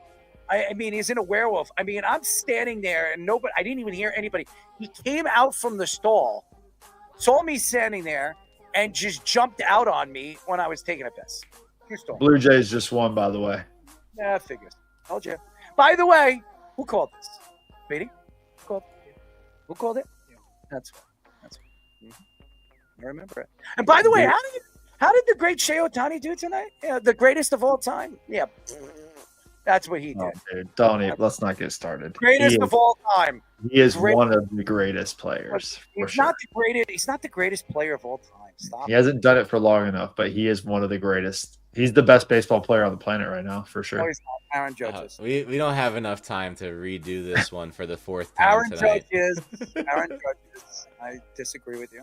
Listen, I love Judgy, but Judgy ain't pitching and hitting homers in the World Series. I've been trying to tell him. I beg to differ. So 500. 500. Goody, don't you think he's had two of the best games anyone's ever had in the postseason the last week? 500. Dude, he hit 3 home runs and punched out 10 in 6 innings. Are you kidding me? Powers, not against the not against the Blue Jays. Aaron Judge was hitting 500 against these Blue Jays. And by the way, look at the lineup on this. The Yankees have nobody. Nobody. Look at the lineup in there with this. Dude, their first 4 hitters were all former MVPs. What do you mean they have nobodies? Giancarlo Stanton is not the same player he once was. Bellinger's not an pedigree. Bellinger was hitting Still 140. Bellinger was batting 144 throughout the playoffs. He's still an MVP of the league. He still is getting paid because of that award. Yeah, well, he's not getting paid that. What do you think he's going to get paid? Well, he just took this opt out. I mean, he could have stayed, so clearly he thinks he's going to get paid more. Oh, he's wrong. So he's wrong. I got a feeling we're talking about that in a couple of weeks in great detail between the Yankees going for Tucker or for Bellinger, with the option of, I mean, you got to spend a little bit more money, but if Bellinger's going to ask for a lot, as long as I was right about this again. I mean, where's Keith? Because Keith thought I was nuts. Where's Keith? I think it's Dude, past the Blue Keith's Jays. bedtime. The Blue Jays have a high potent offense. They're very. That's why I had them winning in 7.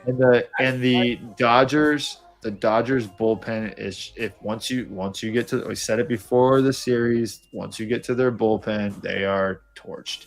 And the Blue Jays are just slugging everything. I mean, it doesn't matter if it's the starter besides Yamamoto. I mean, that guy's incredible. But besides him, they have just been. We'll see him on Game 6. So they might hit him too. But I think it's. You're seeing Ohtani in relief in maybe both of those games. Good. And they'll hit Toronto. him. And they'll hit him.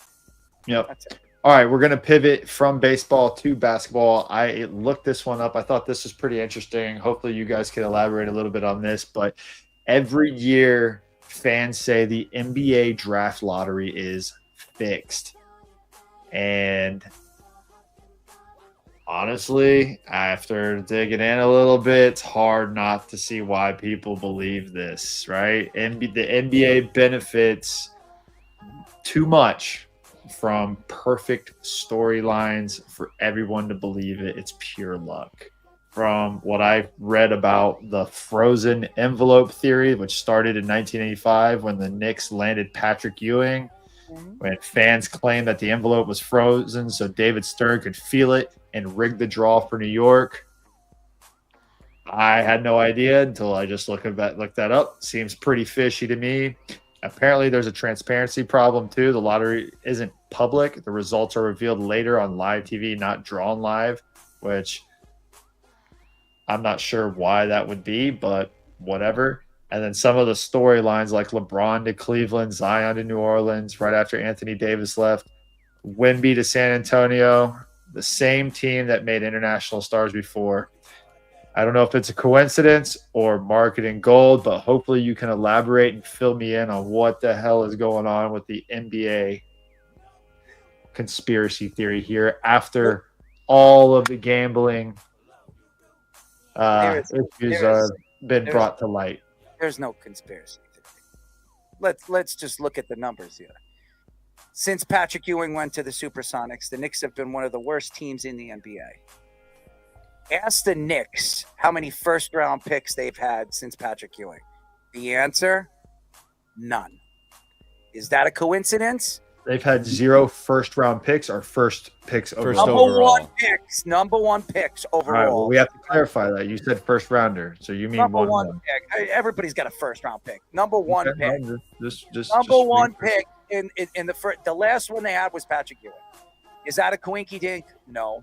If you go back in time and you think about all the different things that you just said, how about this that really stands out more than anything? When you go back and you remember the Portland Trailblazers, do you remember how bad they were? I think I remember. How many first-round picks have they had? 1. Dude, I don't know. They've had 1. They've had 1. And you know how long that guy was in the NBA? 1 year. That was the Kevin Durant draft. Speedy, you remember who it was? Greg Oden. Greg Oden. Oh, I remember that guy. Yeah. That was the last first number 1 pick overall Portland got in 20-something years. It's not a coincidence. Is it a coincidence that Tim Duncan was drafted? At that time, after David Robertson went down, they were expected to be the 8th or 9th worst team in the draft to get the number 1 pick. The chances of them getting the number 1 pick was like nothing. And they got Tim Duncan, who was coming from Wake Forest. You think that's a coinky dink? Now they get Wembanyama. All the things, they can't win. Kawhi Leonard's gone. This team stinks. Popovich is gone. They get Wembanyama. It's not a coinky dink. I'm telling you right now, it's absolutely planned. And the NBA knows it. The NHL, you saw what the NHL did last year. They did the draft right in front of everybody. They did the balls and everything like that. They wanted everybody to see. The NHL does it right. The NBA does not. The NBA is run by the league. It's run by the players. Just like this recent year. Well, who got the number 1 pick, Speedy? This recent year, the Dallas Mavericks. And who traded away Luka Doncic that season? The LJA. That's right. Dallas. And they were getting, Nico was getting attacked. He's the worst. He's still is. Blah, blah, blah, blah, blah, blah, blah, blah, blah. And who did they get? They get the best guy in the draft. They get the number 1 pick. Now, we'll see how he pans out, but it's not a coinky dink. It's planned. The NBA is absolutely a joke. Yeah, I've also always had a problem with the lottery system as it is. Like a team that is 1 game back, like just based on the way the percentages are. Oh, 1 gets a drastically higher percentage than 2, and then I think 3 gets a highly drastic from 4, and vice versa. Like if you're 1 game back, that shouldn't be that close. Like I always said, all right, it should be based on the amount of games back. Do a sample of ping pong balls or another randomness way to make it more fair. And same thing in hockey too. Like if a team is 50 points and is the worst team in the league and a second is 52 points, they shouldn't have that drastically different of a percentage too. I like the randomness aspect of it, but like you're saying, the NBA does not hide it very well. Like the teams that are going to get these more special treatments, so you say. New Orleans, you mentioned multiple times, has gotten the number 1 pick, whereas a team like the Trailblazers, like Errol says, doesn't get it. Jared in the comments, the Grizzlies, they got a boost with John Morant. That was pretty much it. And he was the number 2 pick. Right, he was the number 2 pick. I think the Grizzlies had 7th odds, so they kind of benefited with the randomness of it. But overall, like they've had worse years throughout their trajectory and haven't gotten as. You just got to think of the Knicks and know what's going on. The Knicks had Patrick Ewing, and they haven't had the number 1 pick in the draft ever since. And they've been the worst team in the NBA from 2000 or 2001 on. Just look at the records. The Knicks have been horrible. And I thought they were good this year. Weren't they somewhat good? Well, in the last 5 years, they've turned it around. They've turned it around. But if you look at a 20-year span, the Knicks have been one of the worst, if not the worst team in the NBA. And if you look at the picks they've had, none of those guys none of them are on the team. None of them. So we had the one really good Melo Amari year, and that was it. Wasn't Porzingis on that guy? Yeah, but he never really, Porzingis he was a 4th number pick. 4. And RJ Barrett was number 3 in the John Morant draft. Yeah, and in a 2-player draft, he was the third highest pick they've had in 20 years is number 3. And they were the worst. So if that's true, how can this graphic also be true? In 4 years, in 2011, 2013, and 2014, 3 times in 4 years, the Cavaliers won the lottery. And they won 8 years earlier than that to get LeBron James. I don't think that was a coincidence to me. I thought that the league was trying to stack Cleveland when LeBron left because they felt horrible that it destroyed their economic value. I think this was a concerted effort to get them number 1 picks, and look what it gave them. Kyrie And then Anthony Bennett, one of the worst first overall picks of all time, and Andrew Wiggins, who did not pan out with them. And let me ask you, out of all those years, how many championships have they won because of it? Well, they won the one with LeBron when he came back, but They not won without him, which is the They interesting won part. one. And they had Kyrie Irving on that team. But don't you think the league, we're talking about like the league rigging it. I feel like they felt like because of LeBron leaving, they had to do that to help Cleveland. I don't know. That's just me. That's my conspiracy. I'm allowed to have conspiracies. Errol, you're, for some reason, shooting them all down this time. I'm the one saying there's a conspiracy, Goody. I'm on the bag of balls side. There's no conspiracy. The NBA knows who's going 1, 2, 3, 4, 5, 10. Yeah, all the way. that's the conspiracy. So you're saying it's rigged too. Oh, it's not a conspiracy. It's absolutely rigged. There's no conspiracy to it. It's absolutely rigged. Well, I thought you were just saying the Knicks haven't gotten it in 40 years, so how can it be rigged? It is rigged. Okay. Yeah, I thought. Yeah, you were a little off. Yeah, I didn't understand if you were saying it was or wasn't, but now it is. All right, so we all agree that it's rigged. Speedy, are you on board with it's rigged, or are you taking the high road? No. I think the majority of the years it's tough to argue with the clusters of samples of the same teams. So I think the NHL might be a little different. I was right. I think it's gotten better in recent years, but even them, like Chicago getting as much as they did with the top 3 picks, the Kings for a while. Did anybody think the Islanders were going to get the number 1 pick? I mean, come on. There was no chance. And the way they did the balls, you saw how the numbers and how they used the calculated, statistic. And it was unbelievable how the Islanders won the draft. They were the 10th worst team in the league. There was no chance they get the 1, and they got lucky. It's just luck. Absolute luck.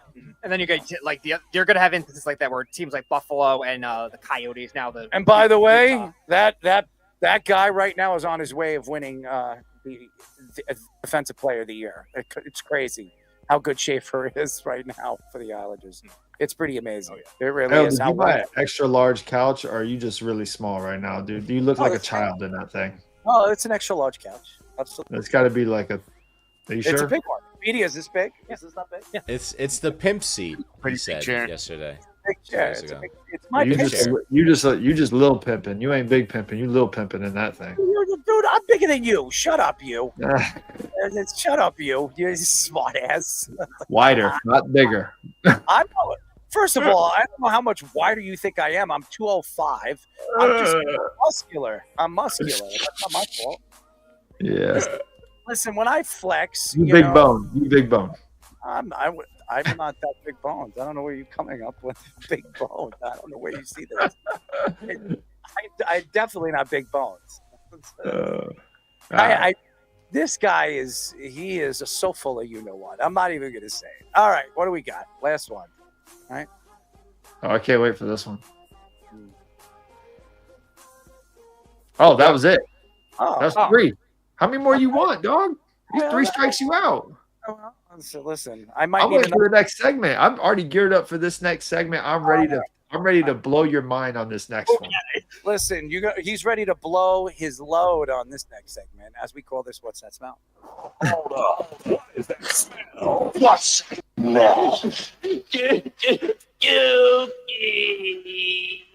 Wow. You don't see that every day. I like No Holds Barred. It's one of my favorite wrestling movies, and I know a lot of people don't like it, but I liked it. I thought it was great. Anyways, it's pretty simple how we do this. We tell you a story. We pick a story. It doesn't matter what it's about, and we tell you what it smells like. So tonight, we're gonna go with Mr. Jarrett first. No, actually, we'll go Poops first. Jarrett second. Speedy third. Fish fourth. Goody fifth, and me sixth. Here we go.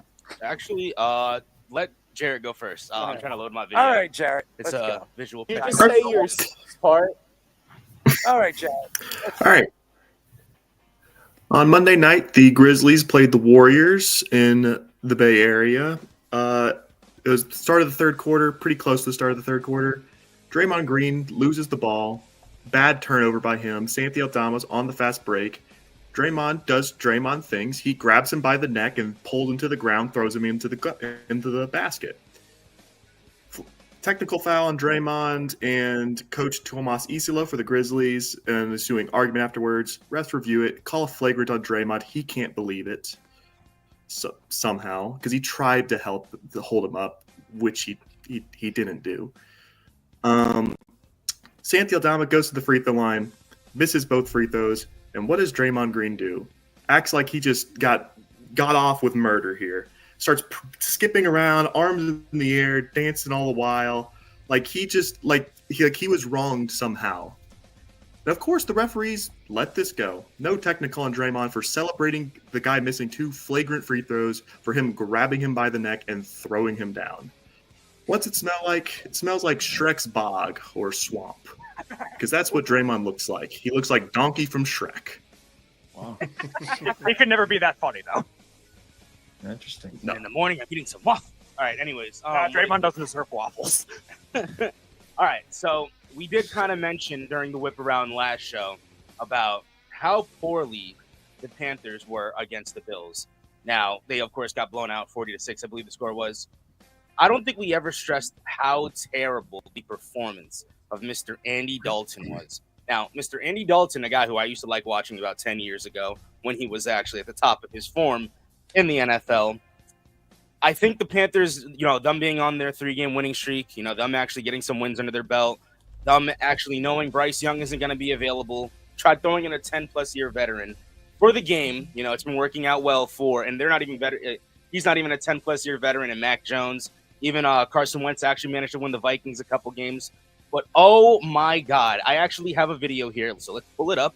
If it would load. It's not loading for some reason. But anyways, man, oh, man, was his performance terrible against the Bills. He threw himself a pick 6. He threw himself multiple interceptions. There's even a part where he got sacked, costing them a field goal before the halftime.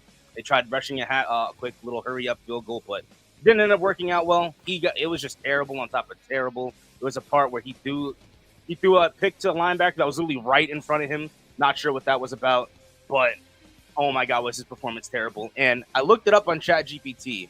What is the smelliest thing in North Carolina? So it smells, Andy Dalton's performance smells like a North Carolina hog farm combined with David Tepper's ass sweat. So there we go. That's a concoction right there, Tommy. That is. Can you imagine drinking that? No, not at all. That's not what I'm trying to imagine. But you know what I can't imagine? I can't imagine going after a guy who just got a huge contract to be the best defensive tackle in all of football. And that's what Giants legend Carl Banks did. Going after nose tackle Dexter Lawrence, saying that, he just hasn't been playing well, basically. Saying that he gave him a stinging critique, said that the people no longer respect Dexter Lawrence. He's not getting off blocks this year.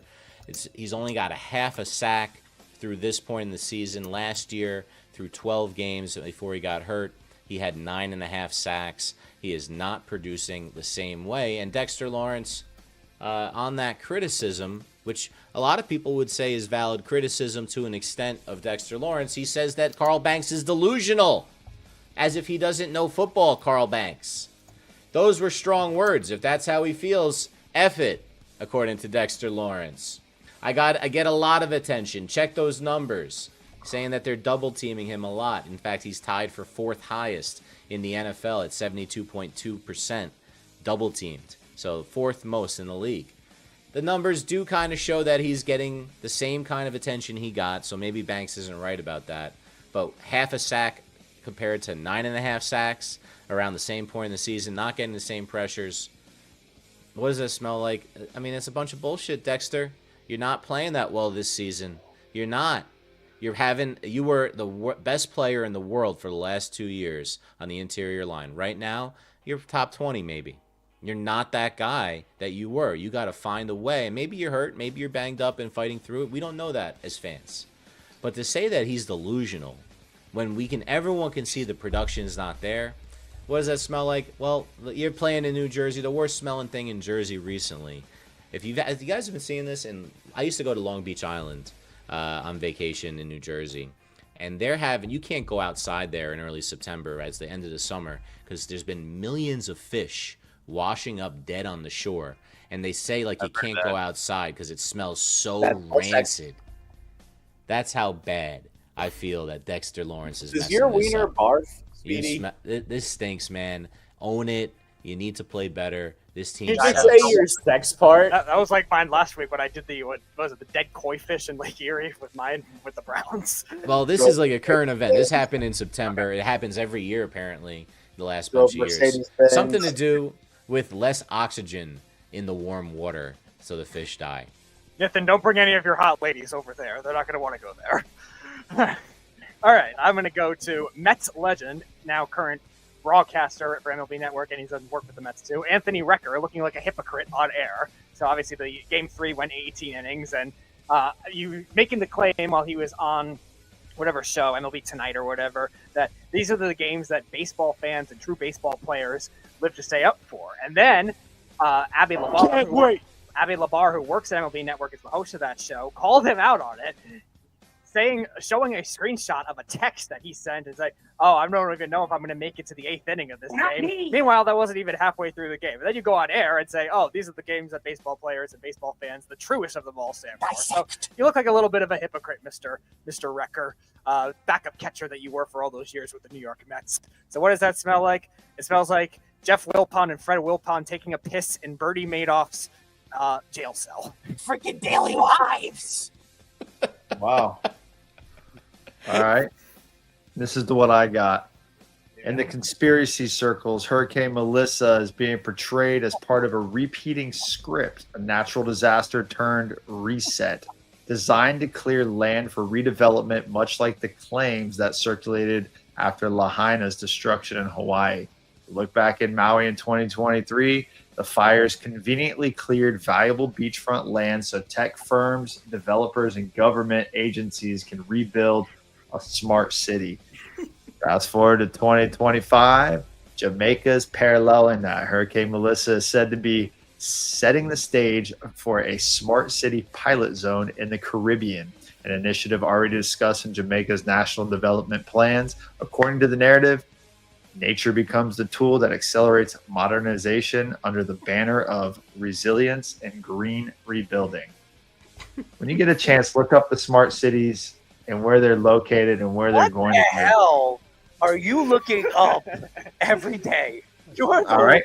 You have some of the weirdest things you look up. So wait, what did it smell like? I haven't got to that yet. Oh, there's more. Oh, but wait. All right. First off, you guys need to go ahead and look up where the smart cities are going to be located, and then see if there's any, I don't know, maybe natural disasters that are happening around the smart cities, and then get back to me. All right. I'm allowed to have my conspiracies too, aren't I? Oh, we Right. know. You got a lot of them. I had to look up, since this is happening in Jamaica, regardless if it's man-made or not man-made, it's terrible what's going on. They're getting absolutely obliterated right now by Melissa. So in honor of Jamaica, I had to look up what was the smelliest thing in Jamaica, and apparently it's the ackee, which is Jamaica's national fruit. Delicious when prepared right, toxic and pungent when it's not. When overripe or left to rot, the pods release a sharp, sour, almost sulfur-like odor that can fill a kitchen fast. And so these people are careful when they eat it, and you could die, I guess, from the toxin. So you know what it smells like? It smells like that. And then the saltfish, which is a codfish, is drying in the sun. Apparently, that's the worst smell ever. So a lot of fish smells going on tonight with the dead fish in New Jersey, the saltfish in Jamaica, the ackee national fruit in Jamaica. So it smells a little fishy to me with a little ackee. All right. This guy is crazy. I've lost my. I think I got a little bit crazier by listening to that. But anyways. Oh, whatever. Hey, just go look it up. I'm sure. I mean, you, Chad GPT. Go ahead. So my final what's that smell goes to. I gotta go again. Travis Hunter. The Athletic put out a story earlier in the week. It says it's very early, but the Jaguars Travis Hunter trade looks misguided so far. And it's crazy because Travis Hunter, when you look at his numbers this year, and they've played a significant amount of games. I mean, it's been 7 weeks. He has 298 yards, 1 touchdown, 28 receptions, and this guy was the number 2 pick in the draft. Let's look what the Browns got back for the great Travis Hunter. They got the number 5 pick, a second-round pick, which was number 36, a fourth-round pick that was a number 126. They got the 2026 first-round pick from the Jaguars, who received number 2 pick, fourth-round choice of number 104, and a 6th-round pick, number 200. So think about it this way. They got a significant boatload of picks for Travis Hunter, where the Browns were drafting at 2. They still got the number 5 pick, where the Jaguars jumped from 5 to 2. And this is what they got. Two-way player that everybody calls, a.k.a. the Unicorn. I wonder who else they call in the major leagues a Unicorn. Oh, yeah. Shohei Ohtani. Yeah. And the last one that was called a Unicorn, oh, yeah, that was Kristaps Porzingis. How did that work? What does that smell? Well, it smells like Travis Hunter needs to take a dump and make sure he sits there and lets it smell up the damn locker room, because he smells up the locker room every single week. He is a stinky gremlin. That's what he is. He smells like cock-a-doodle-doo, a little doggy poo-poo. That's what I think Mr. Travis Hunter smells like. This guy, I'm going to say something. For anybody that thinks this guy is going to be good in the NFL, after 1 week, by the way, where are you, Keith? 100 yards, where he only had 40 yards going into the fourth quarter when the game was over. The Rams were up 35-0, and he scores a touchdown, and his own wife on social media says, finally. That is an embarrassment. Yes, his own wife said finally. So it just tells me one thing about what Deion Sanders believes his 2 superstars are. Loser, loser. That's what I'm going to say. And Deion Sanders, you're a loser because you couldn't get a coaching job from the damn Cowboys. So I'm just tired. And by the way, what is Colorado's record right now? Yeah, I wonder. It's bad. I figured. Yeah, I'm just tired of listening to Deion Sanders and the crap that comes out of his mouth. He was a great player. His son sucks. And his butt buddy, Mr. Travis Hunter, who he calls his son, sucks too. He's going to fail. And I said it. 7 years, everybody's going to forget about this man. It might even be less. But I remember where was Quentin Coples? He's going to owe me some money. Yes, I told him he'll come back on when he gets his first interception. Yeah, he's not getting an interception. He won't have he got a touchdown because the Rams let him get a touchdown. They took all their starting corners out of the game. That's why Travis Hunter has a touchdown. That's it. I don't have to say any more. Nothing less. 298 yards in 8 weeks. What an embarrassment. What a joke. I can't wait to hear this debacle at the end of the season. What kind of crap's going to come out of management and an ownership over there. They stink. Anyways, that's it. And Trevor Lawrence? Trevor Lawrence got this big $55 million contract. What's he doing? Yeah, I wonder. What a joke. What a joke of mine. They're worse than the Jets. They're worse than the Jets. That's all I'm going to say. They're absolutely worse than the Jets. Anyways, that's it. Oh, thank you for Jabba for joining us. He was sensational. Yeah, I know his internet's down, so we love you, Jabba. But we got the Goodwood. He's back. He's better than ever.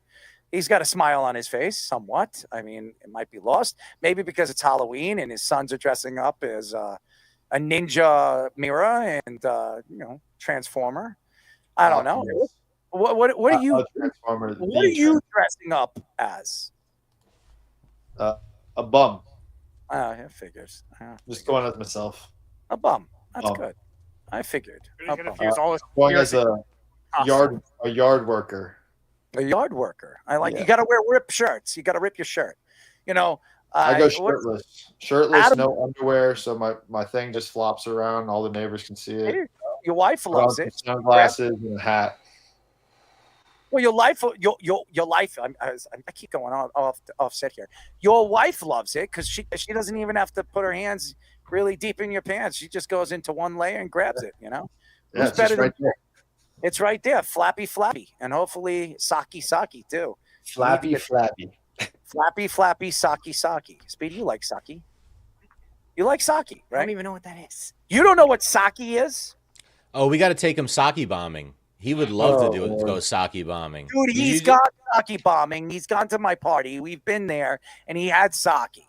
He had sprayed in his You mouth. put it on. You put the shot of sake on the chopsticks, and you put it over the beer, and then you hit the table, and it falls in. Dude, did you hear what he said? Is that what it was? Yeah, I didn't know what that was. I never knew the name of it ever. No, the guy said sake. What are you talking about? He definitely didn't say sake. Yes, he did. He said, "You want some sake?" Yeah, that's what he did. I remember it. If you want me to get the video, Brittany can vouch for it. He definitely did. And Speedy was like, "Yeah, I'll have some." And Speedy would open his mouth. I completely believe Speedy would try anything you gave him after New Orleans.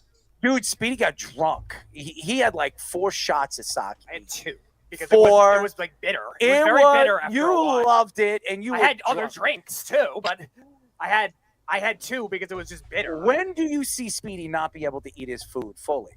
That was done. Most of the time. That was the time I can remember that he didn't eat his food fully because most of the time he was drunk. He was absolutely drunk. And by the way, Speedy, when he gets drunk, he's in the bathroom for a significant amount of time, as I remember another birthday, right, Speedy? Is it more than poops? Oh, it's Yeah, but bar for Rooney. I'm down there getting down to business. I didn't barf at your I'm birthday. I getting barfed at business. mine. It's bar for Rooney. That's the office for Tommy. You know, and here's Down another there getting thing. business I done. was looking. I mean, for are you on the shitter right now with just a fake background? Like, I wouldn't be surprised right now if you just took that background off. You'd be sitting on the toilet. That'll be a later endeavor. You know what? That's what you need to do. You need to put a nice big, like, do you see how many up there has the giant couch? You need to have a giant toilet. You need to sit on there. Not me. Well, I will say this. There's one time that I can remember where Speedy went to the bathroom, and when he came out, I wanted to run. It smelled like somebody died 6 or 7 times. And Speedy would tell you that his mom has the worst farts known to man, right, Speedy? Yeah, it smells. Yeah, I've never smelled them. I like to smell them. Speedy, would you allow her to come over so she can fart in my face? I don't know. Oh my goodness. Maybe I'll get pink eye. You know that. If you fart in somebody's face, you get pink eye. You can look that. You can look that I'll up. not expose you to pink eye. All right, there you go. Hey, before you look that up, look up Melissa and Lahaina. By the way, there was a video that was posted up in Jamaica, and we have Kyle Williams, who I hope he's okay. He writes for us. He's from Jamaica. He lives in Jamaica. He actually reached out to me. There's a video out there that there were sharks swimming, big sharks swimming. That's AI. That's AI. I already saw it. Oh. AI generated sharks. Yeah. I saw the video too. The lady sitting up in the hotel room, and she's like, "This is Jamaica. The sharks are in the street," or whatever. If you actually look at the shark, it looks like it has like arms or legs or something. And then you scroll down, it says it's AI generated. You can't believe anything, you know. Any of the videos you can't believe. It's all fake. I got to take a shit. All right. So thank you. You got to take a Tommy and wipe your poops. And I got to take one dump that will last forever. Anyways, thank you to our guest, Kicking It with Kunkel, Will Kunkel, for joining us. He was sensational. Thank you for him. Jabba sneaking in and sneaking out. I know he's been dealing with his internet problems in his new beautiful house in Nebraska. We weren't invited to, and still haven't been invited to his wedding in January, February. Shame on you, Jabba! As you are probably listening and probably tell me, go fuck yourself, Errol. Anyway, so shout out to Jabba. And thank you to all the fans on all the social medias. Thank you to the Spotify fans, the Apple fans, the Twitter fans, or the X, whatever you call them, Instagram fans, the TikTok fans, and the YouTube fans. Job in the Mouth, Worldwide Sports Radio Network. We really appreciate it. Appreciate you. By the way, I've got 3 stories up right now. One about Patrick Mahomes, one about the betting, and one on Aaron Judge comparison to Ohtani. It is sensational. Speedy loved it. Speedy, you loved it. It was fantastic, right? Tell everybody. Why don't you tell them? Oh, they have to read it themselves. It's fantastic. It really is. So if you you get a chance if you're a judge and Ohtani fan and you want to argue your points on who is better and who do you want to lean towards, well, go check out my story. You're going to love it. Anyways, that's it. We love you. Who do we have on a Monday? Nathan got him, Brandon Steiner, who founded Steiner Sports. Oh, the Steiner boy. Yes, we love. I'm looking forward for Brandon Steiner. You know, this guy is the man, the myth, and one of the legends when it comes to taking all different figurines, autograph signings, and all that other stuff and turning into mucho dinero. And Brandon Steiner is one of the best in the business. Who do we have on Wednesday? Nothing yet for Wednesday. Speedy, are you going to smack yourself? Smack yourself in the face. Do it. Just do it right now. Smack it. Just quick. No. Happy Halloween. Smack yourself. No. Smack yourself. Happy Halloween. Smack yourself. No. One time. Just No. one. I'll do it. No. There, look. Now do it one time to yourself. There you go. Happy Halloween, all fans. We love you. Fish looks like he's going to, fall asleep in his chair. And we'll talk to you on Monday. Good night. It's the worldwide